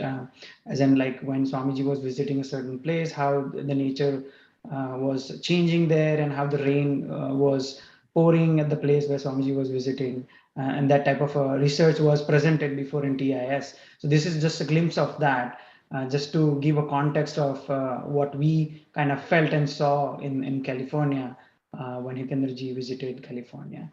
So if you go to the next slide. So this left-hand side news kind of, it was like a recommended feed in my news. Like, it was a recommended news in my news feed, and then I clicked on it, and then I see this news, see dramatic change in California's drought in just 1 week, and then it just struck me, because I kind of watched that whole TIS session. I had that thing in the back of my mind that something like this could possibly happen. And then I see this news, I was able to connect the dot. And then this was aligning with the week when Hitanderji was here. So it was definitely, very interesting, very close to what we saw when Swamiji was visiting certain places. So if you see on the left-hand side, in the left-hand side news, there are two maps of California. One is on the left and one is on the right, where you could see the severity of the drought before, like a 21st or something. There is December 21st. So 26th is when Hitanderji came here, but that week of that time frame, 25th is probably when he probably crossed, or 26th is when he crossed the border. But anyway, I came on 26th night to LA, and I left on 29th afternoon. Right. So the same time in detail in the last. Right. So at the same time, this situation occurred where a whole lot of rain happened in whole California. Not just rain, even the snow. What you see in the middle news is that. So once I saw the left-hand side news, I was curious, and then I started searching online in terms of what type of events has happened within this week. Another thing I was able to find is record-breaking snow also happened in Northern California, and then various different mountains. So it's just a snapshot of that. And then this is another thing on the third news that I noticed is on the right-hand side news, on the 29th, day of 29th, when we were returning back from LA to San Diego. Yes, throughout we had a lot of rain, but then later is when I saw this news. I learned that they were saying that seems to be there was some storm was supposed to reach San Diego on that day, and then should have a very good rain, and like a heavy rain and that type of a thing. But then I read that news, and that news says the storm unexpectedly stays offshore. denying San Diego a big hit of rain. And that again kind of right away struck me to what Virajji presented in his TI session. So I thought it's definitely there is a correlation. So just wanted to capture that and kind of put it out here, for people to look at it. So as you can see on this slide, Swamiji's energy is flowing, and more we become medium, more it happens from everybody, from every source. And again I repeat, Guru energies live in collectivity of souls, soulful collectivity. Guru energy lives. So this is what you want to remember. And we reached not to LA area, but we reached to Las Vegas on the 23rd early morning. So we were there during this time from 23rd up to 29th in LA area and around. This is amazing how history is repeating. What happened during the Swamiji's presence is happening now in the Americas. What happened during the centuries ago with Kriya Yoga by Paramhamsa Yogananda, it was also Himalayan Gurus energy. Mahavatar Baba is on the top of Guru lineage of Paramhamsa Yogananda. Shiv Baba for us is on the top of our lineage. You see, can you connect the dot? Can you believe how Guru energies work? And you have to believe this. Only when you put your logic, your intellect, and your ego on the side, then you will be able to believe. Otherwise, you cannot believe. But all this is happening. And next, when I am moving up north, you will see some more snow. And then Aishwarya can share rest of the Anubhuti. So amazing Anubhuti. Very amazing. Very amazing. Beautiful. And this is going with the scientific. Extraordinary. And thanks to both of you for sharing, and then narration also from Hitendraji and your energies. It's a wonderful, wonderful to hear this such an experience, and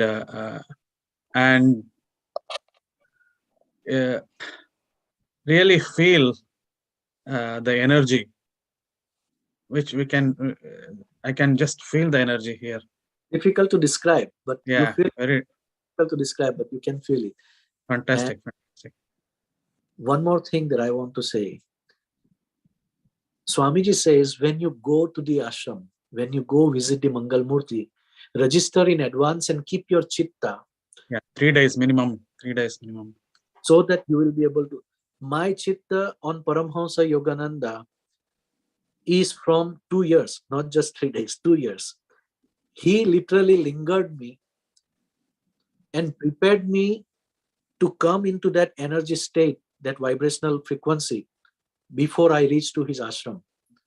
And Swamiji prepared me, because I told Swamiji, this is my plan, this is where I want to go, these are the places. And I came with the pure intention. I told Swamiji, I am going to inspire the sadhak to start the center in San Diego, Los Angeles, and San Jose area, Bay Area. You bless me, I am going there, rest is your play. And Swamiji made everything happen. Now, on the Mahashivratri day, we are going to start another center in California. And congratulations to Shilpaji, our Acharya for the West Coast, that you are starting 2 centers in 1 month period. So let us see this Anubhuti by Krishnaji, because she will be the center Acharya for that center. No, this is really full Anubhuti. What I can say is, August, September, October, I guess, that time frame we were looking for is just a small photo of Swamiji. We didn't even have a photo of Swamiji with us. So Pranav was asking somebody that if someone has a photo of Swamiji, and then Dipaliji was kind enough. She said she had one photo. She just sent it to us. And so we had one photo of Swamiji just before November, I guess, sometime. I don't remember when exactly. Whoever is running the slides, can you put back Swamiji's subtle body photo? The movie, yeah. Yeah. This movie, right? So I was looking for one of these photos. We didn't have any photo of Swamiji. And then Dipali, Pranav asked a few people, Dipali ji was kind enough. She said she had one extra, she'll send it to us. So she sent a photo to us. And then there was like Pranav was asking one more. I mean, we needed for upstairs too. So he was asking somebody else too. And then we got another copy. Who sent us Shilpa? No, so I initially asked for a photo, and then Dipali ji gave us that small frame. And then Parimala ji, after some time, because I put that question in the family group, she reached out to me saying that I have a photo too. So I thought, yeah, I can use that in another room too. So then I got a bit bigger photo.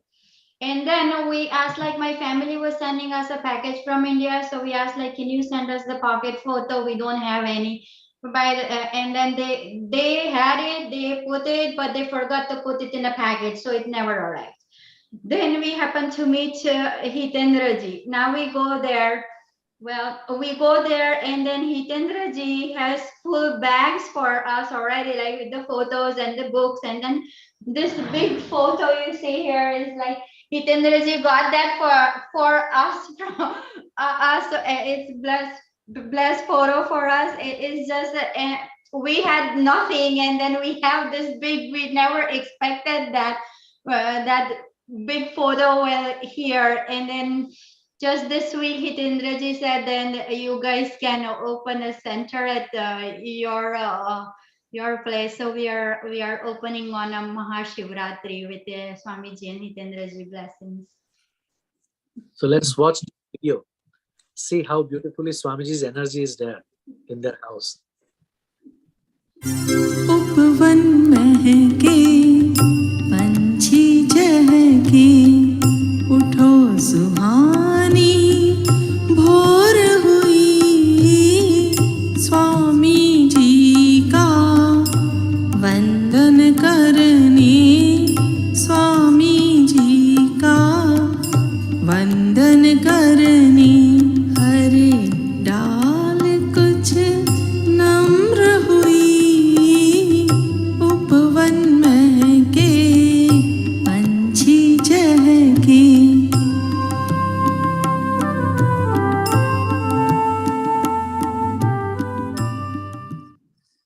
How did the image reflect in below the table there? Yeah, so what is happening here is that we had a place in our mind where to put this photograph in the living room, where we had a lot of sunlight coming in. So what we did is we decided that place and we put a photo, and then we noticed that the way, like, we had some windows, opposite of the frame, right? So from those windows, when sun rises in the morning and kind of goes up and then travels, there was this sunlight on the Swamiji's photo that starts from the bottom left corner, goes up on the head, and then kind of starts going down the bottom right corner.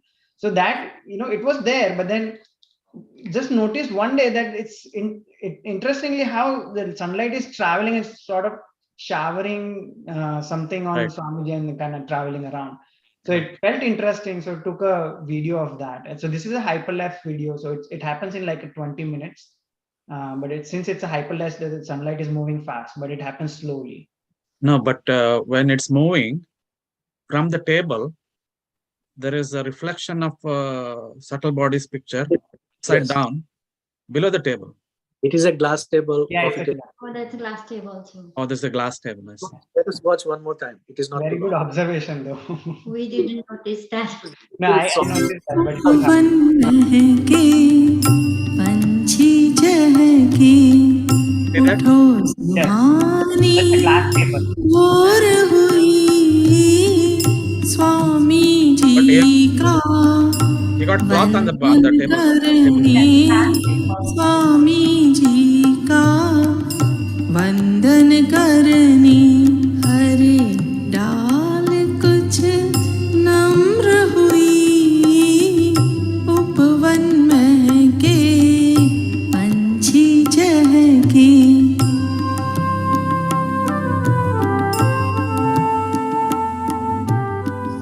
What glass? There is a cloth on the table there.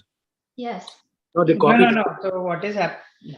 There are two tables. There is another table. That's what Okay. they're having. So there. Swamiji's frame is on the table. That table is covered with a yellow cloth. Yeah. And a bit far from that, there is a glass table, coffee table, on which I Okay. put a camera facing Swamiji's frame so that it can capture that whole movement of sunlight. Beautiful. Thank you very much. Thank you. Thank you. For one more center in California. Lovely. You all have to come and visit us. Yes. Absolutely. Definitely. Swamiji is already there. Swamiji has reached first. Yes, definitely. Yeah, without Swamiji, we wouldn't be sitting here talking to you guys. So definitely. Thank you. And let's go to the next Anubhuti. Aishwarya ji. Thank you, Pranav Bhai and Krishna ji. You drive us through a lot of amazing moments, chill vibes, eyes, tears in eyes, and lots of wow moments. So now moving forward, our next and last Anubhuti sharer is Aishwarya Sawant. Aishwarya ji is from Chico, California. She joined Samarpan meditation in April 2020 and took Diksha in same year. Since then, she experienced many beautiful Anubhutis. By connection to Samarpan, she feels connected to universal consciousness, and it gives her an internal happiness. And today she will sharing her Bay Area and Mount Shasta Anubhutis. So welcome. Jai Baba Swami, everyone, and I am grateful.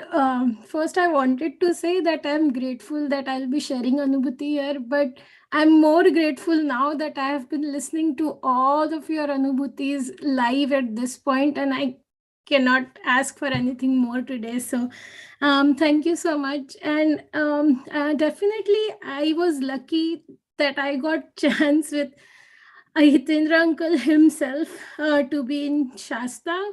But to me, it was, I was feeling that I didn't have the patrata before because I live in Chico, California, and Mount Shasta is a very closer place to go. So whenever we have to go somewhere out, Mount Shasta becomes the first place because it is quite near. But after 5 years being here, I never got this chance to go to Mount Shasta, and maybe I didn't have patrata then. So I want to go a little behind before I talk about Mount Shasta. And this opportunity is when I was in India, and I feel that I was doing Guru Karya, I was doing meditation before going to India in United States, but I didn't, I was not as samarpit as I went to India and I became samarpit to Swamiji, because the India trip has brought a very different change in my spiritual journey altogether. So I just want to bring that up a little, because all the opportunity to Mount Shasta actually started there. So I want to share a small Anubhuti, which was like a Sukshma Sharir photo Anubhuti. And there is one purse of mine that I have, which I did not used to carry a lot with me. But one day I had a documentation bag, and in that bag I had this purse. And we went out. I did my documentation work when I was in India. We came back home, and after coming home, I realized I don't have that bag with me, which had very important documents. And so we figured out, and only we could realize that the bag couldn't go anywhere. It was with us the whole time. But I figured out that I might have dropped in a, on the way where we took a stop. And I'm like, what is the fastest way to get there? So we called a Sadhika, who has her shop nearby, and we called her, and she was like, oh yeah, I see the bag here. And we were thankful, and we were thankful to her. She took the bag, she got it to us very quickly. And it was the rains time. You guys know how Mumbai rains are already. So it was rains time, and the bag was fully drained with the water, because there was water all over. But thankfully, I got the bag, and we got the bag home, and I saw my water. The bag was full of water. So it was that badly in the water lying, and it was almost lying for 2 hours or so. And we opened the bag. I removed all my documents, and the documents were not wet at all. They were all dry. And then I figured out that, oh, there was my other purse also. I removed that purse and I opened it. The purse was totally dry. And the Anubhuti here was, just that morning, my mom gave me a Sukshma Sharir photo a few days ago, but just that morning, I had put that photo in my purse, and that purse was left in a bag which had documents. So I couldn't have asked for more Anubhuti. And that time I was not worried at all. I was like, okay, Swamiji is there and he will take care of it. I'm sharing this because this especially changed in me when I was in India. When I was here before in the United States, I was hoping something, this should work for me. I should be successful here, my work, my study, everywhere. I should be achieving this. I should be achieving. I had a lot of wishes and things like that. And nothing would work out however I wanted it. So when I went to India and all few experiences like that happened to me, my Samarpan changed and my surrender to Swamiji totally changed. And when I came back, I had no expectations. I'm like, whatever Swamiji wants is happening. So I am not expecting anything. So this was the total change that I had when I came back here. And then when I went to India, people there knew in nearby sadhaks, they knew that I was in the United States and then I was part of Guru Karya. They kind of knew. So just because I was visiting after long time, my mom decided to just gather people around and sadhaks around to meet me. So it was one fine Thursday that they decided to meet me. But there were a few sadhaks that couldn't come to meet me. So they decided to do it like the next Thursday. And since then, almost a center started at our place in 2 to 3 weeks. And till today, the center is going on. They meditate every Thursday and more than 20-25 people join every week.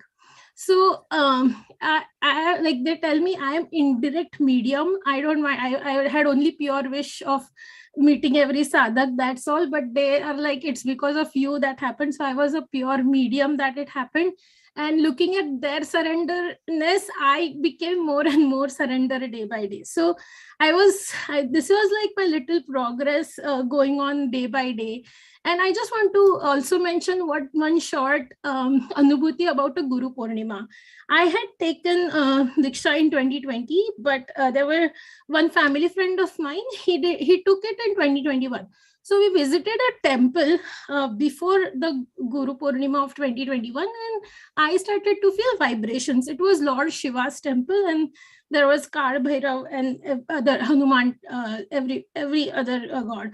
And I started to feel vibrations. And I'm telling this family friend of us that, do you feel vibrations? I feel a lot of vibrations here.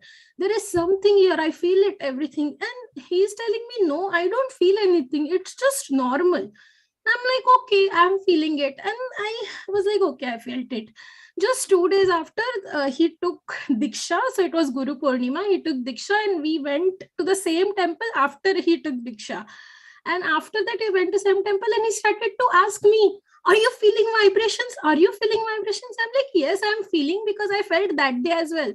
So that's how I realized that just taking Swamiji's Diksha and getting connected to Samarpan meditation, he started to feel what are the vibrations that that one feels. So my whole trip was, Swamiji say that sometimes you try for something and things won't work out, so leave that, don't try it, take a break, surrender, do your surrender, do meditation, be balanced, and then try for whatever you're trying to do or what you're trying to do. So that is my main thing, that whenever I went to India, I felt a whole lot of difference in my overall sthiti, and I was so balanced when I came back. I had a very different energy with Swamiji. So when I came back, it was all normal. Everything started to work normally. the good thing was I had no expectations when I came back. I had no wishes. Swamiji had made me zero and, sent back here. So I was very content with whatever experiences I had so far. And then, so I got to know, as soon as I came here, I got to know uncle was coming, and I'm like, wow, he's coming in December. And I got to know that I have a holiday at that time. So definitely, like, then there was no way that, I was not going to go meet him. So I was like, okay, I'll go get a train there, and that's all, I'll meet him. So he finally, I got to know it, we are all going to meet on 31st and things like that. So I started to see trains and they were available, but just 2 days before, so let's say I wanted to go on 31st, I was looking for trains for 30th or something, 30th December. Then my friend comes to me and he's like, I have a flight to India on 29th December and we are not getting any tickets to go to San Francisco. I'm like, is it? If you're not going to get a ticket, there is no way I'm going to get a train ticket. Then he's like, how come we just rent a car? So, okay, I said, let's see. And just few days ago, uncle called me saying, how about Mount Shasta? Is it near to your place? And he was just generally asking me. And then I realized, yes, I remember uncle had told me before that he wanted to go to Mount Shasta, but let's see. I told uncle that it is very nearby, and then I realized that uncle will be driving from Bay Area to Mount Shasta, which is more than 5 hours drive. So I felt really like, oh my God, uncle is gonna drive 5 more hours. I'm like, no, uncle, is it okay if I come with you? I want to drive you there. That was my first reaction. So uncle was like, I'm not taking anyone. It's just auntie and me that we are going to go. We are not going to take anyone. And I was like, okay. I in my mind, I didn't say anything, but in my mind, I was like, oh shit, why did I ask? But then uncle replied, but okay, I can, we can go. I can take you with me. Then I was like, okay, but still I was thinking that maybe I asked the wrong question now because uncle can't say no, he's saying yes. So I started thinking a lot about it. And the way uncle said that you are of a similar energy, and that was like a big like thing for me. Like I don't expect that, and it was like, that's all. Even if I go or don't go now, I am content with what I have. And like Swamiji has blessed me now. I don't want anything. So that's what my reaction was. And then uncle had said that we are going to go with Sonalji's car. So there is no need. So I told uncle that I'll rent car because we usually don't get anything from here and we rent car. So uncle is like, no, don't worry. We have Sonalji's car. We will go with that. And I was like, okay, if uncle has something pre-planned, then I won't say anything in between. And then 2 days before or 3-4 days before, my friend is like, we have to rent car. There are no train tickets.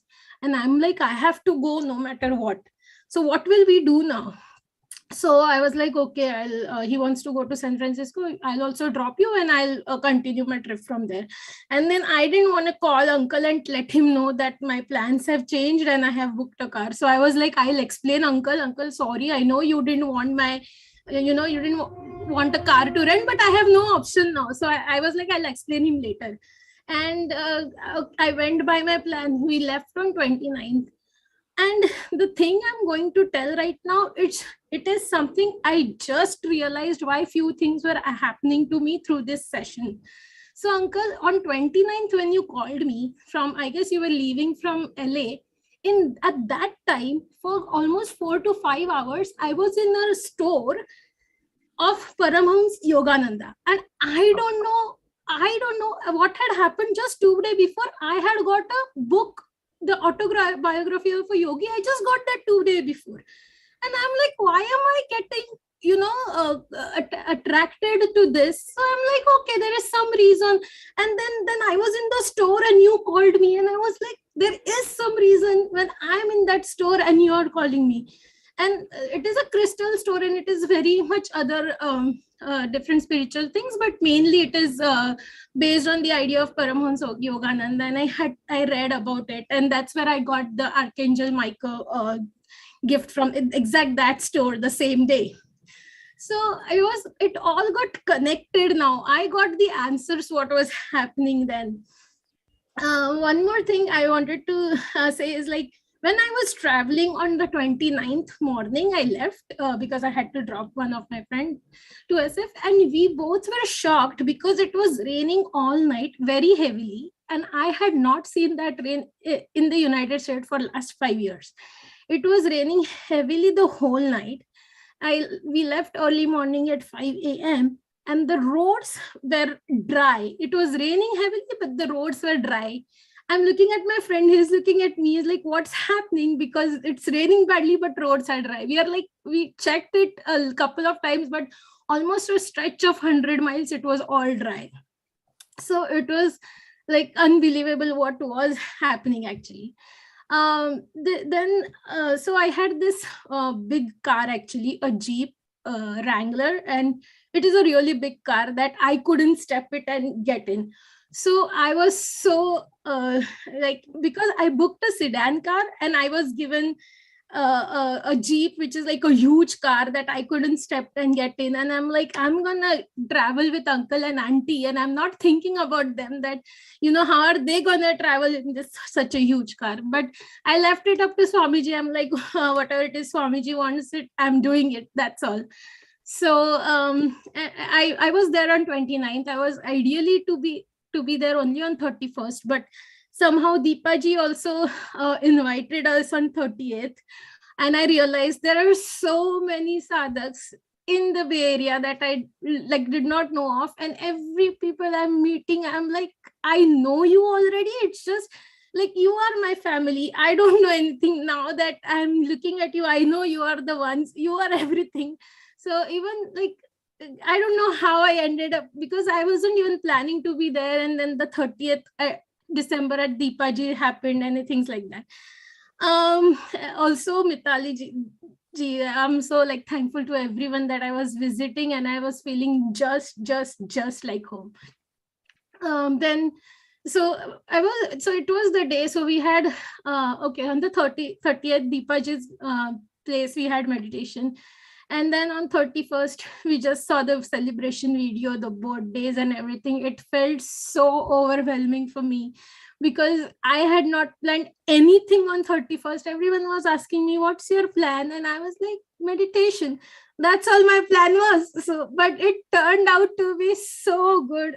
Without expectations, we had such a huge party with so many people. And then so on the 2nd of January, it was our time for us to go to Mount Shasta. And I was totally in awe that, I'm still getting that opportunity now.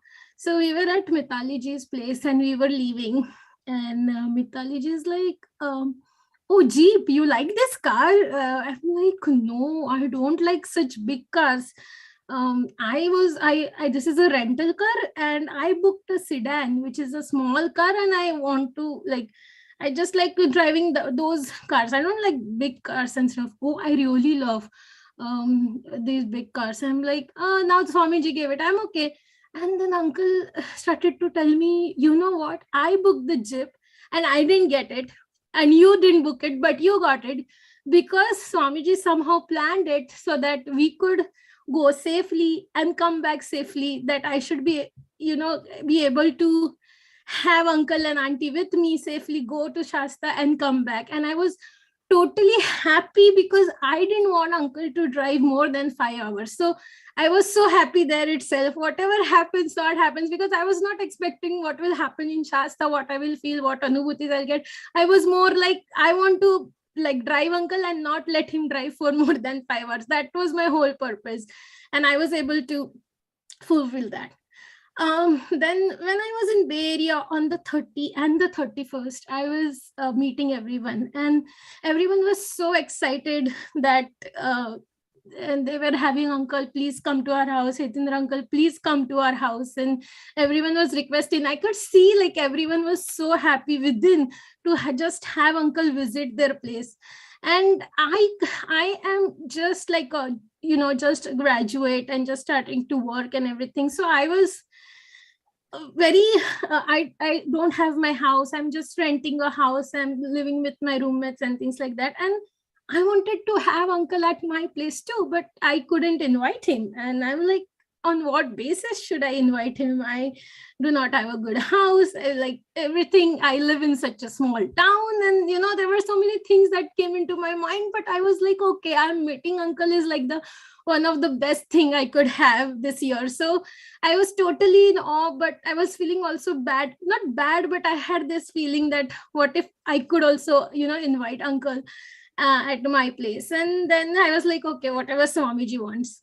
But our route from Bay Area to Mount Shasta was designed in a way that because uncle had his own car and that we had to park his car and go together in my car, we had to park it near my house or right outside my house.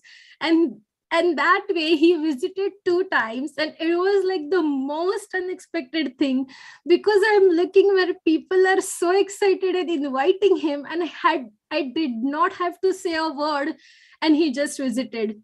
I was totally blessed to, someone was just saying, तुम chocolate मांगते हो स्वामी जी पूरा डब्बा दे देते हैं, तो मुझे डब्बे से भी पूरा दुकान ही मिल गई पूरी चॉकलेट की. तो I am like totally blessed.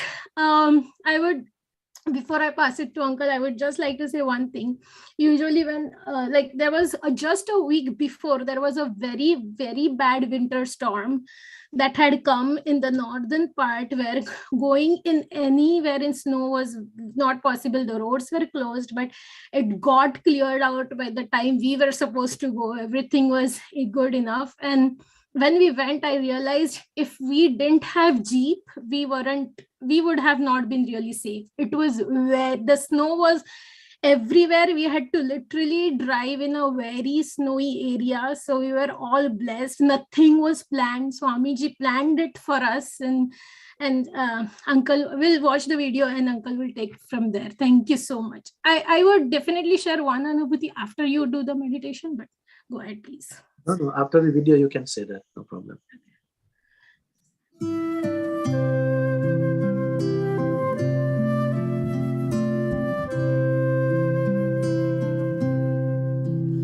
At your feet, I surrender my past. At your feet, I surrender my plan. At your feet, at your feet, at your feet, at your feet is the place I can be as I am. At your feet, I surrender my mind. At your feet, I surrender my will. At your feet, at your feet, at your feet, at your feet is the place where the longing is stilled. At your feet, I surrender the dream. At your feet, I surrender the goal.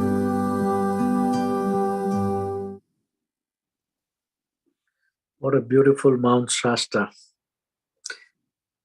Thank you very much, Aishwarya. I am thankful to Swamiji and you both for bringing us there. So what is the second part you wanted to share?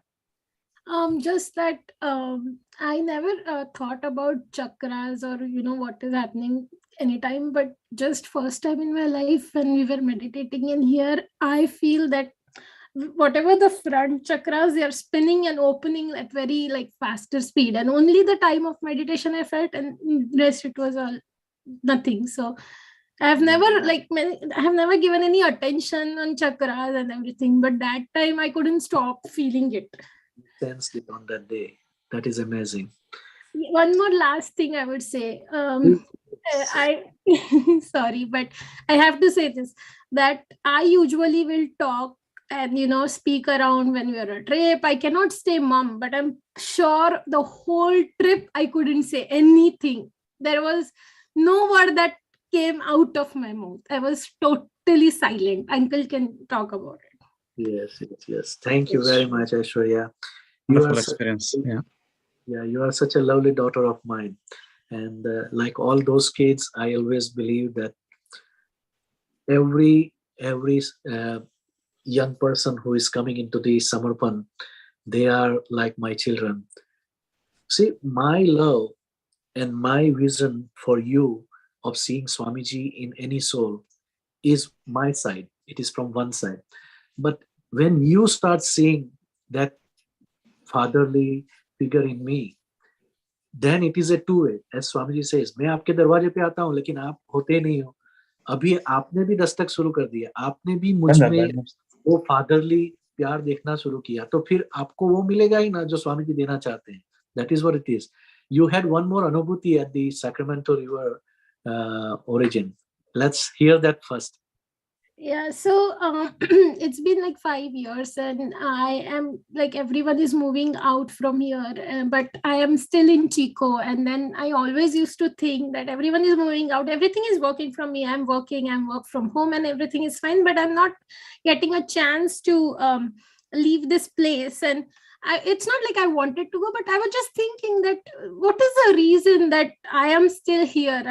I didn't never thought it will be a spiritual reason or something. So there was a place in Shasta, and it is like the start of the Sacramento River. And then when I came back and I was having conversations, and then I realized that our town is majorly or totally dependent on this Mount Shasta or this Sacramento River that starts in Mount Shasta.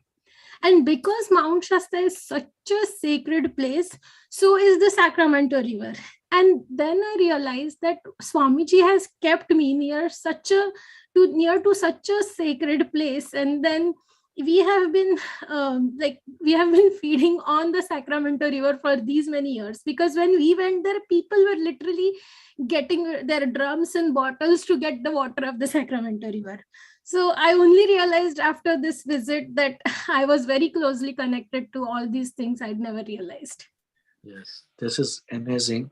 And for people who are watching this video, I want to tell you, if you are not aware of this, for us in India, we see a river flowing from the head of Lord Shiva. We call it Ganga. We believe that from the heaven, the river Ganga landed, and Mahadev or Lord Shiva offered his head for it to descend. Okay. The mouth of Ganga is at Gangotri in Himalaya. The same way, Mount Shasta being such a sacred place, the mouth of the river Sacramento is here. Okay, the origin of the Sacramento River is here. This is such a beautiful place that I wanted to meditate there. We meditated and literally tried to experience the pure energy of Mother Nature and all the 5 elements while doing this meditation. And we are going to experience through one little meditation in the other video also. So thank you very much, Aishwarya. Sure, thank you. I really appreciate. We really rely on you. Swamiji bless you, and I love you. But I want to tell you a little bit about my car situation also. Before I left, Sonalji said that I am going to India. My car will be free. If you want to use while you are in Bay Area, you can use it. So that is how I plan. And then we rented one SUV from Las Vegas, and we were going to rent van from Los Angeles area. Unfortunately, due to shortage of vehicle during the Christmas season, van was not available, and I ended up getting the sedan. And that's why I needed a bigger car after when I thought that there is so much snow and everything. And Swamiji knew everything. You and I don't know. Swamiji knew everything. So everything was planned in such a way that it looked normal and it was taken care. So this is where God takes care of you. When you don't know what you need, you just have to surrender. Okay, He is giving us with 1,000 hands and we are asking for 2 hands. So we should not limit ourselves. Thank you, beta. I love you. And let's watch something very, very interesting. Very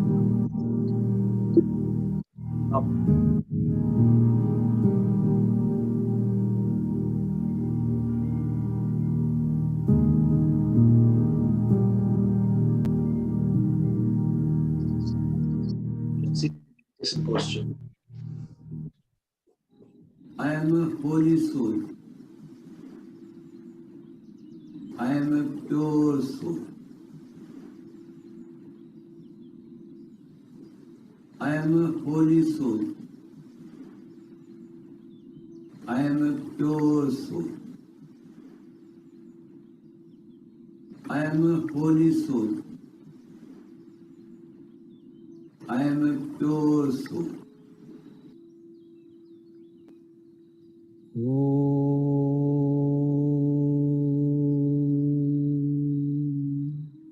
Sri Shiva Kripananda Swami Namo Namo Om Sri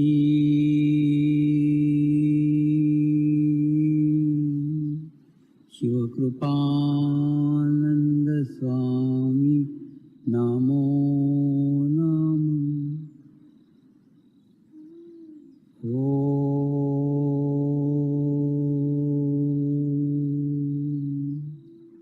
Sri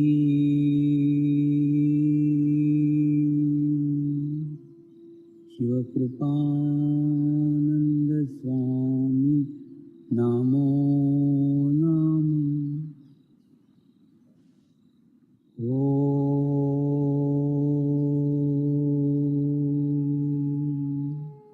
Sri Shiva Kripananda Swami Namo Namo Om Sri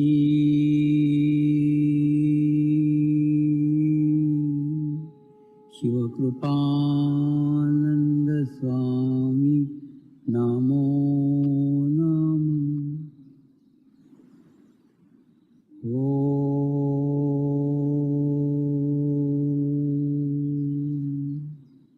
Sri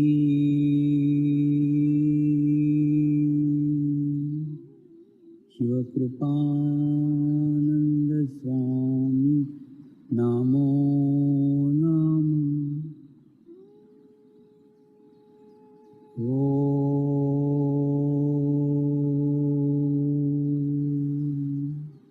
Sri Shiva Kripananda Swami Namo Namo Om Sri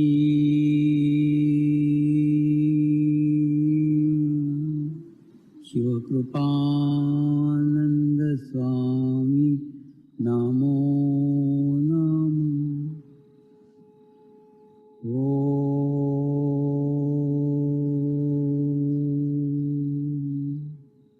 Sri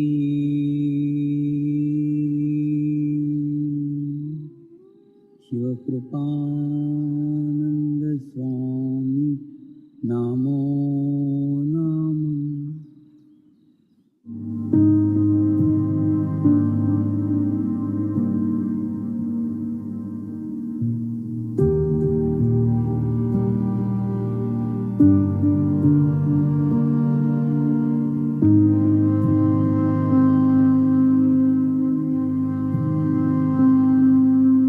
Please look at the clouds over the mountain.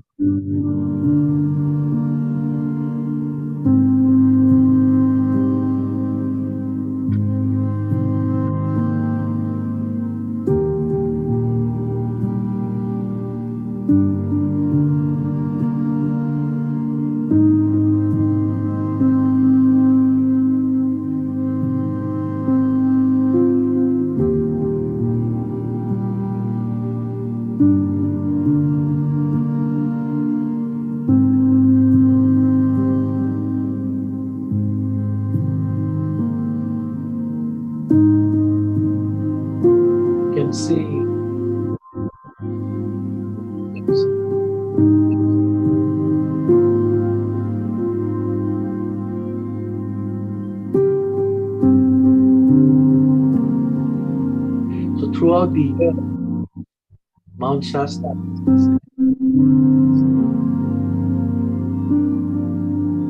of clouds.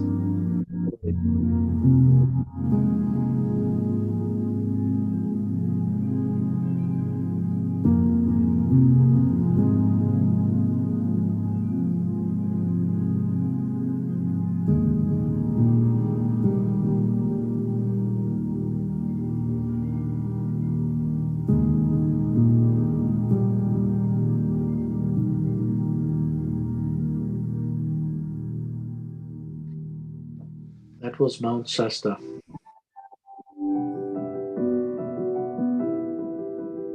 See what was happening in last 7 years.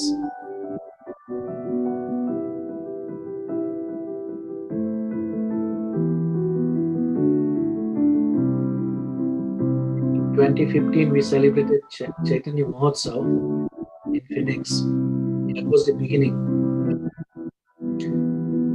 This is in 2022. We passed by. We completed this circle, in fact, from Phoenix to Mount Shasta. This is the center. The earth vortex changed even the shape of the tree.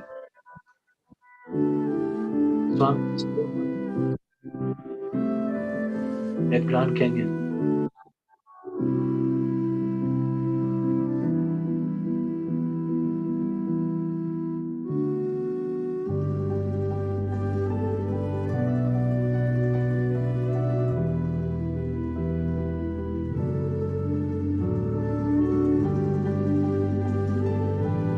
This is near San Francisco.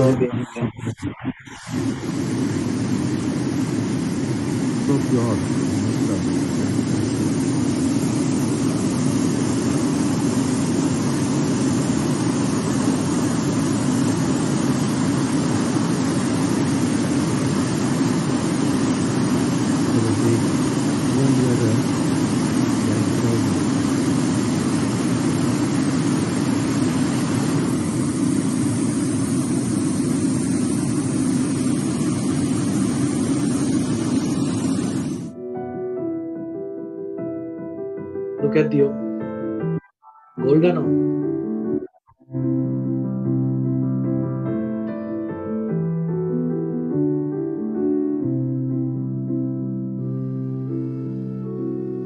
This is how Guru energies work.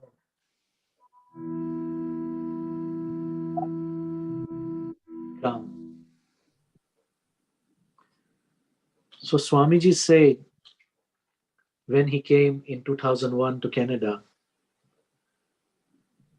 that just like a jar has a lid and you want to open, you have to hold from 5 fingers and twist it, turn it to open. And you have to put the pressure on different points.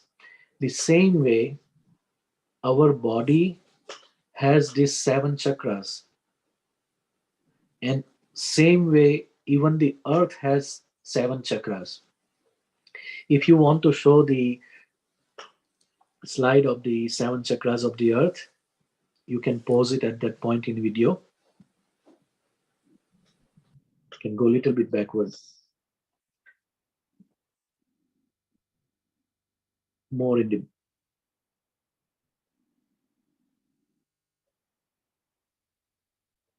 yes.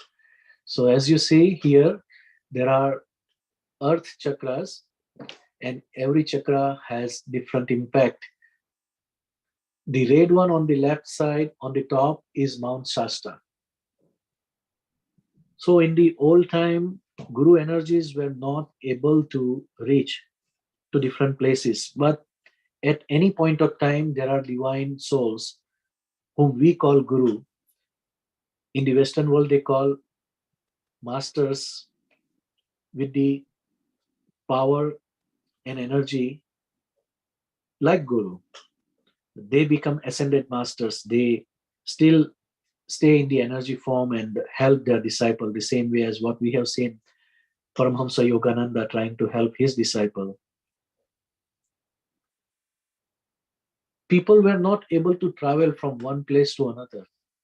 During Swamiji's lifetime, The Guru energies from the Kailasa or the Mount Everest or the Himalayas came to India, then to UK, then to Canada, and now through me reached all the way to Mount Shasta. And in that mission, I was being helped by enshrined Guru's energy like Paramhamsa Yogananda,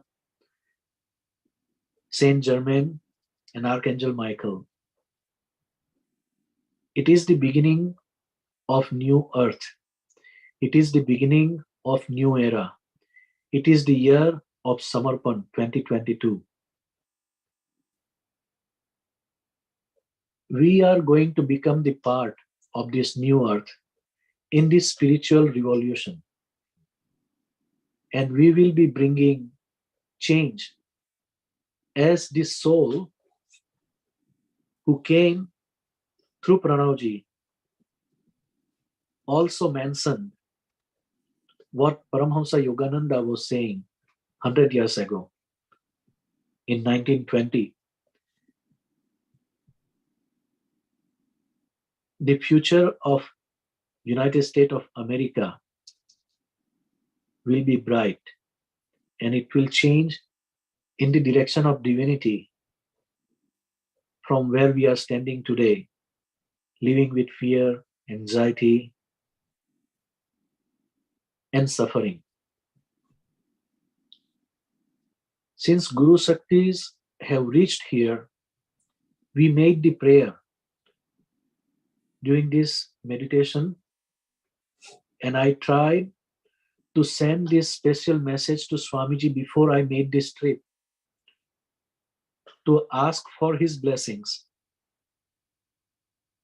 He blessed me to become his instrumental channel to pass the energy of Himalayan Gurus by meditating at the Muladhar Chakra of the earth. And now, when the Muladhar is awakened, Muladhar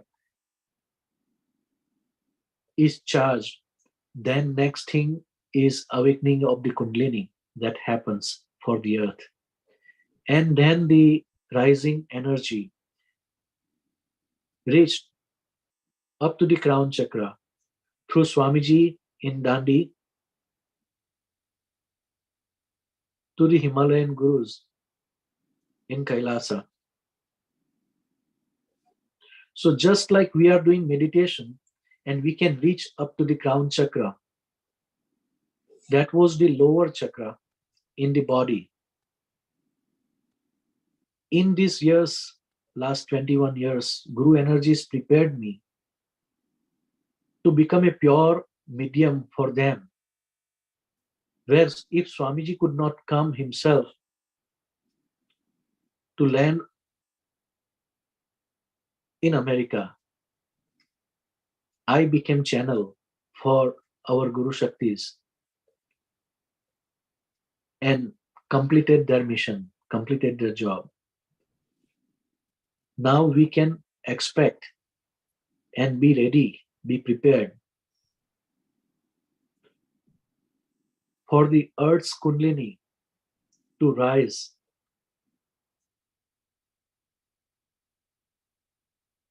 with such a divine energy and blessings. And I was getting all these things from 2019 during the Navratri when I did the Anushthan. And they prepared me to reach to this place. Please join me to pray for this beautiful country of United States of America and the continent of America, from Canada to the countries in the Southern America also, that the Guru energies spread their divine consciousness in this part of the world bring love, peace, and harmony, and spread to the rest of the world. Because the sun rises in the east and sets in the west. Now, with this meditation and with this prayer, the Kundalini is rising from the west. The life force of the earth is rising from Mount Shasta at the Muladhar Chakra or base chakra of the earth and going to the Crown Chakra and reaching to each and every energy point of the earth so that the energy of the earth gets purified, the negativity in the thoughts, in the emotions, in the mind, in the body of the humanity or any animals that exist on the earth get purified, and the heavy energy of negativity, war, pain, and suffering that is accumulated on this earth be removed by the grace of all the ancestral Indian who were blessing me and who were helping me to pray. All the ascended masters like Saint Germain and Archangel Michael and other saints who were all over the Americas. All the Guru Shaktis from Himalayas who tried to send their disciples like Swami Vivekananda and Paramhamsa Yogananda and now Hitendra Rana. Be pure medium and bless this land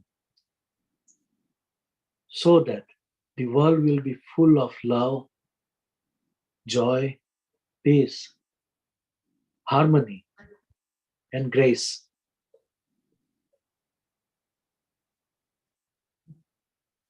May Guru energy be with us, and may we all become pure media through spreading the word of Samarpan meditation to the entire mankind, so that the mission of the Vedas and our ancestral yogis and saints and gurus and ascetics become a reality of Vasudhaiva Kutumbakam, the world as one family.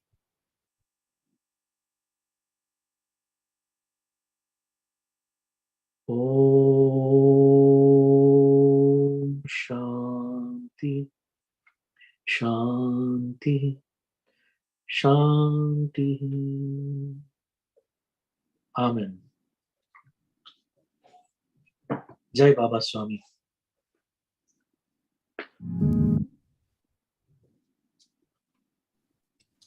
Jai Baba Swami. Thank you so much, Uncle. That was beautiful. Thank you so much. And there is so much beautiful energy and vibrations, such beautiful anubhutis from everyone.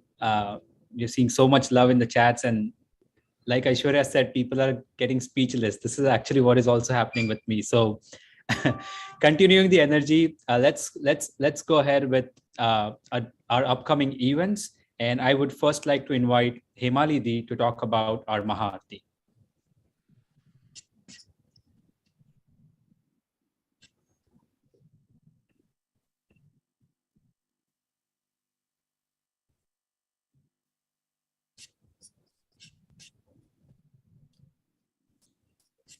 Can you hear me? Yeah. Yes, we can hear. Wow. So much energy is flowing around. Jai Baba Swami to everyone.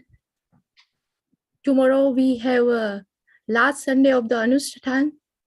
So we are going to do sort of Mahashivratri celebration.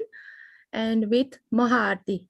Like Swamiji says, doing Aarti is like cleansing of our aura. And with the bhav that Swamiji is in front of us and we are offering him our bhav. That is the main idea of the Aarti. So please join tomorrow at sorry, tomorrow at 10 a.m. Eastern Time. We have meditation, book reading, and Maha-Aarti in collectivity to strengthen our collective force. Thank Beautiful. Thank you so much, Dee. Moving on, I would now like to call upon Rujita Dee to talk about our Mahashivratri celebration.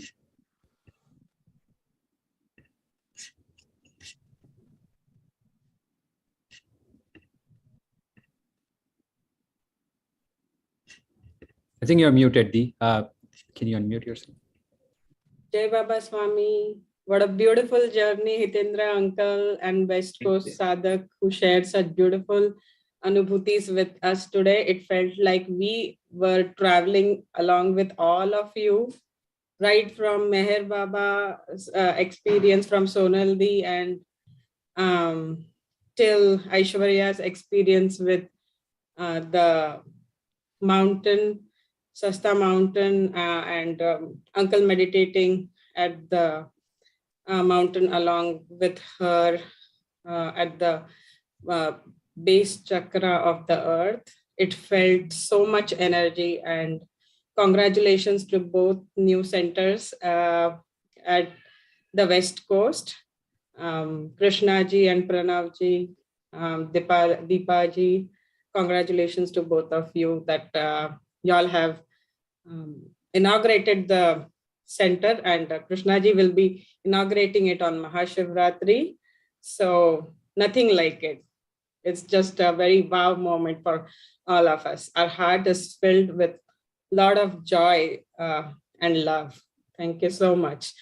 And speaking about Mahashivratri, as everybody knows, Swamiji will be coming out of Gahandhyan Anushthan on February 28th, 2022 from 6:30 p.m. EST. We will have Swamiji's pravachan, which will be on Guru Tattva, and it will be live telecast. So hope to have everybody join in collectivity and enjoy the Chaitanya from Param Pujya Swamiji. Jai Baba Swami. Jai Baba. Thank you so much. Excited for the Mahashivratri, everyone. Yes. Yes, we are ready for Mahashivratri. And now I would like to invite Pranavji to talk about our upcoming session. This is Samarpan. Jai Baba Swami. Next month, we are going to meet another pioneer who defines Samarpan meditation as a Samarpan movement and has been deeply involved in spreading the treasure of Samarpan internationally in every possible way. We are really excited to invite Sri Jitendra Patwari ji as our next TIS guest. Just like Paras ji, he joined Samarpan in 2001 Bhavnagar Shibir and became instrumental for the first 8 days Rajkot Mahashibir in 2005 that was attended by more than 60,000 people. Jitendra ji is a renowned metaphysical speaker, life coach from the American Union of NLP, Reiki Grandmaster, and has been in the field of Kundalini, Nadis, and Chakras for nearly 25 years. He is also an author of a book called Chakra Sanhita. Apart from his personal achievements, he has been very instrumental in various Guru Karya activities like being an active preacher in spreading Samarpan meditation globally, convener of many Shibirs, Guru Purnima, and other important events. So please save the date for the next TIS session and do not miss this opportunity to progress spiritually. Thank you. Jai Baba Swami. Thank you, Pranavji. Thank you so much, Pranav Bhai. And beautiful. We are really looking forward to the TIS session after 2 powerful previous sessions. So really looking forward to that. All right. I would now like to call upon Sagar Bhai to talk about our new upcoming workshop, Manifest Your Best. Jai Baba Swami, everyone. What a wonderful session with beautiful Anubhutis. Like they say, behind every successful man, there's a woman. And the same goes the other way around. Behind every successful woman, there's a man. And our next workshop is going to be on for men, by men, and it's going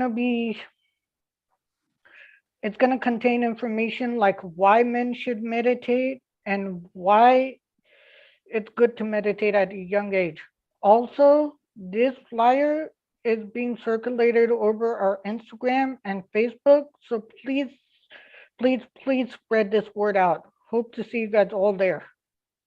And back over to Yash Bhai. Thank you so much, Sagar Bhai. Yes, like Sagar Bhai said, we have the flyer circulated on our WhatsApp groups as well as our Instagram. And we are also actively promoting this upcoming workshop on Instagram.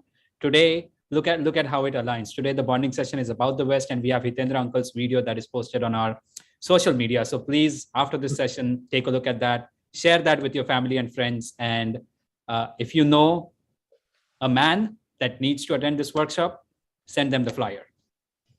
All right. Next up, I would like to invite Krishna ji to talk about Samarpan America's talent show. Jai Baba Swami. We are very excited to bring you the great opportunity to present your vow for Gahandhan Anushthan or Deep Meditation Practicum through your artistic talent. This is the time for all of us to say thank you to Swamiji and all the Guru Shaktis by presenting your vow. We are holding a virtual talent show on 26th March at 10 a.m. Eastern Time, 9 a.m. Central Time, or 7 a.m. Pacific Time. We invite everyone with all the age groups for this talent show.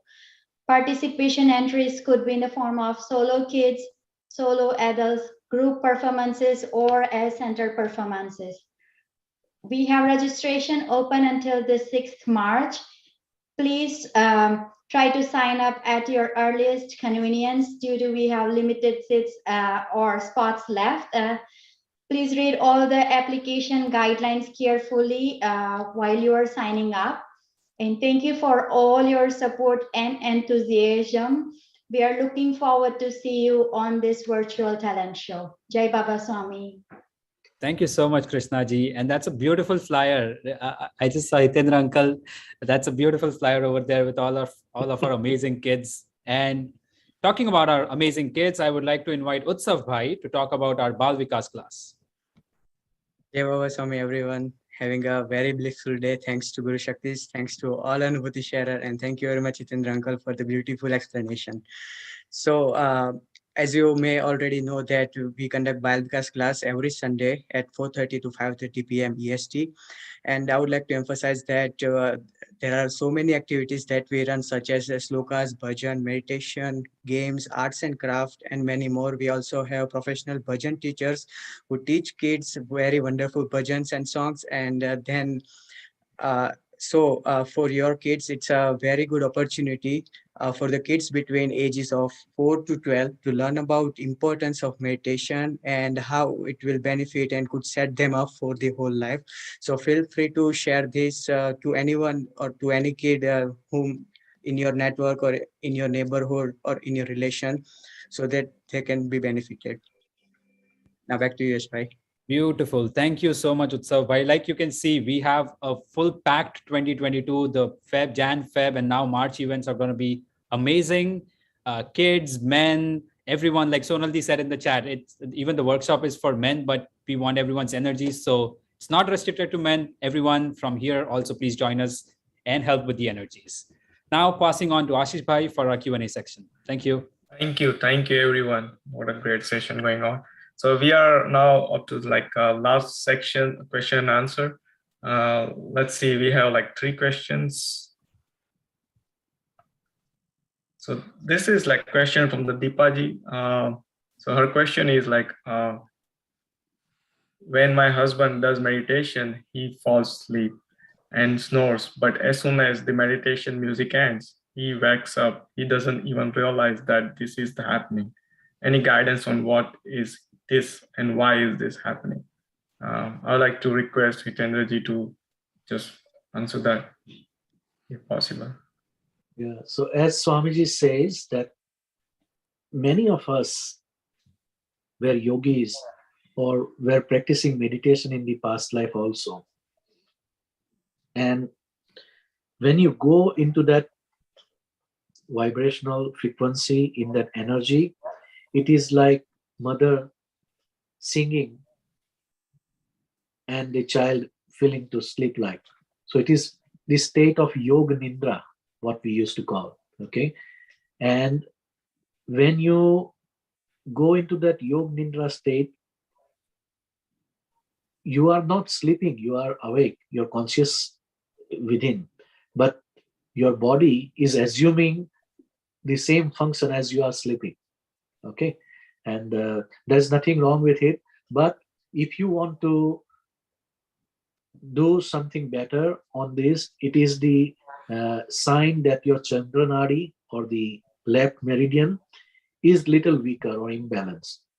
You may want to go out and walk before starting the meditation. This way you are charged, you are ready to absorb the energy during the meditation so that you don't fall asleep. That is the thing. I would say that he is not sleeping, he is in the Yoga Nindra.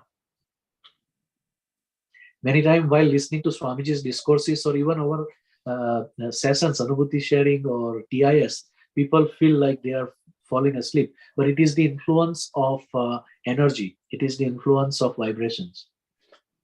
Your mind get relaxed and start forgetting thinking or being conscious like we are awake at this point. Anybody else want to add? Please feel free. Thank you, Hitandaji. Hope Deepaji, I don't know if Deepaji is online right now. Yes, you'll be able to watch the video on the YouTube. Yeah, great. Let's move on to next question. That's from the Bhavesji. And the question is, how is the aura of San Francisco Bay Area and what did Hitandaji felt or observed here? So I have two things when I talk about California or Bay Area. San Francisco Bay Area has beautiful energy. Of course, the natural beauty is helping to preserve that energy in that area. But again, it is called Silicon Valley. And unfortunately, when we say Silicon Valley, we are bringing the modern technology, modern mindset, modern thinking, where people are more goal-oriented, people are more looking towards material wealth, and people are unable to afford their living.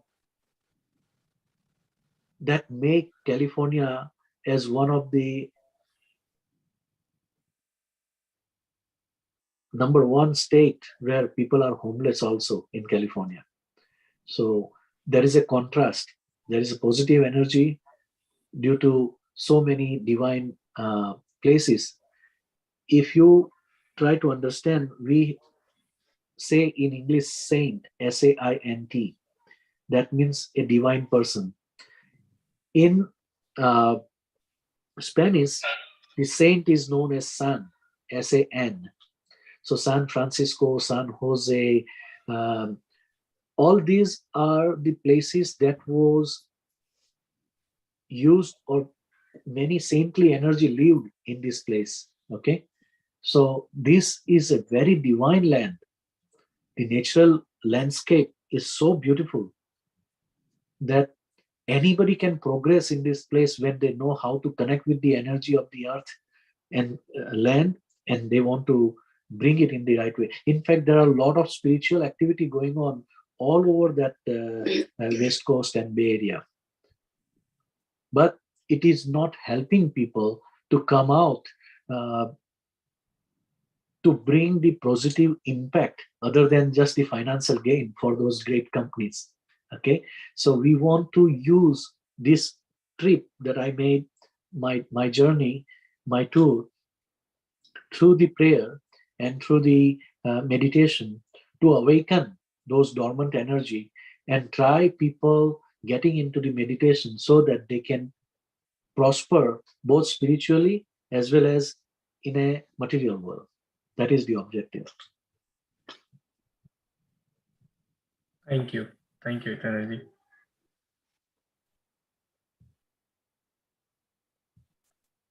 All right. Our next question is from Taraji. Her question is, after listening to Prabhuji on TIS Mast Fakira, I'm shaken by Prabhuji's Chaitanya. I want to know how Prabhuji has transformed in so many ups and downs of his Guru Karya and spiritual journey. He mentioned in the interview that he lost his child, which he touched very precariously, not talking much. Also, he said his Guru Swamiji has changed over time. I'm confused a little in state of disturbance and yet delighted by many amazing Anubhutis Prabhuji shared. I would love more insight to his life story and his association to Swamiji. Yes. So when we were supposed to have the session of Prabhakarji, I sent the request for 2 months TIS session and all the other Guru Karya activities to be blessed by Swamiji. And on 14th of January, before going into the Gandhya Anushthan, Swamiji sent this message. जीवन में कभी भी भूलकर भी जाने अनजाने में किसी भी गुरु की निंदा न करें और न सुने, क्योंकि गुरु कोई एक व्यक्ति नहीं है, उसके साथ लाखों आत्माओं की सामूहिकता रहती है. लाखों आत्माओं की निंदा करने का पाप लगता है. So that is one aspect. Why Swamiji said that, and that has to do a lot with the last part of the question. Sometimes one person is so pure, they forget. Many times people do not have their control over their own body or own mind. And the energy of the surrounding may influence us. So that is the reason why certain comments by Prabhakarji that came confused some people. But you have to understand, Prabhakarji is a very divine soul in his past life. He came in this life in contact with Swamiji, and he has such an amazing spiritual journey right from childhood. Swamiji just became the ignition or spark for him to light his spiritual lamp, to bring back all what he has accumulated from the past life. But he himself was a guru-like soul from the past life. And that is what he gained back from the sadhana in this life. After completing the Guru Karya up to 2005, up to 4 volumes of Himalaya Samarpan Yoga, and still performing all the stage decoration and all the other activities, he has been quite instrumental. But I want to tell you something based on my experience with him and our discussion, and my own personal journey also. When you reach above the Crown Chakra, when you are progressing in spiritual path from the duality to unity, many of the concepts that we are carrying, happiness, unhappiness, right, wrong, good, bad, get vanished. Nothing stays with you. Only thing that stays is unity consciousness. Even the physical relationship as husband and wife or family member does not bother. Even the guru-shishya relationship, guru-disciple relationship does not bother, because you become pure soul, as if the body is there, but it is not there. Mind is there, but it is not there. So that is a level of thoughtfulness that you develop. Second part is about the purity of chitta and pathabrasta yogi. At one point, Prabhakarji mentioned that he was a pathabrasta yogi from past life, meaning that people started the journey on the moksha, but they were not able to complete for one reason or another. Very similar situation that even Sonalji mentioned in her experience. Okay, so we get attached to some material world or the sansar, maya, or the mental ego. Sometimes some people get too carried away in seeing the fault of others. There are many gurus who will openly criticize other gurus or other people also. So these are all the drawbacks that can block one from being liberated at the end. So you want to make sure that do not pay attention to the negative aspect of anybody's personality, negative aspect of anybody's behavior. Our attention should be always on the crown chakra, at the lotus feet of our guru, and seeing only positive and good things. If you notice, I have kept that attitude from very beginning and very consciously. My focus is very well appreciated by many Samarpan sadhaks simply because of where I reached today is nothing but my focus only on Swamiji's Guru Charan. What Swamiji said, I'm going to listen as the words on the stone. That's it. Neither my wife, nor my children, nor my family, nor my job, or no other material thing can attract me to distract from my focus on the spiritual journey. And these are again values or sanskara that came from past life. Guru knows from day one. As I said, I meet the person for the first time and my soul will tell me that how I should be considering this soul and how I should be helping this soul on their spiritual journey. Very first meeting, it gives me the message from within.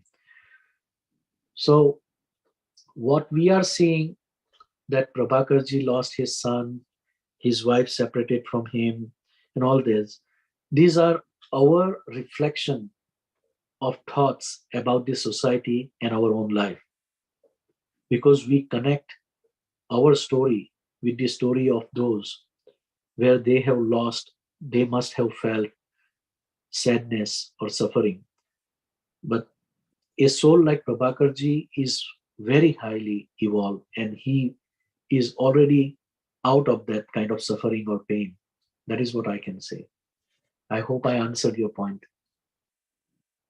your question. Thank you so much, Uncle. Beautiful answer. Taraji, if you have a follow-up. If not, we have one more chat. One more question in the chat, and this question is for Kalpana Aunty. Kalpana Aunty, Sonal Didi is asking, I have a question for Kalpana Ji. How was it like traveling with energy and meeting so many sadhaks?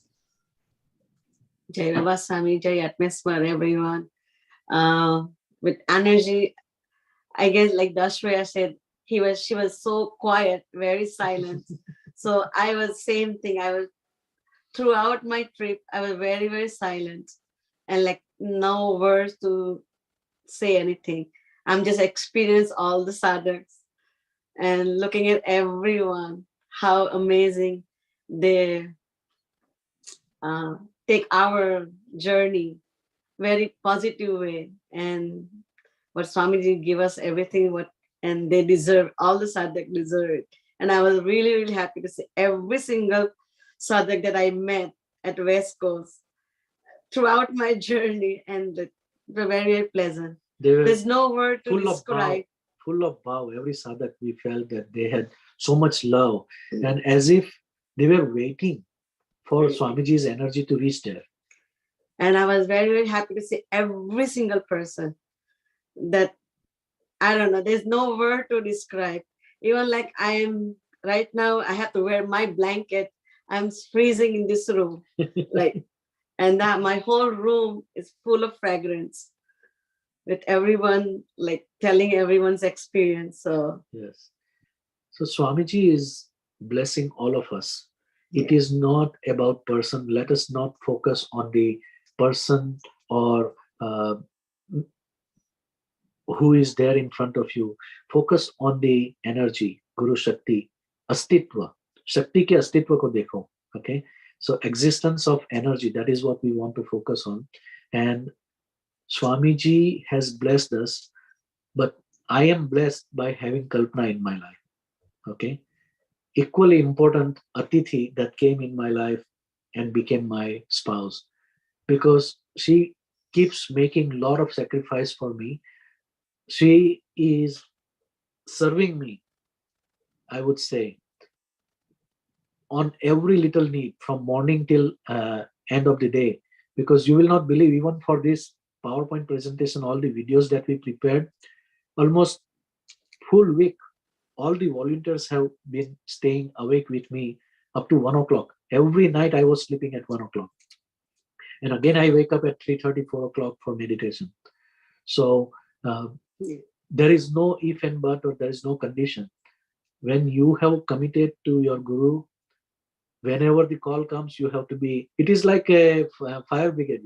You have to be running for, you cannot say that I just put off one fire and now there is another fire. No, you have to be. Swamiji himself had this experience. Swamiji was saying that sometime I am in a social gathering with family and suddenly he goes up and do meditation. That's what I have to tell Kalpana, that when we started this trip, yes, up to reaching to San Jose, 31st December, everything was according to plan, that we will go this place, that place. But after I said that, do not ask me, as Swamiji is going to guide me, I may have to change my plan anytime, anywhere, and you just have to follow, because we cannot argue there. I have to be puppet and she has to be my puppet. She has to listen to me and go. And she cooperated. That is very important. That is the answer for how to live with the energy. Because I live with Swamiji's energy that way. Whatever he wants me to speak, whatever he wants me to do, I do it. No condition. This is one of the longest soul bonding sessions so far, but it is going to prove as an investment for the future of mankind, not just for Samarpan family, entire mankind, humanity. Remember those words. Jai Baba Swami. Thank you. Thank you, Kalpana. Thank you, Tanraji. Thank you, everyone who welcome us in West Coast. A very, very beautiful company. Oh, let me thank everyone who involved to, make this happen, this big bonding session happen. Thank you so much to the team, actually. It was amazing team to work with, and they worked so hard, especially like Kitaji and Rasikaji, who made this presentation alive kind of thing, they have done so much work on this. Thank you so much. And thank you, Hitendraji, Virajji, Biyagi and Namisha was there. I think they left after that, but thank you so much, everyone. It's too late for India. Yeah, thank you. Let's move forward and let's do the prayer before we end this session. Oh Almighty, please bless our Gurudev Baba Swami with good health, long life, and spiritual progress. He consecrated his life force in the Mangal Murtis, or live energy statues, and gifted them all over the world to grant self-realization to any seeker soul in next 800 years from now. It is our sincere prayer that the construction of the Guru Shakti Dham for those Mangal Murtis gets completed as per the wishes of Guru energies. Please make us pure media in this noble mission in all possible way, either through prayers, service, or by making the monetary contributions. May we all stay united with soulful love, Atmiyata, as one human family, to complete the project efficiently and sustain it throughout our life. Amen. Om Shanti, Shanti, Shanti. Thank you, everyone. Jai Baba Swami, Hitendra Bhai. Jai Baba Swami. This was a wonderful, wonderful session today. Thank you. And may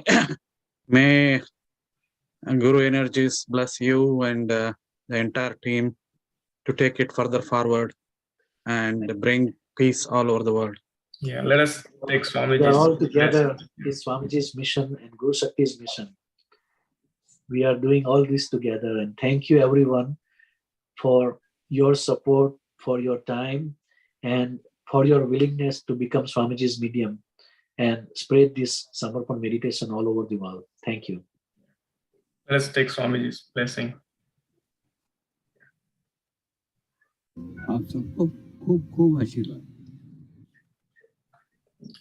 Let us do the Shanti part and we finish the event.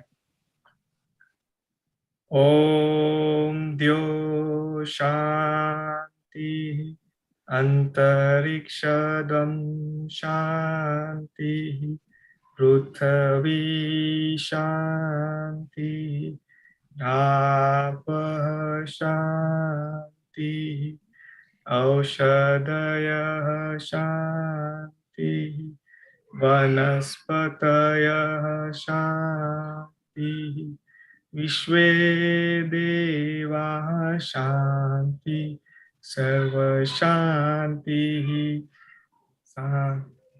Santi Reva Shanti Shama Shanti Revi Om Shanti Shanti Shanti Sarvadishteshu Shantina Bhavatu. Thank you very much. Thank you. Ashish ji, Gita ji, Thank you.